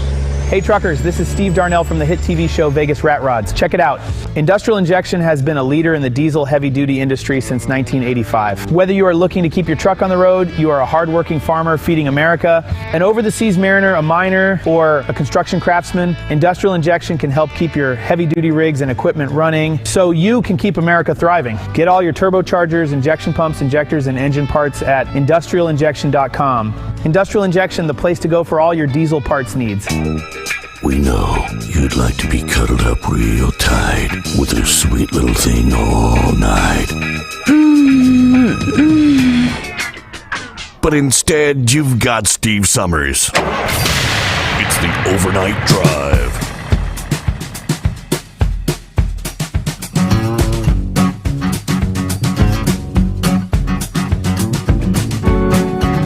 I'm not sure if Philip tried to dial us up this morning or not. I know there was a period there when he would normally be calling where the lines were full. So a number of folks were getting the busy signal, which that's a good thing as far as I'm concerned. I'd rather have full lines and be begging. Begging. Come on, somebody help me out here, right? I was going to ask Philip, yesterday was supposed to be maybe a record-setting day when it comes to space and launch activity. There were five actual launches scheduled to occur in about a 20-hour period. 4 of them emanating from here in the U.S. I think 2 of them were SpaceX. Another was, is it the Orion? One was from the Russian Cosmodrome, but I'm not sure if all 5 of them were successful launches or not. But I think that would have been a first in space history, having 5 launches on one given day. Then I was going to ask him about, I saved this from a couple of days ago. We know we have the 2 astronauts, Sonny Williams and Barry Wilmore, that are kind of stuck on the space station. They're still there. And apparently several days ago, one of NASA's stranded astronauts revealing that she's lost the ability to perform several basic tasks. After being stranded in space for 8 months, Sonny Williams admitted last week that she's forgotten what it's like to walk. After spending 234 days in microgravity, she said, quote, "I've been up here long enough. Right now, I've been trying to remember what it's like to walk. I haven't walked, haven't sat down, haven't laid down." She was on a kind of like a student conference call, a video call, with students at a high school in Massachusetts. She's 59 years old. Her crewmate, 62-year-old Barry Wilmore. Of course, they were supposed to spend eight days on the space station. The Boeing capsule it took them was plagued with the technical issues, as we know the story. That capsule has since returned to the Earth empty. They're still on the space station. They'll be there till at least late next month, hoping then to catch a ride home on SpaceX's Crew 9 spacecraft. President Trump said the 2 brave astronauts were virtually abandoned by the Biden administration and asked Elon Musk and SpaceX to get them home. Of course, that had already been worked out. Elon will soon be on his way. Hopefully, all will be safe. Of course, yes, Elon had vowed to retrieve the 2 as soon as possible. Again, they had already tasked with bringing the 2 back from the space station prior to this new order due to the Boeing Starliners malfunction in space. The helium leaks, the thruster malfunctions, before, during, and after that launch. Last year, of course, by August, NASA decided it was not safe to try and bring the astronauts home, that they would have to hitch a ride back to Earth on SpaceX's Crew 9 capsule, which is currently docked at the space station. The previous time frame said the Crew 9 would return home as soon as this month, February, but they changed that mission timeline back in December. They said SpaceX needs more time to complete work on the Crew 10 capsule, which has to launch to the space station before the Crew 9 capsule can leave the station. So the return was pushed back even later. By that time, they will have spent 8 months in space. During long space missions, microgravity takes a toll on astronauts' bodies, significant muscle and bone deterioration. For every month in space, astronauts' weight-bearing bones become roughly 1% less dense if they don't take precautions to counter this loss, according to NASA, and their muscles, which are usually activated by simply moving around on the Earth. They weaken because they no longer need to work as hard. When astronauts return from long-term missions, it's not uncommon that they're not able to walk under their own power. Now, the statements from Elon and President Trump suggest the timing of Williams and Wilmore's rescue mission may change again, potentially bringing them home sooner. There were a couple of ways SpaceX might be able to do this. According to the science communicator Scott Manley, one option would be to launch Crew 10 earlier. That would also allow the Crew 9 capsule to bring the two home earlier. But that would require SpaceX to finish the work on that spacecraft ahead of schedule. They've not said that they're on track to do that. Option number 2 is allow the Crew 9 capsule to return to Earth before the Crew 10 launches. Now, that would go apparently against NASA protocol, which requires the agency to maintain a critical mass of astronauts on the space station during the handover process, or the overlap between a departing crew's time on the station and the new crew's arrival.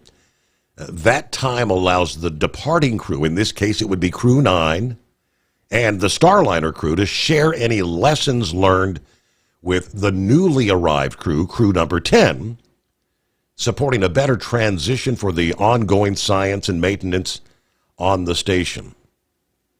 That handover process helps operations on the space station run smoothly, but they say it's not an absolute necessity. Should they opt to let the Crew 9 leave before Crew 10 arrives, at that point, Russian Soyuz astronauts would actually be the only ones there to receive the Crew 10 astronauts.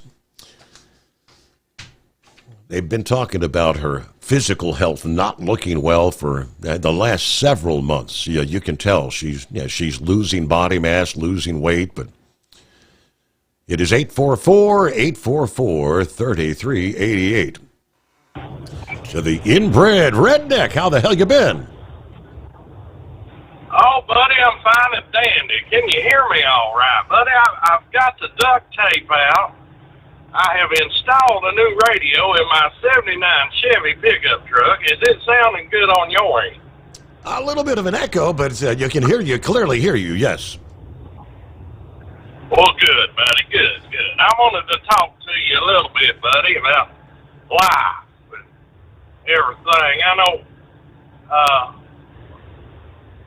some of the collars get tore up. I'm out here getting ready to do some business this morning and stuff like that. And sometimes people don't understand the madness of life. They don't understand. Sometimes people look at me, they say, you're crazy as a loop.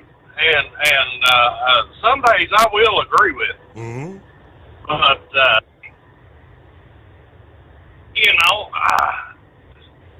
sometimes you have to take and look at things for what they are. Our time is short on this world. And, daggone the way I see what Trump is doing,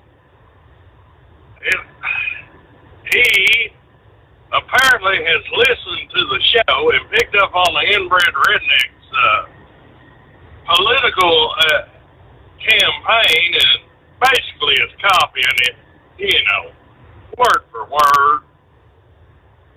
And he realizes that his time on this planet is short. I don't know if people noticed it, but the guy has aged significantly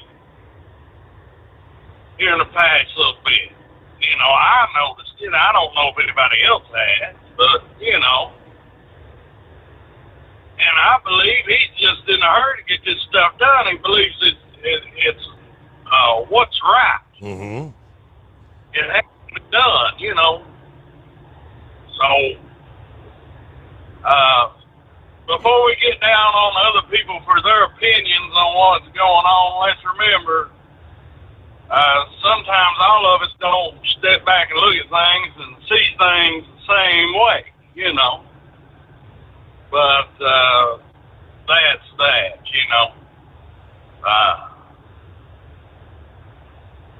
But yeah, buddy, I mean, been a great week.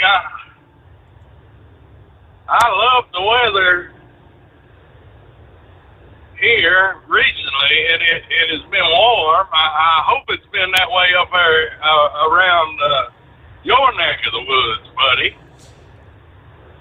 We had a very brief warm-up, but we're kind of like we have reality check. We're right at 30 degrees this morning.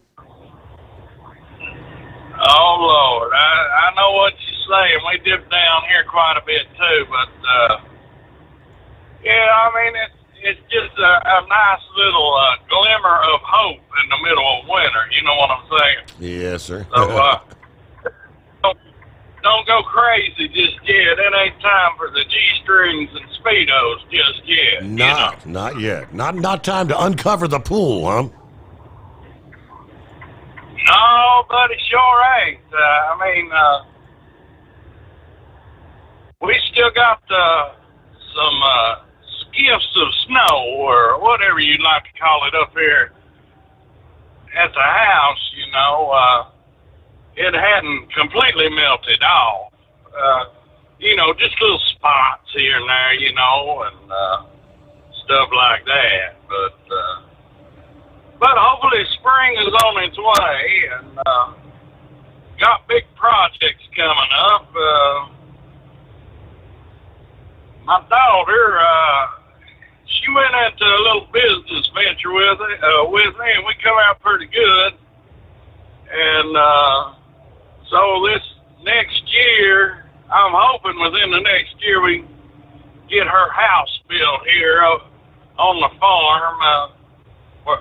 I'm going to tie up some loose ends here, so I'm going to have a new neighbor up on the farm, and I'm going to have to be careful. I can't be out there running around doing my crazy stuff like I usually do, right. And I got to chill it down a little bit, buddy.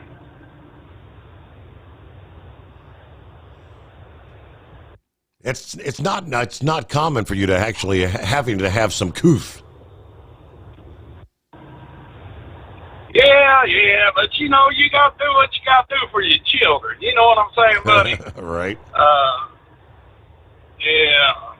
I mean, I didn't figure in my retirement I would have to build a house either, but the girls, well, I like to call her my star daughter. Now, don't tell the rest of them.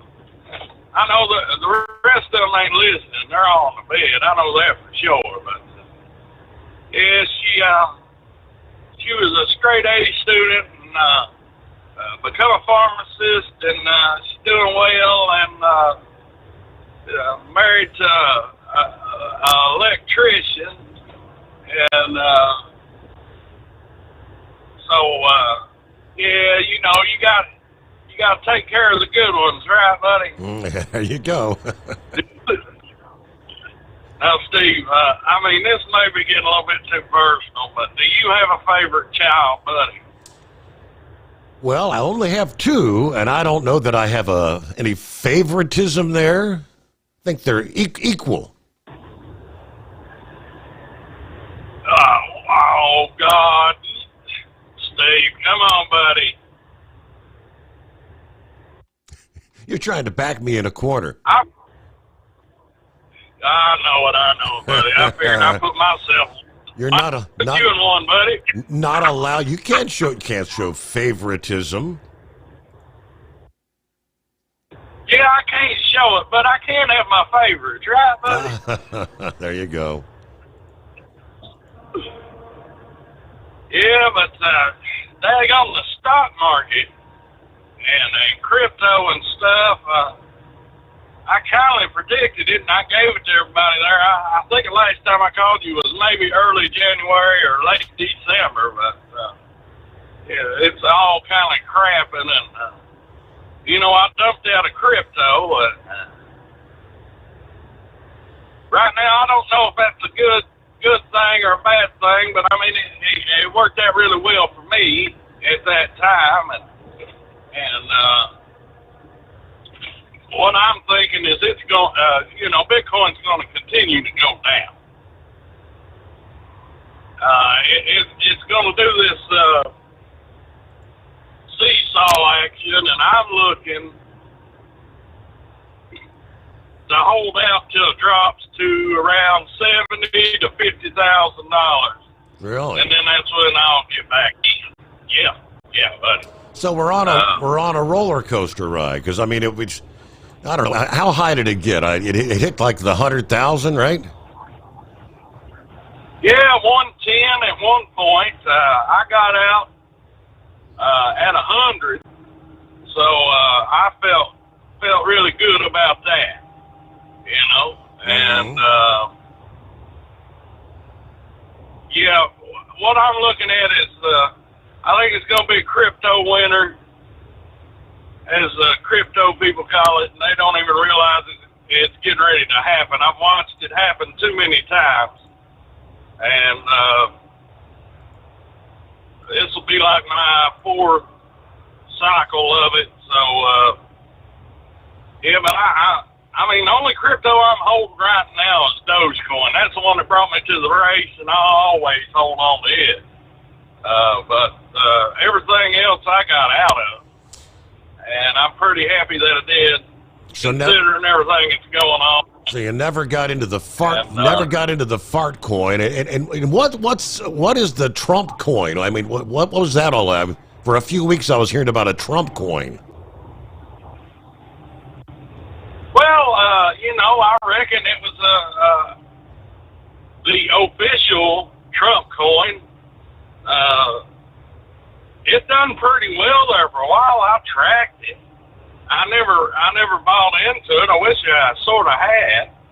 You know, that's one of the things you gotta, you know, really look at and watch out for. You know, it's a basis of you know, all the other cryptos. It was just I think it was actual property of Trump. And actually, for a while before that, I think there were like 3 other Trump coins out there that they weren't actually even tied to Donald Trump in any way. Mm-hmm. But it seems to have had some explosive growth. I followed it to about the end of January, and I didn't see where that I could make any significant headway or significant profit. It seemed to me that the big jump had already happened, from what I could tell. Okay. And but you know, that was at the end of January. This is what, almost a week later. So, I hadn't followed the numbers on it in a week, I guess, somewhere in there. Mm-hmm. So, in my opinion, I mean, most of the time, they'll have a big runoff, or a big run up, and then they'll dump off, and then they'll have a couple run ups later. I mean, it may be something somebody may want to get into, but it just, to me, it wasn't my flavor, you know. So, I didn't bother buying any or anything like that. And some of the things that I had researched on it, I didn't. I mean, Trump's a smart guy and all that, but I think this may be a little bit more work by his son than actually Donald Trump, you know. So, and I think it may be actually Barron Trump, you know, that is really the face. But I have no evidence of that. You know, that's just complete speculation. Steve, Okay. I'll put it that way. All right. Complete speculation. Yeah. But yeah, I went and dumped some money in the 2 stocks and went on some bad information. I was lucky. I think I had maybe $20,000 in them in total. But I went out and bought some PayPal stock and some Estee Lauder, you know, the makeup company. I figured, you know, women love makeup and all that. And you know how women are. They all got something to hide, so they need the makeup, buddy. Right. So, yeah. But,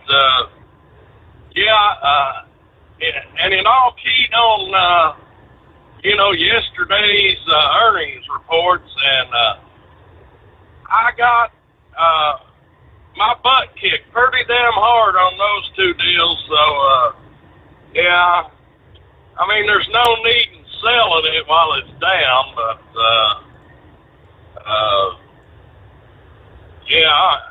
it may be years before I recover that $20,000. Uh-oh. I don't know. I hate to give up on it. I mean, some of the analysis that I got from this guy, which I went to high school with him, and he sells insurance, and he's an accountant and all this other stuff. He said, "Oh yeah, man, this is sure bet money right here." And I'm like, all right. He was on to run my money and all that, you know, handle my investments, and I said, well, you know, give me a little bit of evidence here. Needless to say here, Steve, I won't be using his services. I may be a civil redneck, but the proof is in the pudding, buddy. Well, Redneck, I appreciate the full report, the update here on a Wednesday morning. All right, there's your Bitcoin update. All right, so looking at what a little what do you call it? Crypto winter, and he has been falling. I mean, he was in very, very early, so up and down, just like everything else goes in cycles. USA Radio News, I'm Anthony Lucero. The U.S. will take over the Gaza Strip, and we will do a job with it, too. We'll own it and be responsible for dismantling all of the dangerous unexploded bombs and other weapons on the site, level the site. Pro-Palestine protesters gathered outside the White House chanting, "Gaza is not for sale," as well as other battle cries. Hundreds of protesters held banners, signs, and waving flags as they chanted to rhythmic drumming. Earlier today, Trump made some comments that came in a joint press conference at the White House with Israeli Prime Minister Benjamin Netanyahu. Trump added he would turn the Gaza Strip into the Riviera of the Middle East. At the closing bell, the Dow rose 134 points, the S&P 500 added 43, NASDAQ climbed 262. From America's News Network, this is USA Radio News.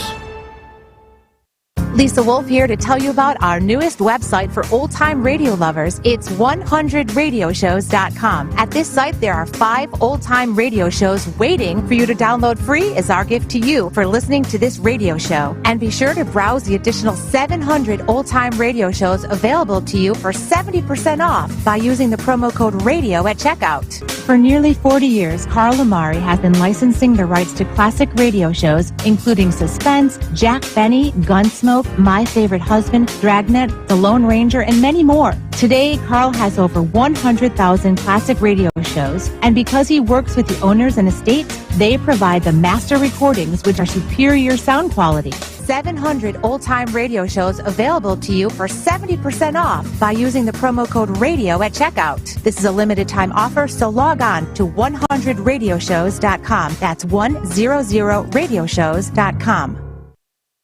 Doc's Diesel is your one-stop online shop for diesel filter maintenance. Genuine quality, third-party tested filters for Cummins, Powerstroke, Duramax, and EcoDiesel trucks. Doc's cuts out the middleman and those pesky markups you often find from OMEs, dealerships, and parts stores. We make ordering easy with filter kits, subscriptions, and even dealer sign-ups if you have a fleet. Purchase your filters at www.docsdiesel.com and receive 10% off when you use code SOMMERS10. Doc's Diesel, your one-stop shop for diesel maintenance. Do you have a Dodge pickup and hate your automatic transmission? Of course you do. LaVon Miller at Firepunk Diesel here, and we specialize in heavy-duty and performance transmissions for your 3-quarter or 1-ton Cummins powered truck. So if you're interested in turning your stock slush box into a towing monster, call us today at 614-733-3744 or visit us online at shop.firepunk.com. Winter is here. When the temperature drops, so does your truck's performance. Avoid fuel gelling by using Hot Shot Secret's EDT Plus Winter Defense, a 7-in-1 fuel booster and anti-gel that improves cold weather performance. The 7-point cetane boost decreases DPF regens and increases fuel economy. Be confident that your engine is running smoothly and trouble-free, even in the coldest temperatures. Hot Shot Secret EDT Plus Winter Defense, available at Pilot Flying J, Amazon, O'Reilly Auto Parts, and HotShotSecret.com. Hot Shot Secret, powered by science. Anything diesel, take it to Shy Diesel.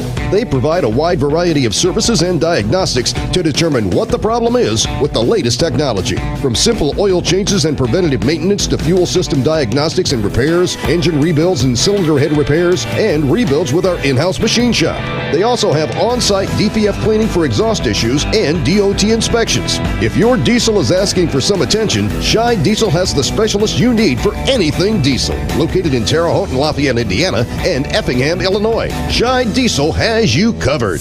Increase fuel economy up to 7.9% with Hot Shot Secret Gasoline Extreme, the solution to maximize your engine's performance and fuel economy. Whether you're driving a sports car or a daily commuter, Gasoline Extreme is specially formulated with PEA to deep clean. Don't settle for an average driving experience. Upgrade to Hot Shot Secret Gasoline Extreme and go further on each tank. Order now on Amazon or HotShotSecret.com. Hot Shot Secret, powered by science. Hey truckers, this is Steve Darnell from the hit TV show Vegas Rat Rods. Check it out.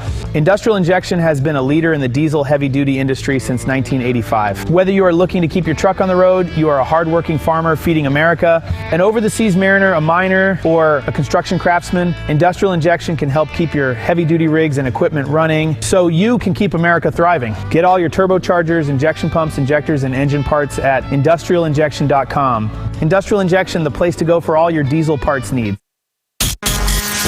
And now, back to the Steve Sommers Overnight Drive, live from the Hot Shot Secret Studios.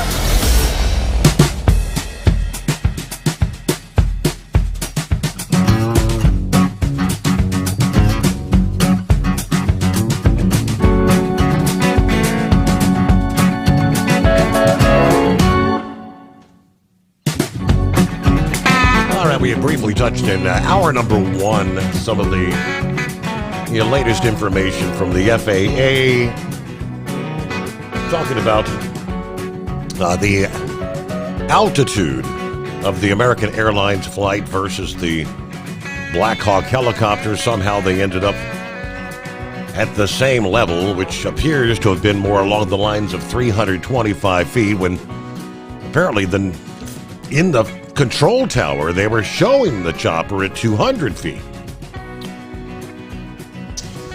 But it's been a full week now. I mean, here we are Wednesday morning, right? Yeah, some of the latest from Sean Duffy. He said the United States has the safest skies in the world. Yeah, but the Federal Aviation Administration systems are antiquated. They need updates. Yeah, plus we're suffering the shortage of air traffic controllers. Yeah, it was on Fox News, and he said the skies above the U.S. are among the safest in the world, even with changes needed. The Notice to Air Mission, or NOTAM, which is the FAA's pilot warning system, actually suffered an outage apparently Saturday night, less than a week after the deadly plane crash. Yeah, the backup system is not up and running as we try to get the primary system online, said Duffy. It's an old, antiquated system. It has to be upgraded. That is in the works. It's been in the works for years now. But this is the second time in 2 years that it's gone down. Meanwhile, reports last week from the New York Times that the air traffic control staffing at the airport was, as they said, not normal for that time of day amid the volume of traffic. Yeah, I'll take the FAA at its word that it wasn't normal, he said. There was a consolidation of air traffic controllers an hour before it was supposed to happen during the time of the crash. Now, he added there have not been enough controllers in the country for a long time now. We're working with the FAA to learn how do we surge the best and brightest to get into the academy, to get trained up, to make sure we don't have these staffing issues. Yeah, air traffic controllers are stressed. Yeah, they're tapped, they're overworked. Yeah, that's not an excuse, but it's the reality of what we have in the system. It takes years to train air traffic controllers. One of the questions we're going to ask is, what happened in the tower? What was going on with the staffing? Yeah, the language used by the air traffic controller, was it appropriate? Yeah, the FAA has a mandatory retirement age of 55 for air traffic controllers, which has caused a large amount of turnover. Now, he added during the COVID pandemic, the training academy experienced very small class sizes. Trainees could not get in-person experience working in control towers. The FAA must not be focused on diversity, equity, and inclusion when they're trying to hire these controllers. If it's your pilots or if it's your air traffic controllers, you want the best, you want the brightest. That's what we're going to do with the department. Now, concerning the airliner crash, the FAA will also be asking about the position of the Black Hawk helicopter. Were the pilots wearing the night vision goggles? That is the question he asked. If so, why were they flying a mission at 9 o'clock at night through really busy airspace around D.C., as opposed to, say, flying that mission at, say, 1 o'clock in the morning when there's very little air traffic? So still a lot of questions about the night vision. I would think by now they should have an answer to that question, but good morning, Horse Feathers. Hey, morning, on here. So here's one for Sundance there. Thanks for taking me back, Your Honor. No. I shouldn't have done that. I'm sorry. Anyway, so down here in Virginia, they got the electronic signs out telling you to plan ahead, winter weather advisory. So I don't know if they're going to be as drastic as Pennsylvania, probably not, but they are letting you know that you get out there in the western part of the state and everything, that they're going to have some good weather out there. So I'm not sure exactly what's going to come all the way to the 95 corridor. So there's been discussion tonight at the rate of speed that President Trump is making things happen, and whether it's too fast, too slow, too much, not enough. The one thing you have to remember is that from the time candidates get elected and start their term, they're pretty much on a re-election schedule for their next election process. So not that President Trump is going to be re-elected, but the House members all get re-elected in 2 years. There's a third of the Senate that gets elected in 2 years. 4 years, you're going to have possibly Vice President Vance run for president. So if President Trump doesn't get things up and going and moving and showing progress, not only in the first 100 days, because that's when the first big, thing comes down, is like, what have you done in your first 100 days? And so he's got to have stuff for that. But not only that, within the first year, if things aren't enacted and running and working well, the campaigning for the elections of the next year will not go good. And we definitely do not need to lose any Republican spaces. And if anything, it would be nice to pick up a couple Republican spaces to actually be able to continue what we've started here for the following 2 years. So that's something to think about, is that the reason that we're on this pace is that we have limited time, and unfortunately limited time starts now. So anyways, that was just something I wanted to throw out there with that. So just kind of have thought about that earlier. And so, but anyways, other than that, it sounds like it's been a good show so far. And I'm sorry if Philip was trying to get through. He didn't. Always like to hear from Philip, and that would have been a good question.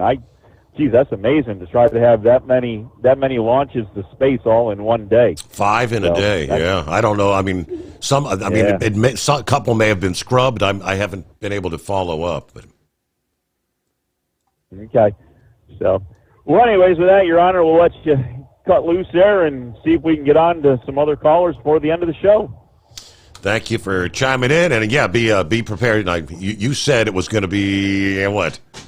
Yeah, by probably early to mid-afternoon, all the parking is going to be at a premium.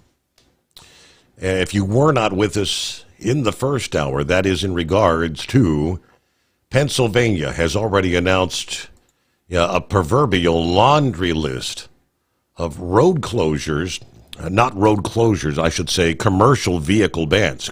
This is going to be what they call it, tier number 4, which is an absolute commercial vehicle ban, no exceptions.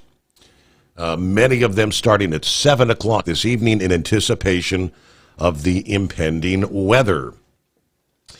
And, like I said, I've been following this Pennsylvania road restrictions, and it's not very often they use tier number 4, which is all commercial vehicles. None allowed on the roads.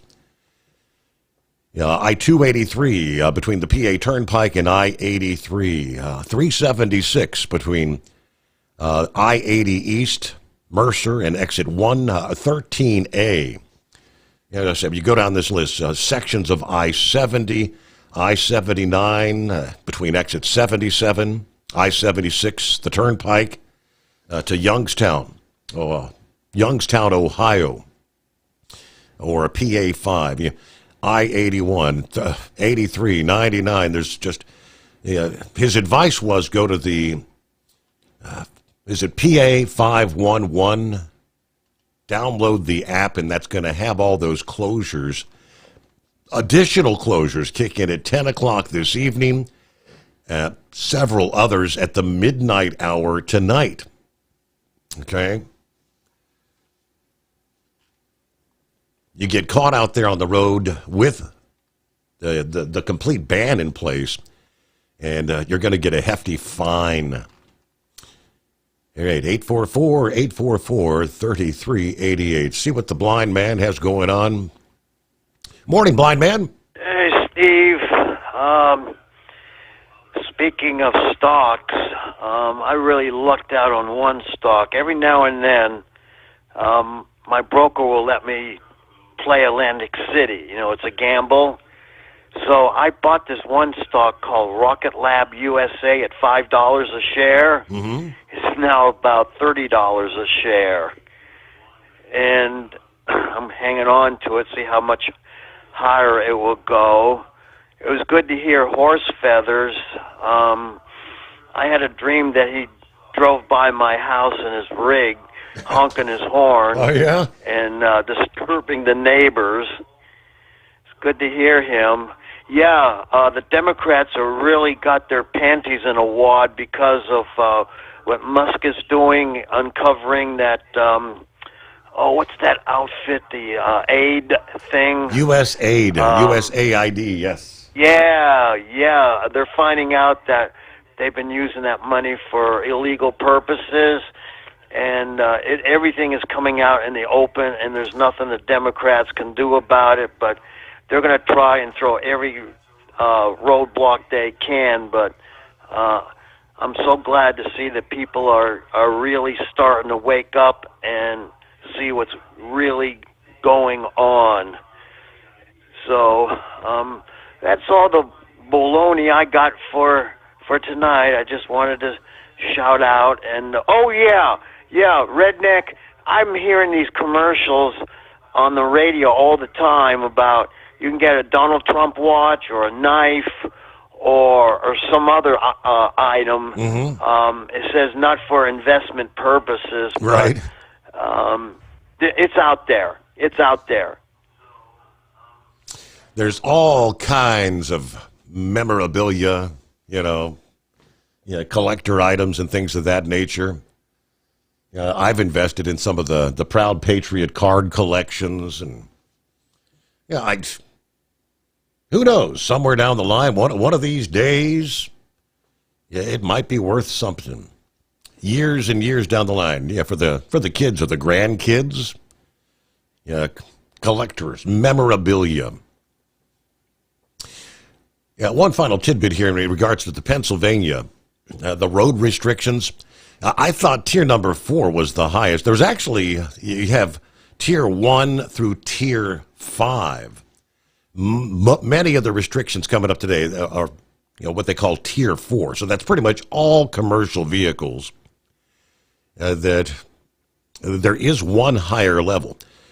Technically, I'm showing like pickup trucks, automobiles, and emergency responders are the only ones allowed on these sections of roadway during tier 4. When you get up to tier number 5, that's a ban on all vehicles with the exception of emergency responders. So tier 5 would be even anybody, but nobody allowed on the road whatsoever at tier number 5. Do they ever kick that in?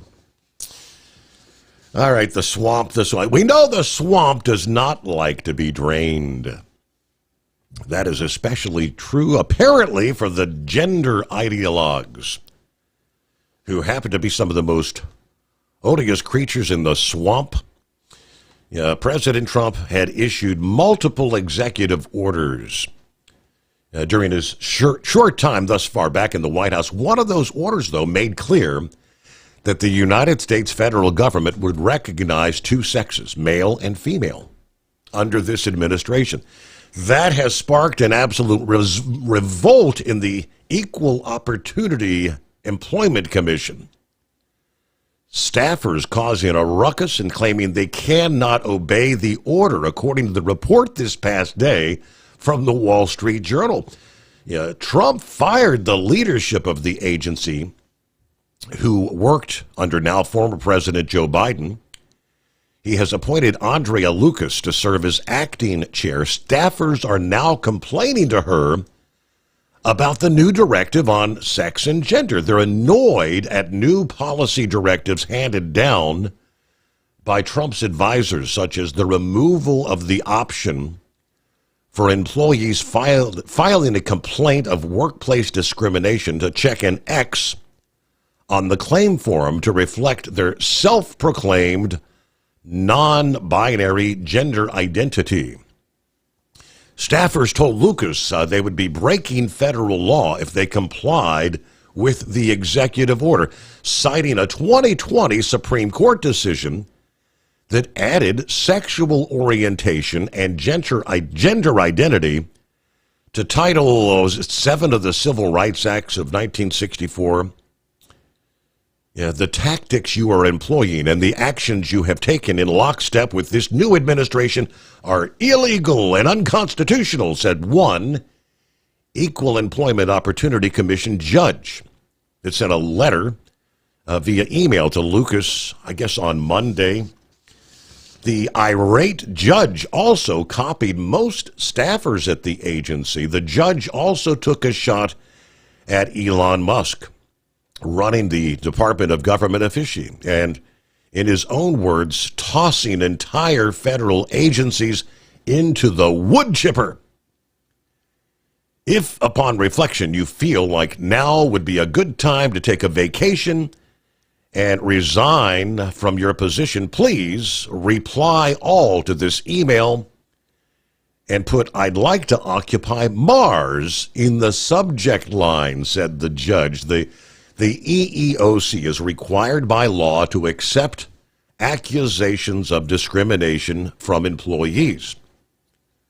A spokesman for the agency confirmed to the Journal that all charges of discrimination are accepted by EEOC, but the spokesman also made clear that Lucas has acted promptly to comply with executive orders to the fullest extent possible under her existing authority. In other words, the EEOC is being gutted of its capability to shove gender ideology down the throats of American companies under the cover of their statutory authority to enforce civil rights laws.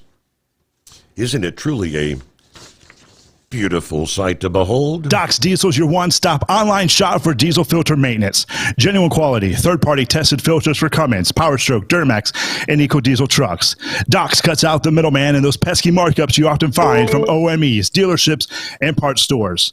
We make ordering easy with filter kits, subscriptions, and even dealer sign-ups if you have a fleet. Purchase your filters at www.docsdiesel.com and receive 10% off when you use code SOMMERS10. Doc's Diesel, your one-stop shop for diesel maintenance. Do you have a Dodge pickup and hate your automatic transmission? Of course you do. Levon Miller at Firepunk Diesel here, and we specialize in heavy-duty and performance transmissions for your 3-quarter or 1-ton Cummins-powered truck. So if you're interested in turning your stock slush box into a towing monster, call us today at 614-733-3744 or visit us online at shop.firepunk.com.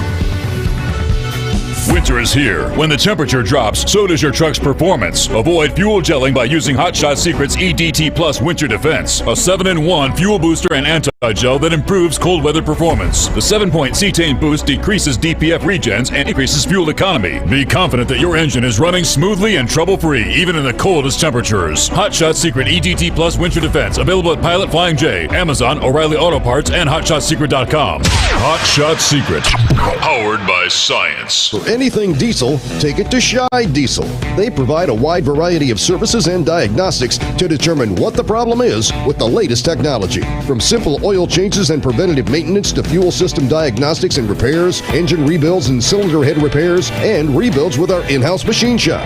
They also have on-site DPF cleaning for exhaust issues and DOT inspections. If your diesel is asking for some attention, Shy Diesel has the specialist you need for anything diesel. Located in Terre Haute and Lafayette, Indiana, and Effingham, Illinois, Shy Diesel has you covered. Increase fuel economy up to 7.9% with Hot Shot Secret Gasoline Extreme, the solution to maximize your engine's performance and fuel economy. Whether you're driving a sports car or a daily commuter, Gasoline Extreme is specially formulated with PEA to deep clean. Don't settle for an average driving experience. Upgrade to Hot Shot Secret Gasoline Extreme and go further on each tank. Order now on Amazon or HotShotSecret.com. Hot Shot Secret, powered by science. Hey truckers, this is Steve Darnell from the hit TV show Vegas Rat Rods. Check it out. Industrial Injection has been a leader in the diesel heavy-duty industry since 1985. Whether you are looking to keep your truck on the road, you are a hard-working farmer feeding America, an over-the-seas mariner, a miner, or a construction craftsman, Industrial Injection can help keep your heavy-duty rigs and equipment running so you can keep America thriving. Get all your turbochargers, injection pumps, injectors, and engine parts at industrialinjection.com. Industrial Injection, the place to go for all your diesel parts needs.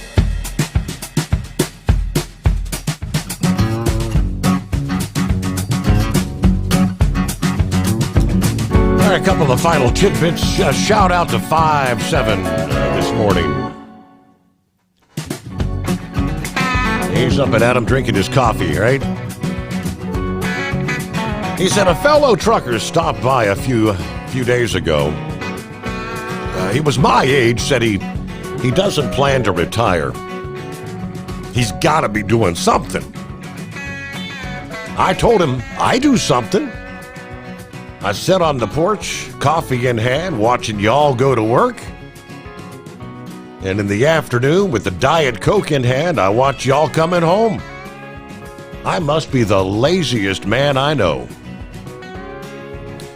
He said, do you miss trucking? And I told him, well, I guess my heart's just not into it anymore. I'm sure there was no pun intended there, right?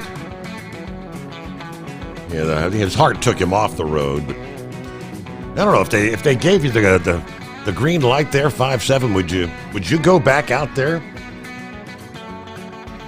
I think he's made the decision now. I think I'll just sit on the porch and watch. Hey, one last tidbit under the industry headlines. A bipartisan bill aimed at fighting freight fraud has been introduced in the House and Senate. It is the Household Goods Shipping Consumer Protection Act, looking to crack down on fraud involving the residential moving companies. This has been a problem for decades. But it would also assist in the overall effort to fight freight fraud. The bill would restore and codify the FMCSA's authority to issue civil penalties against bad actors. The legislation also requires brokers, freight forwarders, and carriers to provide a valid business address to the FMCSA before acquiring operating authority. So, again, introduced in the House and the Senate companion bills.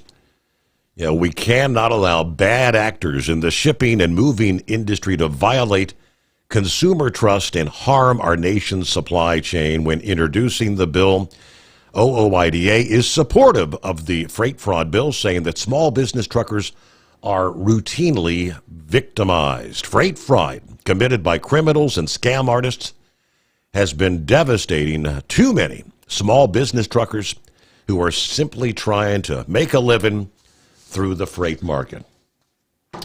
All right, we'll follow that and, of course, give you updates as it progresses, possibly through the House and the Senate. With that, we close out a Wednesday. Have a great, safe hump day. We'll see you back at the midnight hour Eastern time tonight for our next edition.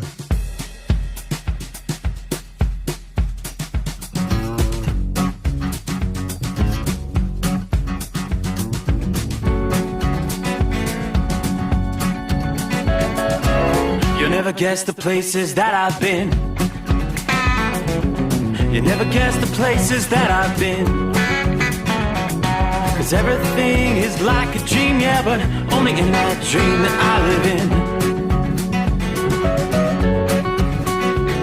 I'm never gonna let the day begin. Never gonna let the day begin. 'Cause everything is like a dream, yeah, but only in that dream that I live in.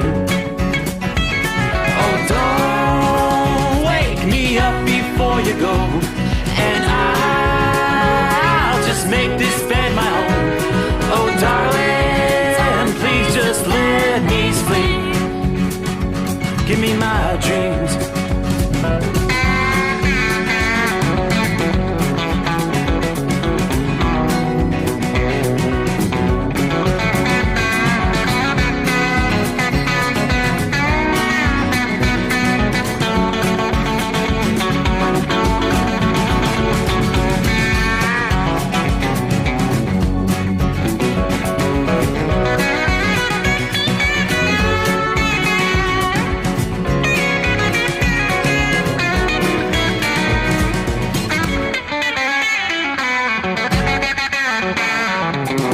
Never gonna come down from above,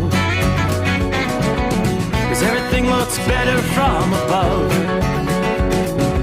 Nothing's ever as it seems, yeah, except in that world that I dream of. Never gonna lose the ones I love. Never gonna lose the ones I love. 'Cause everything is like a dream, yeah, but only in that world that I dream of. Oh, don't wake me up before you go, 'cause I can't face this day alone.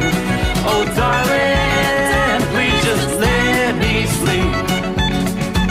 Give me my dreams. Give me my dreams.